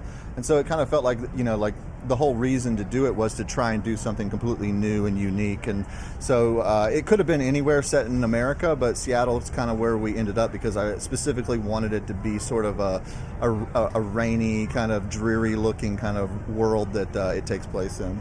And setting in Seattle was also where I set The Ring, which was another Japanese movie that was remade and set in Seattle. I was going to say, you're sort of the pro at bringing Japanese products we love and making them into American products we love. What was sort of key what was something that you really needed to maintain in that transition? Just maintaining the integrity of the story, and then from there, just making sure that it's accessible to the audiences all over the world. Now, Masi, we obviously know you best from Heroes, but I'm so excited you're producing this project. Yes. Why was it something you wanted to be a part of? Well, first of all, I mean, we had a great team. Having Adam and Roy, just being able to work with them is a dream come true. But in particular, I grew up on all this stuff. I'm an otaku. I'm a geek. I read Death Note in real time as it came out in the series. So it's just something I wanted to be a part of, and I was just so happy to be part of it. And he's in it. You are. Can you tell us a little bit about what you're doing? Is it like a cameo? It is a cameo, and it's kind of an homage to one of the editors of the original Death Note. Okay, so. I was going to say, I was like, you're a producer on here. I feel like you can be like, this is my perfect cameo. I love this character. I'm going to be in it here, and y'all got to make it work. I actually forced him to do it. You I was like, dude, come on, you're right here. Just be happy to be there. There are a lot of interesting things, of law enforcement and beyond that are brought up in the original that I feel like are still pretty relevant in today's America. How much of those do you maintain in the adaptation? Like, do you want to challenge the viewer not only through, what Light is trying to achieve when he finds the Death Note, but in sort of L's perspective as well, and viewing him as a villain more than a hero? Well, I mean, I think that's the fun of Death Note is that, you know, I don't think there really is a hero or villain in it. And I think it's really, in many ways, it's really up to the audience, you know, to kind of make their decision on who's what. And, you know, like, you know, because the whole thing about Death Note is kind of, you know, what is good, what is bad, and is there a gray area in between, and the discovery of that. Now, we're almost out of time, but Adam, before I let you go, I gotta ask you about Godzilla vs. Kong as well. We're so freaking excited about this movie. We've seen Kong Skull Island, we've seen Godzilla. How are you gonna bring these characters together now? Like, what are you thrilled about with that? Well, I mean, just about everything. I mean, it's been really just a pleasure already just in the first stages of it, where I've had an excuse to go back and watch 30 Godzilla movies, you know? And it's a real hard life. Well, yeah, that's something that you can't usually justify to yourself doing. And so, yeah, I mean, like, you know, for me, it's just about, like, you know, kind of taking that series to the next level. And it's still really early to talk too much about it, but yeah. Well, I'm curious. I mean, we talked a little bit about how in Death Note, Light and like, it's not really one guy's a good guy, one guy's a bad guy. Mm-hmm. How does that apply to Kong and Godzilla? Like, is one our well, hero, I think it's one our very villain? similar in a lot of ways, you know, because I think that it's easy to demonize, you know, Godzilla on one hand, you know, but, you know, I have a lot of emotional attachment to both of those monsters, so it'll be interesting to see who comes out on top. Yeah, we saw we saw a very sympathetic Godzilla, I think, in a recent one. And I hope Adam forces me to be in that film. Yeah, that's going to be, you were going to have the same cameo. Yeah, I think you should do like motion capture for one of them as well. And then one last question about that before I let you go. The height discrepancies or differences, how are you sort of planning on figuring that out? Well, you know, they gave us a good kind of out on Kong, you know, when they mentioned that, you know, Kong is still growing, so that helps us out a little bit there. But, you know, that'll be a challenge that we'll have to deal with, and we're talking a lot about it, so we're very aware of that issue, so yeah. And still on track for 2020? Oh, yeah, absolutely. Awesome.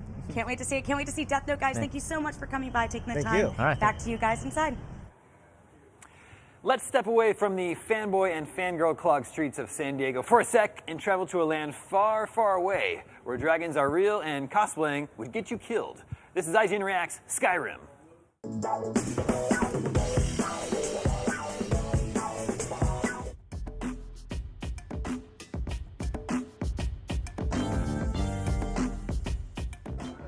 Hey guys, it's Brian and Max for IGN Access here at the Nintendo booth at Comic-Con 2017. And Max, you just played Skyrim on Switch. What? Yeah, so Skyrim's one of my favorite games ever. I think obviously after playing Breath of the Wild, there's kind of that like, this reminds me a lot of Skyrim, and then to jump back into Skyrim on Switch, it feels a little bit like being in a different country where the cars drive on the other side of the road. It's just kind of an odd experience, but it feels like Skyrim. So you did get to try the motion controls, which they just added, like it's 2011 all over again. Yeah, I don't know why I'm sort of feeling like this is going to be maybe kind of akin to wonky Kinect Skyrim motion controls, but honestly it feels pretty decent. Using a shield to block with the Joy-Con, you just kind of raise it and you've got your shield up. You know, sword swinging is sword swinging. It's Skyrim combat. They haven't reinvented the wheel there. It's still a little bit wonky, but the archery's nice. It feels pretty tight. It feels a lot like, you know, using a bow and arrow in Breath of the Wild. So sure. Now I know this is kind of an old game, but technical, you know, sort of boundary-wise, did you run into any hiccups, any glitches? Skyrim is a glitchy game. Any sort of screen tearing, anything like that? How's it run on Switch? It runs pretty smoothly in my experience. Obviously, we're playing, you know, demos on the show floor. If you get really far into it and start collecting hundreds of wheels of cheese and making avalanches with them, it might get strange. Now, I will add, there is a Breath of the Wild Link costume in there somewhere. It needs an amiibo to get unlocked, which we didn't get a chance to try, but we will soon when the game's out. Max, thank you so much. I'm looking forward to hearing more adventures of your weird tales in Skyrim. And please, stay away from the DMV toilets. They're very bad. IGN Access is at Comic-Con all week long, playing video games, watching movies, and TV shows, so stick around. We've got to take a break, but be sure to check out IGN.com/SDCC for up-to-the-minute breaking news and trailers. It's the best thing on the internet, I guarantee it.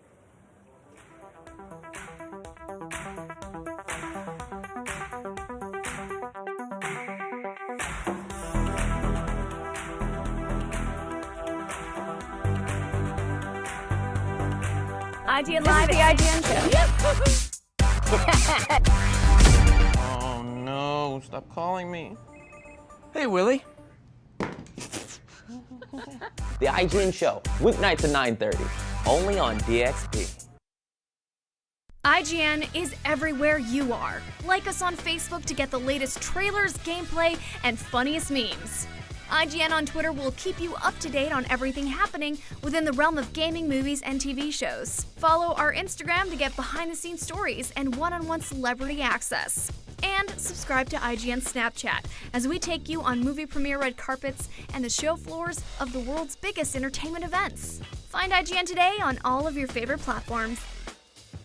IGN is everywhere you are, whether you're on Facebook, Twitter, Instagram, or Snapchat. IGN gives you access to the best news coverage on everything you love, the hottest new trailers and gameplay, and all the one-on-one celebrity access you need. Find IGN today on all of your favorite platforms.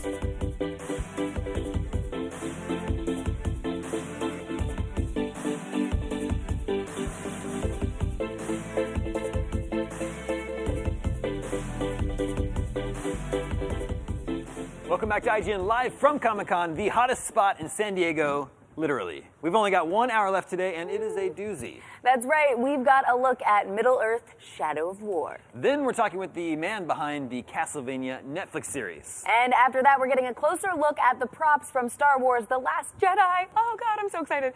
So you guys definitely do not want to go anywhere.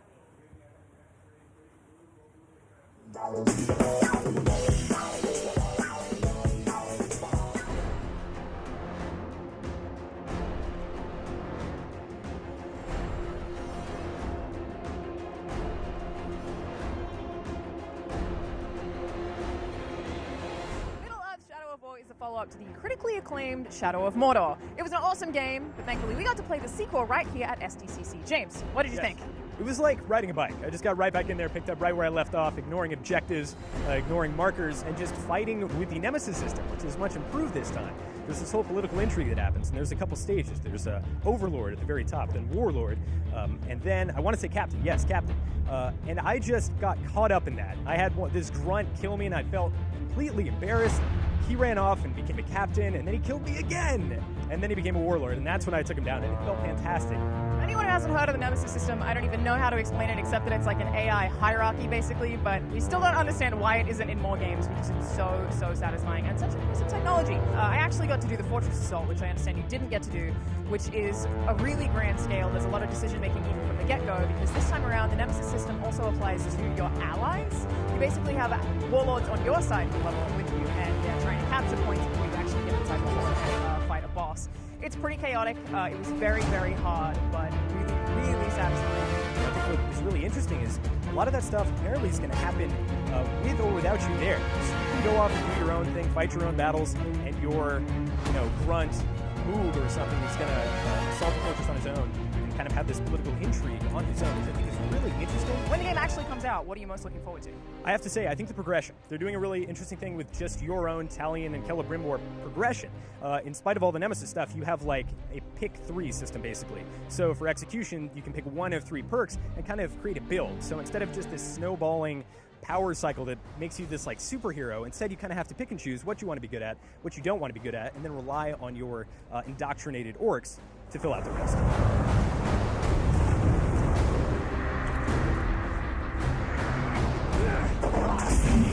More on Middle-earth: Shadow of War. Stay right here on IGN.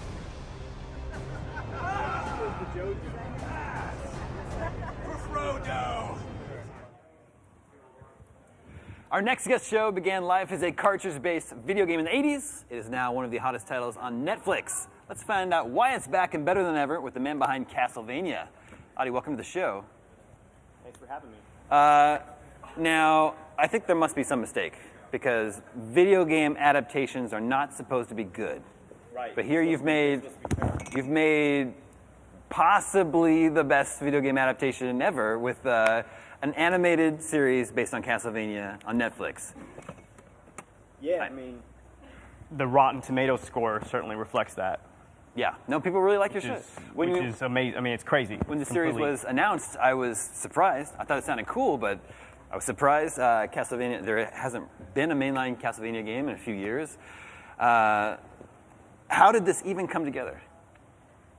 Well, take your time.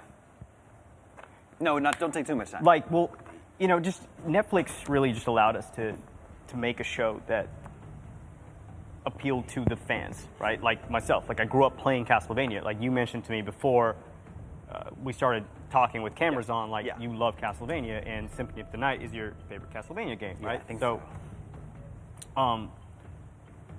We just kind of had the handcuffs removed, so to speak. So, like, what you were a longtime Castlevania fan. It sounded like you were given carte blanche to make the show you wanted to make. What did you want to make sure you got right? Well, just the idea of Castlevania, right? Like it's about you know what it is? I didn't want I didn't want any of these characters to feel two-dimensional. If that makes sense, Sure, right? sure. Like little things like giving Dracula a real backstory with real motivation. Sure. That was important. You know, I believe that the best villains believe that they're the hero of their own story. Yeah. Or the story, right? Yeah. So they're walking around. It's like why people dig Magneto, right? Because Magneto's walking around. Do you remember the Secret Wars comic where basically what happens is the Marvel Universe, it's like the heroes are here, the villains are here, and Magneto ends up with the heroes. Captain America and Spider-Man are like, why is this guy here? Yeah. And then it dawns on them like, oh, because he's the hero of his people. Sure. Right? So that was a tangent that I went on to explain a point, which is the best villains, in my opinion, are ones that are in their mind doing the right thing. Yeah, sure.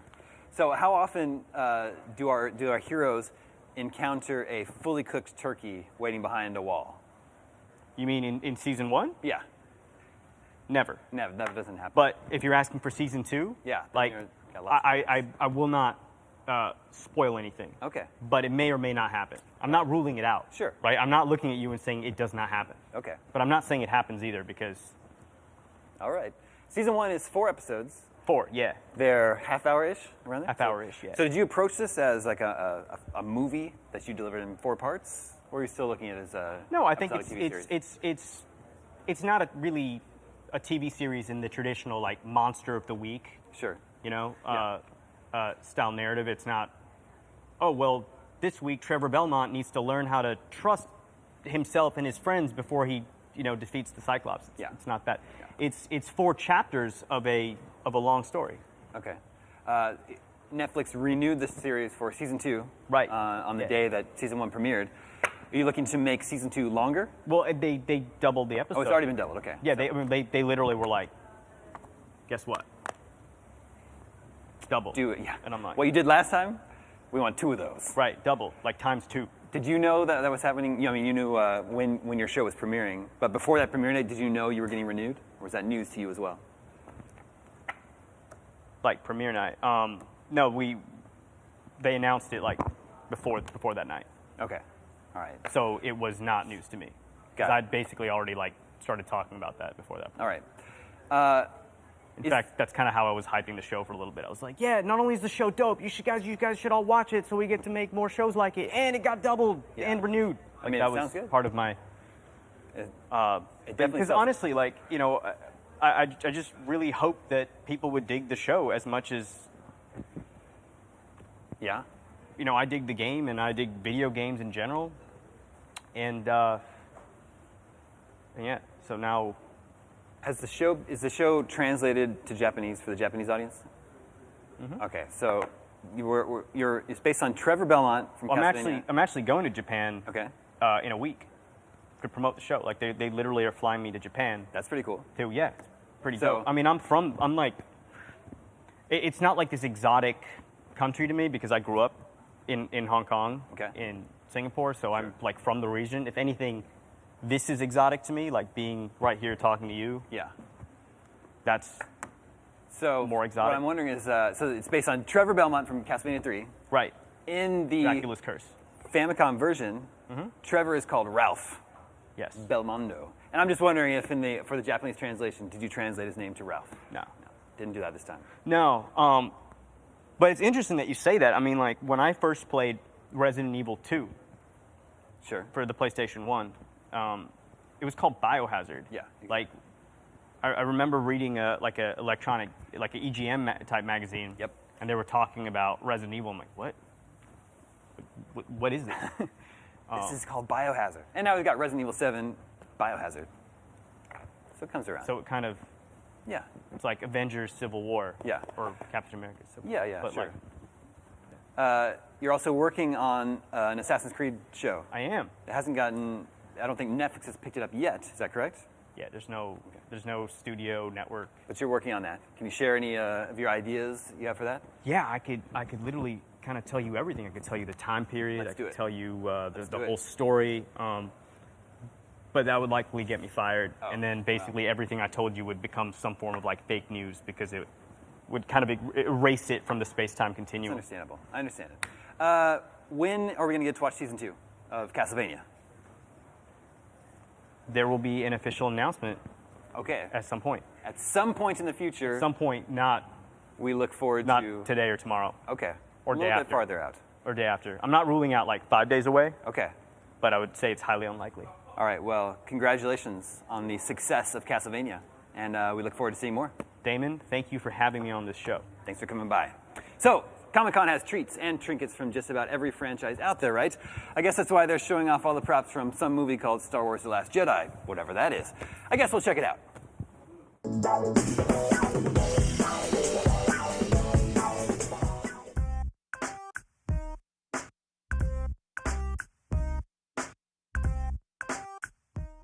Hey guys, it's Brian and Max for IGN Access here at the Last Jedi booth at Comic-Con 2017, and we just got a brand new look at a new character in The Last Jedi.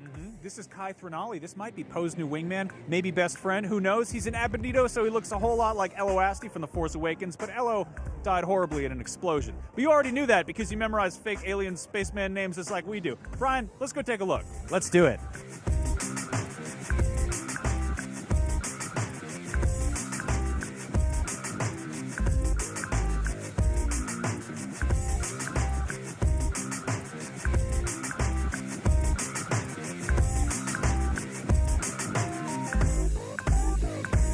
So, potentially a really cool sneak peek at a brand new character in The Last Jedi, my most anticipated movie of the year. You too, right, Max? Yeah, of course, man. It's Star Wars. So maybe it's not that huge of an offering in terms of Star Wars props, but there's lots more stuff on the Comic-Con floor. Toys, different, more expensive toys, and we are going to be trying to buy some of those toys. Brian, let's hit it.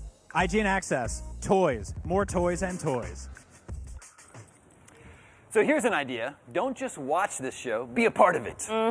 Just tweet your thoughts and questions at IGN with the hashtag SDCC, and we might respond to you on the air. Like Cool Brian did when he tweeted, "What's been your favorite thing at Comic-Con so far?" Tiffany? There's always so many great things going on at Comic-Con, but for me, because I love the actual comic book writers and artists so much, my favorite thing is seeing artists meet each other and say hello. So I was at the DC booth, and Scott Snyder and Jimmy Palmiotti and Amanda all were saying hello to each other. Jimmy and Amanda write Harley Quinn, and Scott Snyder, Batman. So always seeing comic book artists and writers connecting at Comic-Con, that is one of my favorite things. That's really cool. Yeah. Yeah, for me, I know a lot of the big movie news that I'm looking forward to comes a little bit later in the weekend. Definitely looking forward to that, but I'm excited that Telltale today announced, finally, after 3 years, announced season 2 of Wolf Among Us. Yep. That's yeah. really big news to me. It's so fun because I feel like so many places are coming out, and we talked about this a little bit earlier with Lego Ninjago, where it's like you come to Comic-Con, started out as really just a straight-up comic book convention, and now you get video game news, you get movie news, you get TV news. It's just across the board geek culture, and I love every second of it. And everything is a mix. The video game news is actually a video game based on a movie based on a comic book series. Yep. So it's just all a stew. It's so true. And you walk around the convention floor, and it's not a particular thing that you see here, but it's the energy. Sure. As you walk around, it's packed, and there are tons of people, but there's such a positive energy. Like, you bump into somebody, and they're like, "Oh, it's cool, man," or "Oh, I like this, what you're wearing," or "I like this," kind of thing. So there's definitely a great vibe that goes on at Comic-Con. So I think the energy is probably my favorite thing about all of it. Yeah, it's a super fun show to come to. But speaking of Telltale, I'm also excited that they announced the final season of Walking Dead. Yeah. I just think it's cool that they're actually bringing that story home, bringing Clementine's story home after all this time. It's been a very emotional journey. So it's like, wow, that's cool. It's like, I can't think of too many video game sagas like that they've announced that they're coming to an end, and I'm really looking forward to some closure with that series. I also think it's cool because every time you come to Comic-Con every year, the focus ends up being on something a little bit different.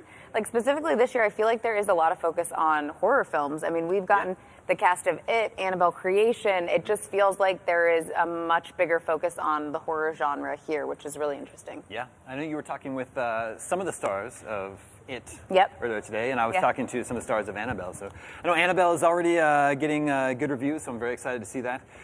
I hope It is really good. It looks scary. It's very, very scary, right? Yeah. Well, and that's the best part, too, is that all of these films have casts of people well younger than us, well younger than probably half of you guys watching as well. And they are so mature, so put together, and they're like, oh yeah, I was really scared. And I'm like, do you look like me when I watch horror movies? Because I literally have the scarf up to here, my hands are over my face. I am legit horrified. Yeah. All right, well that is another hour down here at IGN Live from Comic-Con, but don't go anywhere. We've got all the toys, trailers, and totally awesome stars that you deserve coming up next.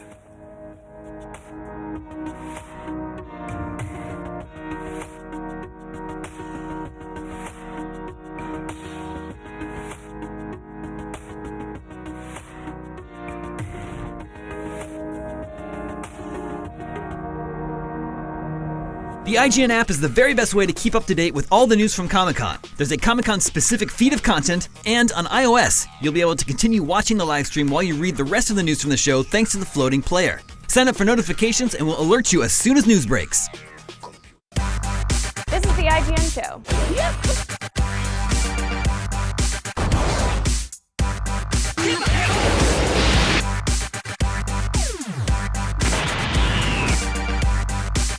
We take a look at the highly anticipated.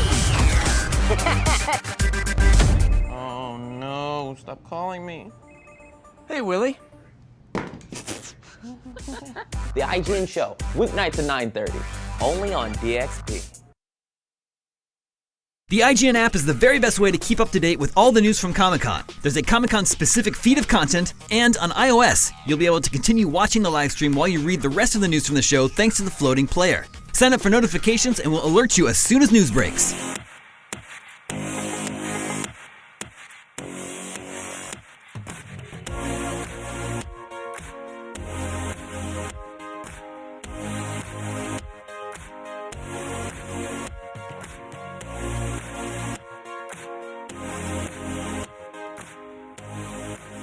Welcome back to IGN Live from Comic-Con. What happens when The Rock remakes one of your favorite childhood movies? Well, let's check it out in the Jumanji trailer.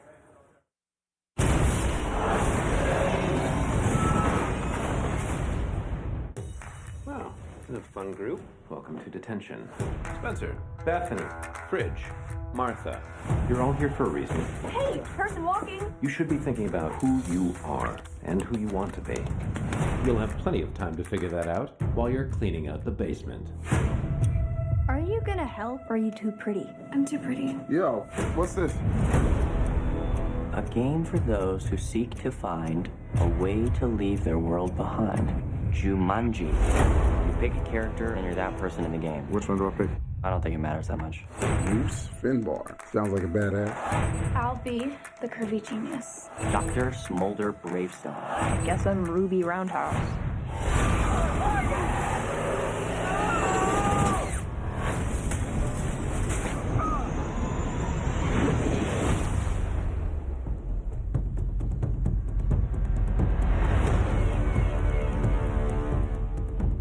Guys.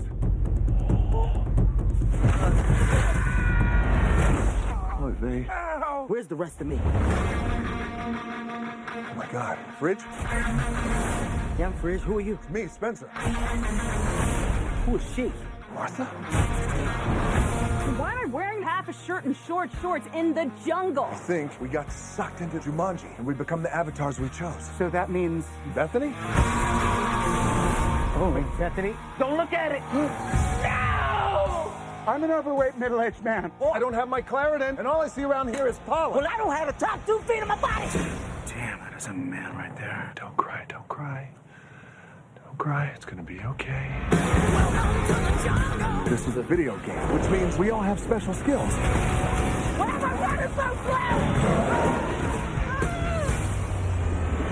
That was so intense. I can't even with this place. Watch your step in here.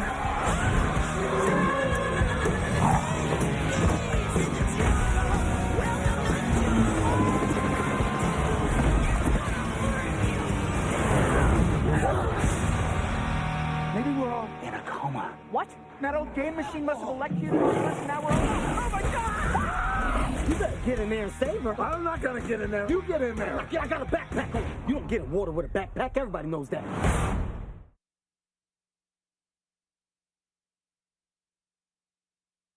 Why would a gritty cop and a grimy orc ever team up? Well, that's actually something I've been really excited to find out. So we're going to be here with Numi and Lucy from Bright. You guys released a 30-second teaser trailer for Bright and nothing else. And I'm so desperate to understand what this movie is. It's the biggest scale movie and one of the biggest scale fantasy movies we've seen in a while. What can you set up about what the premise of Bright is for people who don't know?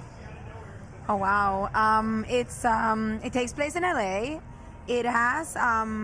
you know, you can definitely feel like David, like Harsh Times or End of Watch or Training Day. It has that realism and brutality like gangs and cops and all that, but it also has like magic and a layer. They have orcs and elves and humans.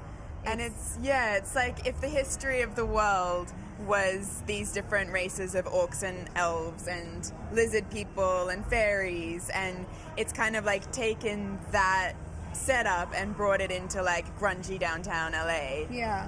And with these two cops, one's But an it's orc. nothing you've seen before. Like That's it's what kind I'm of saying. impossible to describe Right. because it's just it's a whole it's new a universe. world. Yeah, I feel like we don't really see a lot of like gritty, modern, urban fantasy. Sort of the closest thing I can think of is maybe Hellboy, but that's such like a different type of story. Yeah. So what Yeah. appealed to you guys about this project? Well, I said yes before I read the script because I just love David, and he was like, I met him, and he said, you want to work with me? And I was like, I'm in.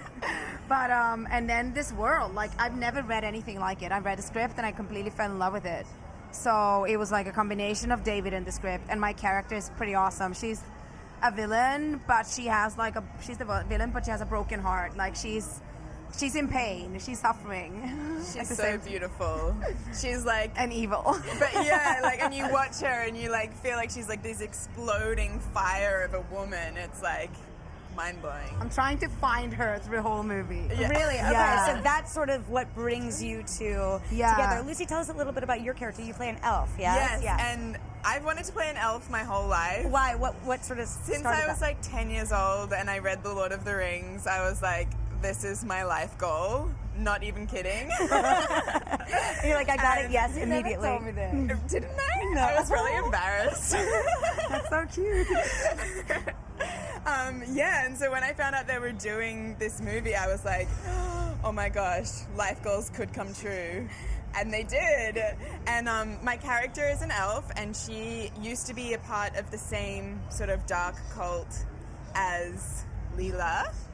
And can we say that? Yeah, we're sisters. in the film. And she, I'm trying to bring her back. You know, we're supposed to be fighting this beautiful war. My Your opinion. war, you're like, it's the best Together. thing anyone could do. And my character's sort of just like woken up to the darkness that our war is, and is kind of like trying to figure out how to become good.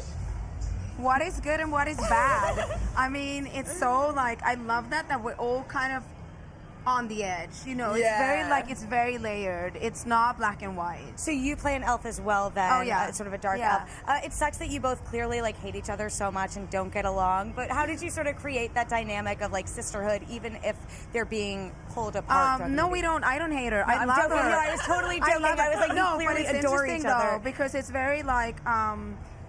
I think we're both very hardworking actresses, and we kind of go all the way in, and it was amazing how we met, like in some scenes, like without any protection. It was just like, I don't know. We both get really lost in our characters. Yeah.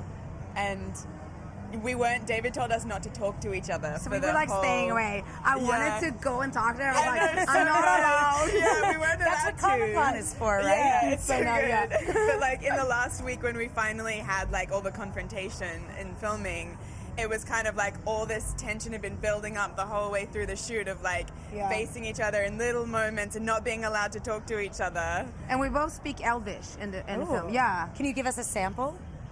Thala means sister. Thala. Yeah, so we've been calling each so other that was like, but also it's interesting because it feels very emotional. Like it's very funny. The film is funny and twisted, but it's also very emotional, which I love. Yeah. It's very like. Well, I love that there is this dynamic running through it. I also love that you guys will get to talk to each other at Comic-Con. Yeah, we're allowed. On opposite We're sides of the allowed panel. You both, it's your first time, so we'll let you get back and enjoy it. I hope you get to get out on the floor. It's crazy. Find some good cosplayers. Thank you so much for coming by Thank you. IGN Thank you Live. for having Enjoy your us. panel. We'll be back to you guys inside. I love it because it's so much fun kind of seeing, Netflix growing and changing and doing new and bigger things where it's like, Will Smith's going to do a movie on Netflix. I mean, yeah. It's crazy. So interesting. And I totally didn't recognize who that was in the middle. I know, yeah. Prometheus. Yeah. Everybody. Naomi is, like, you see her in there and I'm like, she looks like so punk rock. Really, really cool. Not that she didn't look cool in Prometheus, but I love seeing actors kind of show up and bring different sides of themselves to Comic-Con because it's kind of the place where you're like, if you want to do something fun and play, you totally can do it. It's kind of like, well, that's what you do. Yeah, it's true. I like Stay to tuned dress. for a totally new look tomorrow. I like to It's wear gonna be cool blonde, stuff to short Comic-Con, hair, like my Darth Vader necklace big today. neon mohawk. I'm not going to dye my hair. That won't happen. Because that would be scary. But you know what else is really scary? What's that? This trailer that I'm afraid to watch. I'm going to play this, but I don't want to watch it, so I'm going to hide under the desk while you guys take a look at the trailer for it. I'm going to watch it. When you're a kid, I think that you'll always be protected, cared for. We like hanging with you. Thanks. You shouldn't think it's too much. Hanging out with us makes you a loser too. But when you're alone as a kid, the monsters see you as weaker.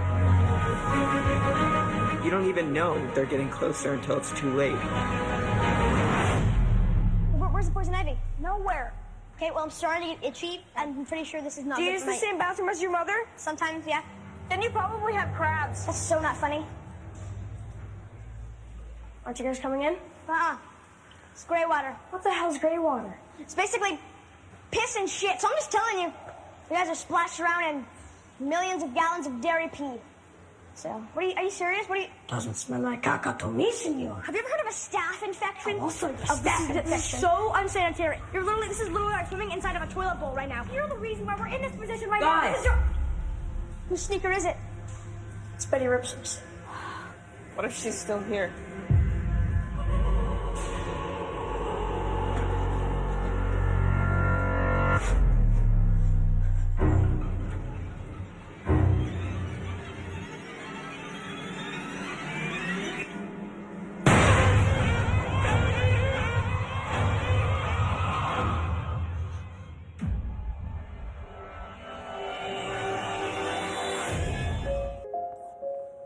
There you go.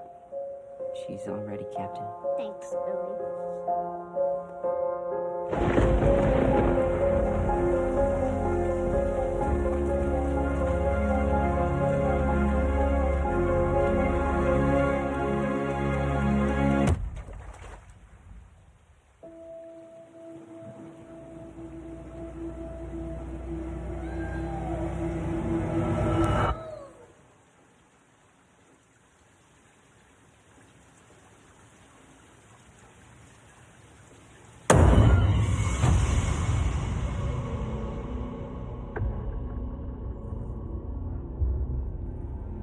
Derry's not like any time I've ever been in before. People die or disappear 6 times the national average. And that's just grown-ups. Kids are worse. Way worse. We all float down here. I saw something. There was this Clown.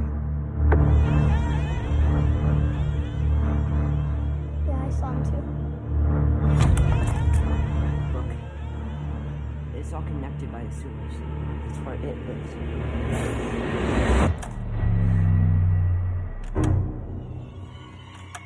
What happened?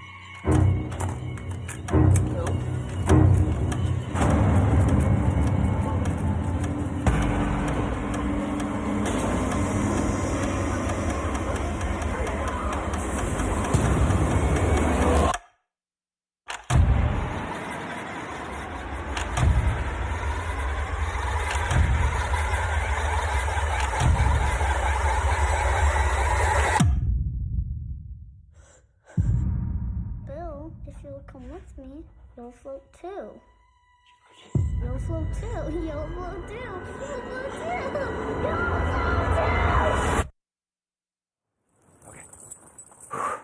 too. Is it over? Yeah, it's over. Okay.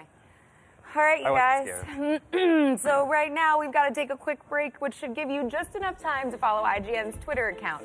Trust us, we've got all the Comic-Con news fit to tweet. That is a promise. I'm still.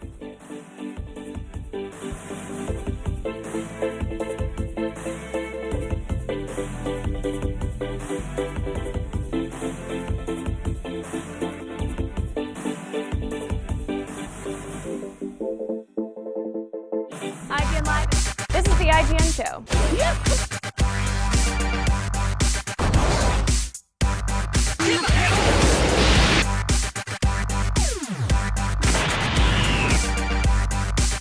We take a look at the highly anticipated. Oh no, stop calling me. Hey, Willie. The IGN show, weeknights at 9:30, only on DXP. IGN is the world's #1 media brand for video games and entertainment. From breaking news and brand new trailers to reviews, let's plays, and the latest tips and tricks, IGN brings you the videos you crave everywhere you watch. Whether you're on the IGN app, PlayStation, Xbox, YouTube, Facebook, Snapchat, or IGN.com, IGN's got you covered on everything you care about. IGN, the #1 source for video game fans worldwide.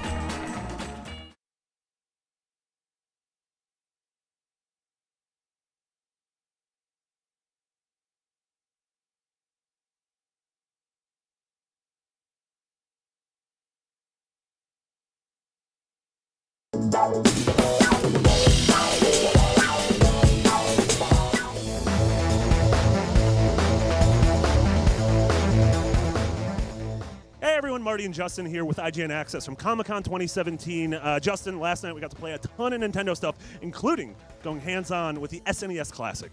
Yeah, I mean, just like the NES Classic, it's so tiny, and you see in pictures that it's tiny, and it's compared to a banana, compared to all this other stuff, but once you get it in your hands, you realize, ooh, this is a very tiny, nice-looking, just little box. Yeah, absolutely, and we actually brought along an NES Classic to compare it, as well as my SNES launch console, which has long yellowed in the last 30 years. It so tells the story. Make sure you look at the photos on IGN, you're probably looking at some of them right now instead of our ugly faces, but the story of just your yellowed, heavy, old Super Nintendo that you clunked these heavy carts into, compared to the new console that's got 21 of the greatest games ever made in just a very tight, nice little package. It's really fascinating and interesting how far we've come. Yeah, and you mentioned the lineup. The lineup's incredible. Some of the greatest games of all time, including Star Fox 2, which was never released, which is super exciting.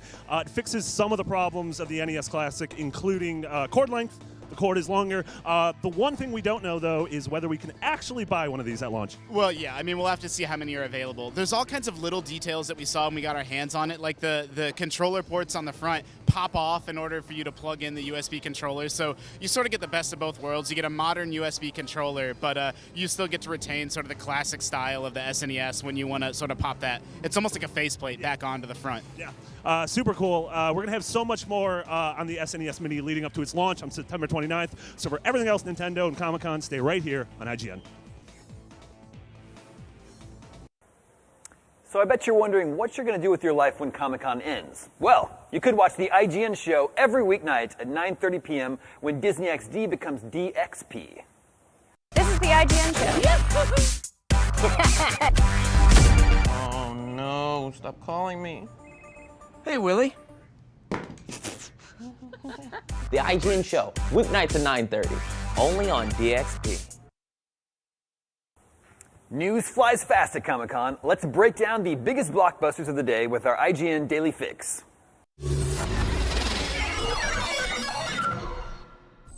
Hey guys, welcome to The Fix at San Diego Comic-Con 2017. The folks at Fox kicked off this year's festivities with a right old dust-up. Yeah, we got a brand new trailer for Kingsman, The Golden Circle, which sees dashing young Welshman Taron Egerton suited and booted and blowing things up in the new Secret Agent sequel. Egerton is joined this time around by some stateside spies, namely Halle Berry, Pedro Pascal, and the hunka burning up Channing Tatum.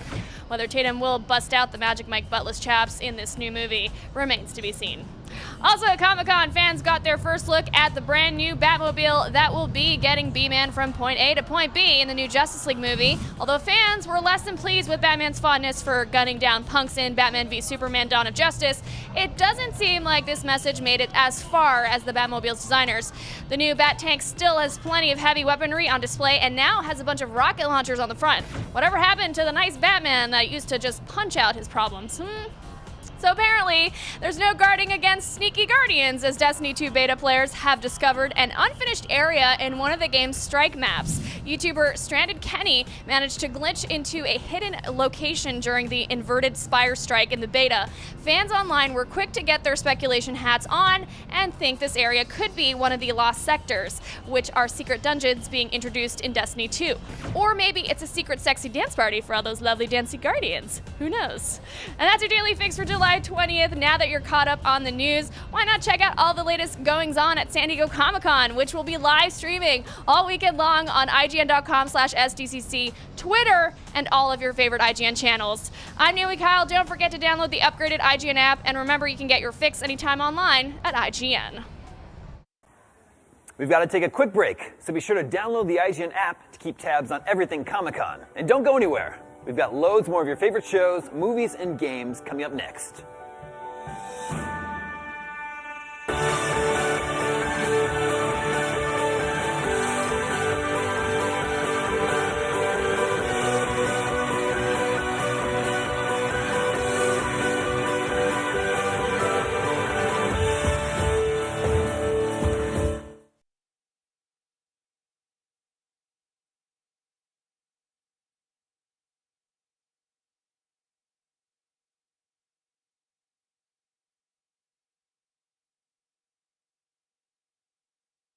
This is the IGN show. Oh no, stop calling me. Hey, Willie. The IGN Show, weeknights at 9:30, only on DXP. IGN is everywhere you are. Like us on Facebook to get the latest trailers, gameplay, and funniest memes. IGN on Twitter will keep you up to date on everything happening within the realm of gaming, movies, and TV shows. Follow our Instagram to get behind-the-scenes stories and one-on-one celebrity access. And subscribe to IGN Snapchat as we take you on movie premiere red carpets and the show floors of the world's biggest entertainment events. Find IGN today on all of your favorite platforms. IGN is everywhere you are, whether you're on Facebook, Twitter, Instagram, or Snapchat. IGN gives you access to the best news coverage on everything you love, the hottest new trailers and gameplay, and all the one-on-one celebrity access you need. Find IGN today on all of your favorite platforms.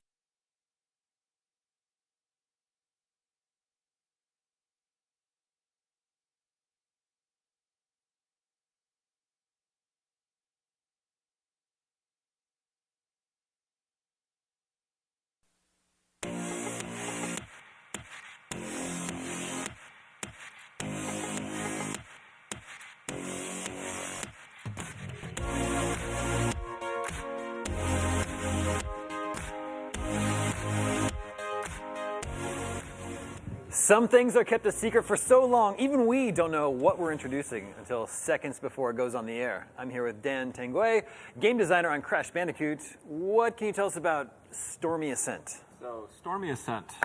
Stormy Ascent is a level that was made for the original Crash Bandicoot 21 years ago. Mm-hmm. And you can see it right there. Right. It is a level in the style of Slippery Climb.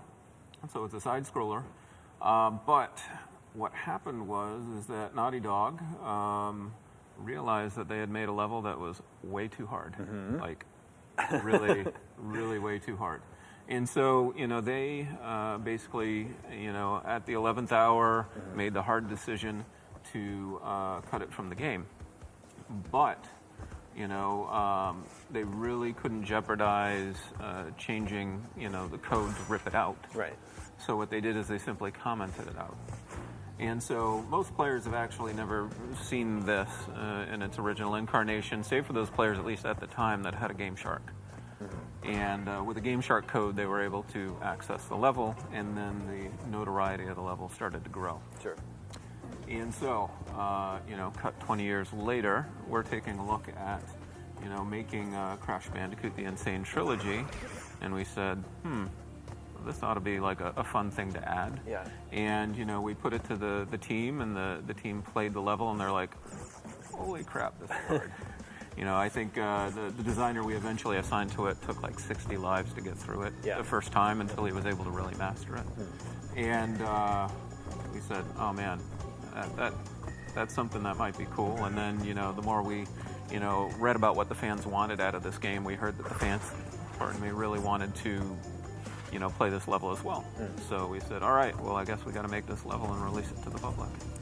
Yes, this is a very cool story. It speaks to the potential of remasters, polishing off older games and representing them to the public. Not only does it make older games much easier to play today, or much more available, you have the opportunity to do stuff like this and sort of like rescue this level that people, this is sort of like lost to its time, right? Yep.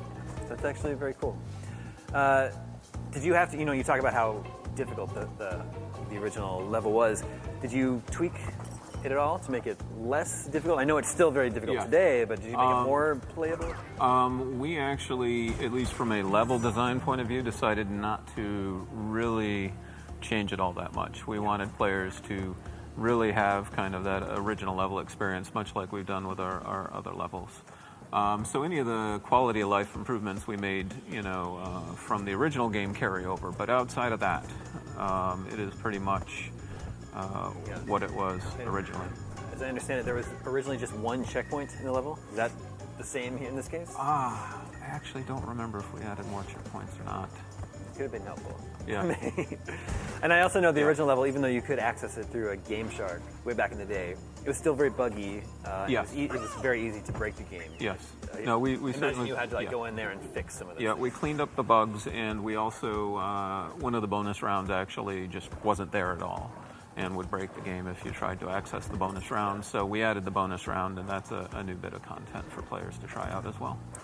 It's interesting that maybe a lot of people don't realize, even though the level was cut from the game, but it's still shipped on the disc, because back then you couldn't update the game with a post-launch patch. Yep. So there's a risk of, by taking stuff out, there's a risk that you mess up other things, right, and screw up with the rest of the game. They wouldn't have shipped the game on time had they tried to rip it out entirely. Sure. Yeah. And of course we get the same sort of visual overhaul as we see in the rest of the Insane Trilogy. Excellent visuals, same rain effects and everything that Slippery Climb has. So this is available for free to all owners of the Crash Bandicoot Insane Trilogy through August 19th. Yeah. What happens to it after then? After then, I believe we're going to charge for it $2.99. I think is the price point. But yeah, like nice month-long window. Yeah, no, that's something that was really important to us, is to make sure that the fans had ample opportunity to get their hands on it free while they're playing the game. Yeah, that's a really nice little bonus. Yeah, I mean the game has been very well received. Right? Thank you. I mean, both commercially and critically. So you must be feeling good about the recent launch. Great. Yeah, this is about as best a launch as we could have hoped for, and I mean, the response has been great. I honestly don't know sales numbers. That's not my field, but But I keep hearing it's like topping the charts around the world. Yeah. So that's... we hear about it topping the charts, and folks on Twitter send me screen captures of getting the triple platinums, and so it's great to see this kind of response. So you said it's been 21 years since the original Crash game? Yes. What do you think it is about this character that endures? Oh, what is it to about this day? Crash? I mean, he's really, really charming. You know, he is kind of like just, you know, in the spirit of Looney Tunes, just kind of, you know, I don't want to say happy-go-lucky, but, you know, he can roll with the punches. Yeah. You know, you can't help but not like him, and when he dies spectacularly, and you get a good laugh. So. Yeah. Well, also, I imagine a 21-year-old anything in pop culture is probably like at the sweet spot where the people that played it when they were kids are in their later, they're around 30-ish now and like ready to revisit those feelings. Yes, absolutely. And that I think, you know, really was what we set out to deliver originally, is just kind of, you know, that nostalgic feeling, not only of getting to play with Crash and his friends again, but actually also the feeling of, you know, playing with your friends on the couch, passing the controller back and forth. Though, surprisingly enough, I'm hearing, at least from some of our folks at Activision now, that there are a lot of kids playing it too. So you know, we're starting to create a new generation of Crash fans as well, which is great to hear. That's interesting, because I hear the game is very difficult. Yeah. Maybe even more difficult than people remember it. It's difficult in different ways. I think we certainly tried to make sure that a lot of the frustrations of the original games, and Naughty Dog even admits that, you know, that first game, you know, they were still kind of learning their craft.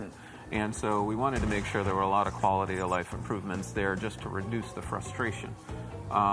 You know, however, you know, through the course of building out the gameplay, we found that, you know, some things did become a little more difficult. You know, certain jumps, for example, are now a little more difficult than they were before. I think that's a result of just the more modern technology we're using at this point.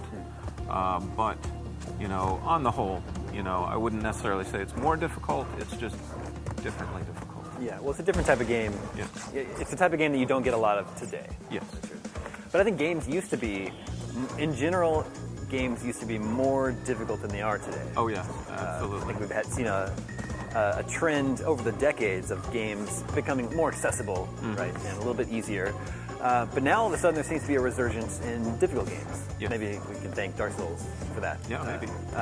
Is that something you're also like seeing? Is that accurate, that people are a little bit more welcoming to difficult games today? Yeah, I see that certainly, and I think also, you know, it really is a fine line, and you know, we are trying to walk that line.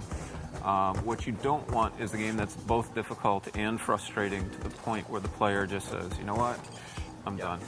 Because, you know, obviously they're not going to finish the game. But we're seeing, you know, through, you know, some of the analytics we've instrumented in the game that the people are going back and playing the game over and over again. So there's certainly something there that's compelling them to keep playing. Sure. And, you know, talking about that line, the trick really is to make it so that it is difficult, but not so frustrating that you want to put down the controller, and it's compelling enough where you're like, you know what, I know I can do better, I'm going to try again. Yeah. So someone is playing the new level, Stormy Ascent, for us right here. This level, in addition to being very difficult, is also very large. Yeah. Is that right? It's something. Is it the largest level in the whole trilogy? It is. Okay. Yes, it is. I want to say roughly about 4 times the size of other levels. So not only is it a skill challenge, it's also an endurance test. Yeah. Yeah. So how is our brave player performing right now? Oh, he's doing great. He's actually. He's been practicing. He knew he was coming on the show. So he was getting some practice time in before. Yep. And certainly I think that's probably one of the biggest challenges we had in making this, is that, you know, the folks that worked on it really had to master the original level such that they could, you know, accurately recreate it. And that just took a lot of time. So, you know, technically the level is, you know, no more challenging to build than any of the other levels, but you know, from just a time investment, you know, the act of testing it, you know, a lot of our team members really had to up their game. So you're a game designer on the Insane Trilogy, is that right? This is a pretty iconic gaming character you're working with here, especially to the PlayStation audience. What's your experience with Crash Bandicoot? Did you play the original back in the day? Oh, yeah. Yeah, so I started in the game industry right around the time that this game came out. Okay. And, you know, this game for me was not only kind of fun from just a, you know, a fan point of view, it was also kind of inspirational for me for my career and just seeing what could be done with, you know, video game consoles at that time. Sure. that was pretty cool. And then actually after Naughty Dog and Vivendi Universal parted ways, Vivendi made some other Crash games, and actually Vicarious Visions made the sequel to Crash Team Racing, which was Crash Nitro Kart, so I was the lead on that. I see. And Vicarious also did a number of Game Boy Crash games as well. So, you know, we've had a long history with Crash, and then, you know, even more recently we did the Crash expansion for Skylanders Imaginators. So, you know, the team loves Crash. Cool, yeah, evidently. Yeah. I also think Crash was very instrumental in giving a face and a personality to the PlayStation brand, which was new at the time. In 1995, you know, we'd had 10 years of just Nintendo and Sega, and Sony's a new guy on the block, and Crash really helped them sort of define the PlayStation persona, I think. Absolutely, yeah. Yeah, they couldn't have picked a better Bandicoot for it. It's true. So the Stormy Ascent is a new level. It's out today. It's available for free to anyone who already owns the Insane Trilogy. And you have a month to download this level. Download it, please. Play it. Can you download it now if you haven't gotten the game yet? It's like, probably not. Probably not yet. Okay. Got to own the game. Yep. All right, Dan, thank you so much for coming by the show. You're welcome. Stay tuned. Much more to come here on IGN Live at Comic-Con. Coming up next.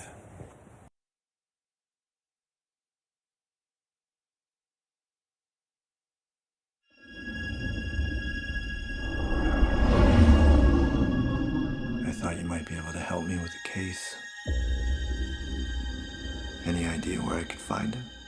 You police plan on taking me in?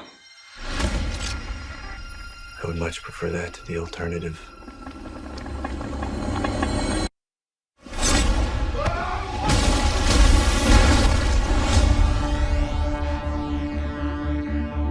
Every leap of civilization was built off the back of slaves. Replicants are the future, but I can only make so many. I had the luck, and he has the key. I think I found him.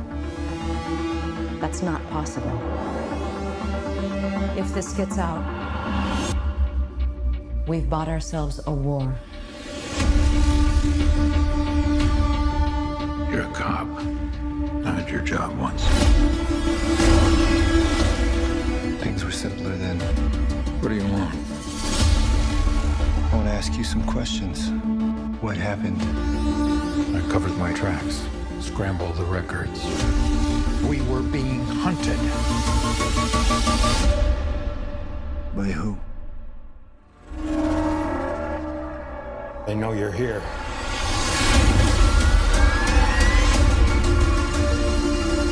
You do not know what pain is yet. You will learn. Bring it to me.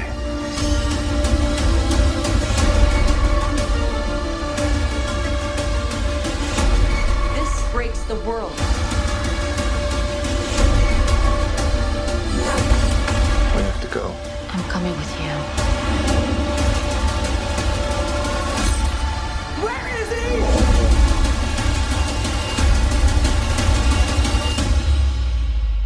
The future of the species is finally unearthed.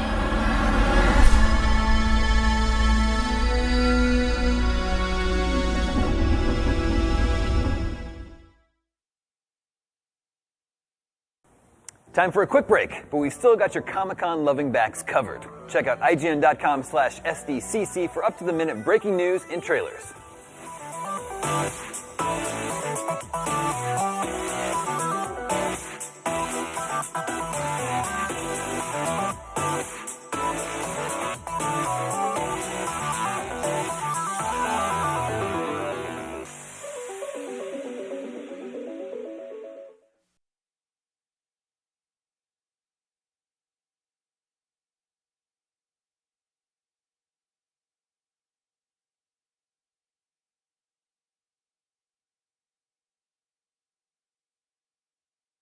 IGN is the world's #1 media brand for video games and entertainment.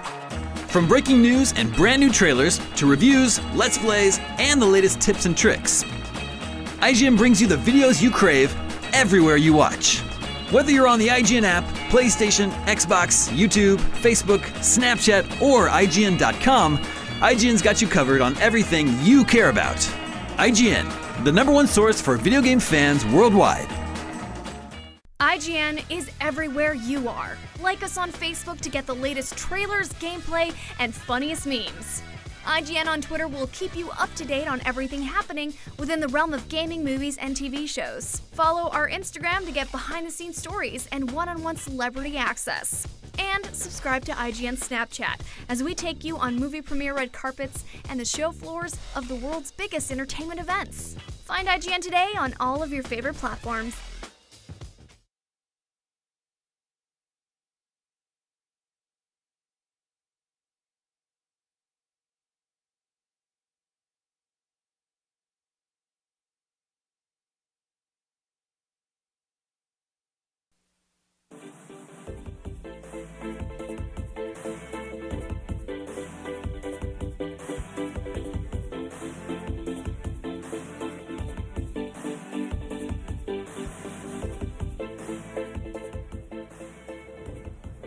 Mario and Rabbids, two great video game flavors that somehow taste better together. Please welcome associate producer of Mario and Rabbids Kingdom Battle, Christina Nava.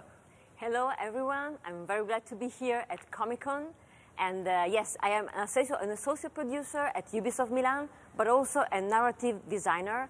So I contributed to the story of this game, because this game is a turn-based combat adventure, but it is also a great story of friendship between, you know, two very different universes and worlds. Yeah, you've got the Mario team, me and the Rabbids team.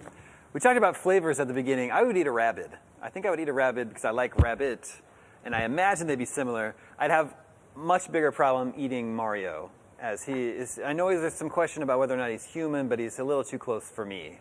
I don't know. For us, Mario, of course, is human. Okay. And the rabbits are not rabbits with the T. Right. They are different creatures, pesky, mischievous. It's in their DNA to invade the world, and so they invaded the Mushroom Kingdom. Here, you know, in the video that you can see, we are at the very end of the first world of the game. We have 4 different worlds in the game, and Peach's Castle, which acts as a hub to the game. Sure. So here, before meeting, you know, the final boss of the first world, Ancient Gardens, you get to set up your team to choose your weapons.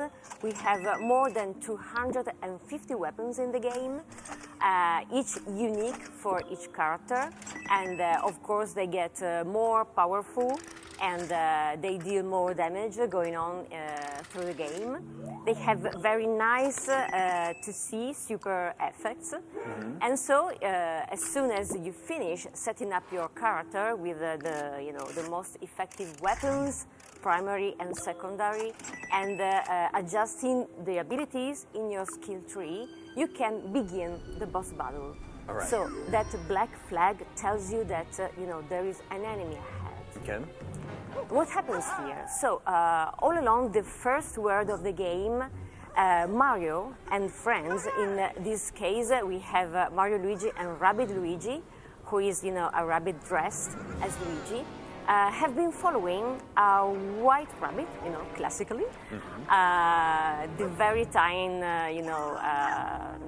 character there who has peculiarities. And Bowser Jr., of course this is a Mario game, so Bowser Jr. is in the game too, has been following that white rabbit too. So he wants to take advantage of the powers of this rabbit, and here, he's naming him Spawny, because, of course, he has the ability of spawning things. So the poor white rabbit thinks, the heroes, have been chasing him. So he gets convinced to go with Bowser Jr.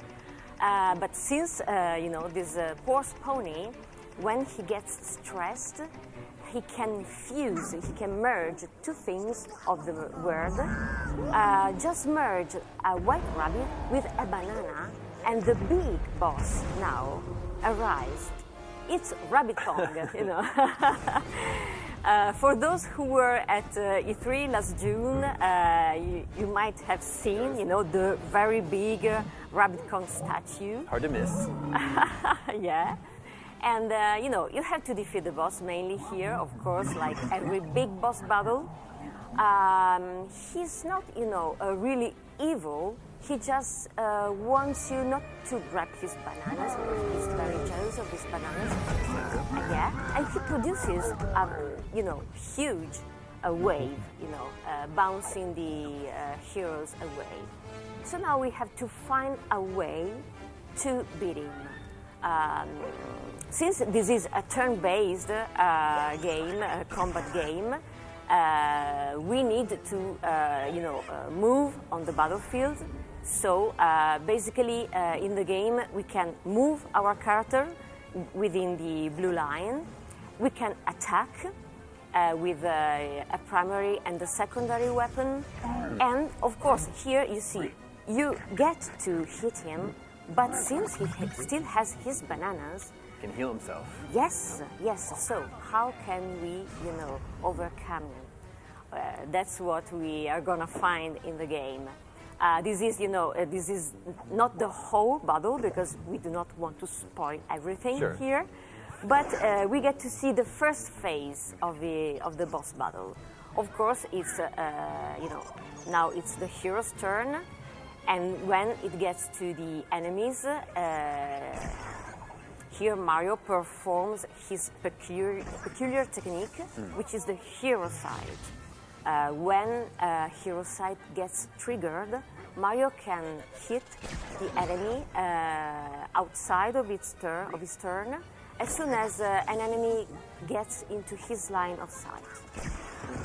Each hero has, you know, his own techniques and his own movement abilities. You can chain abilities in our game, so you can, you know, perform a dash and give additional damage to the enemies. You can team jump and so move, you know, gaining an extra area of movement. And you, here, we are team jumping and we are reaching the area where the bananas are. And so what happens that the bananas disappear. So poor Rabbit Kong gets quite angry. And so we can, you know, have the chance to try and hit him. We can use covers during the battles.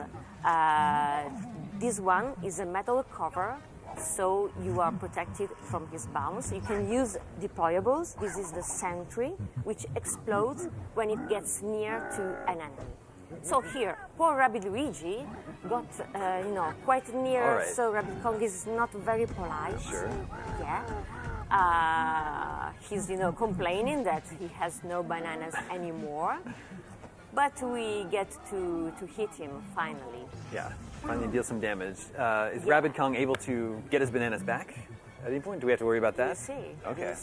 You see right now, you know, we are not showing you the whole battle, but we are getting there. Because of course now his health points get lower, but as soon as, you know, they get quite to zero, he just moves to another ledge. It's very tricky. Yeah, so another bounce wave occurs, and you see other bananas. So you start again. Sure. And how will you beat him? In the end, you will discover, you know, later. Wow. It's very clever. I'm super excited for this game. I love turn-based tactics games, and I love Mario games. I had no idea I'd be getting a tactics-based Mario game, and it sounds awesome. I really can't wait to play it. It's out August 29th? August 29th. Awesome. Christina, thank you so much for coming by the show. Thanks for having me here. Stay tuned. We still have more to come from IGN Live at Comic-Con coming up next. We're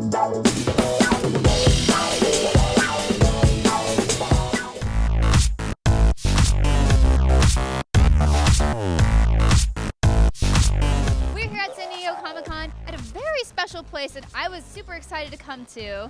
the Nintendo booth. So we have a bigger space here with a ton of games and fun activities that people can come and play and enjoy with us this week. Like Super Mario Odyssey.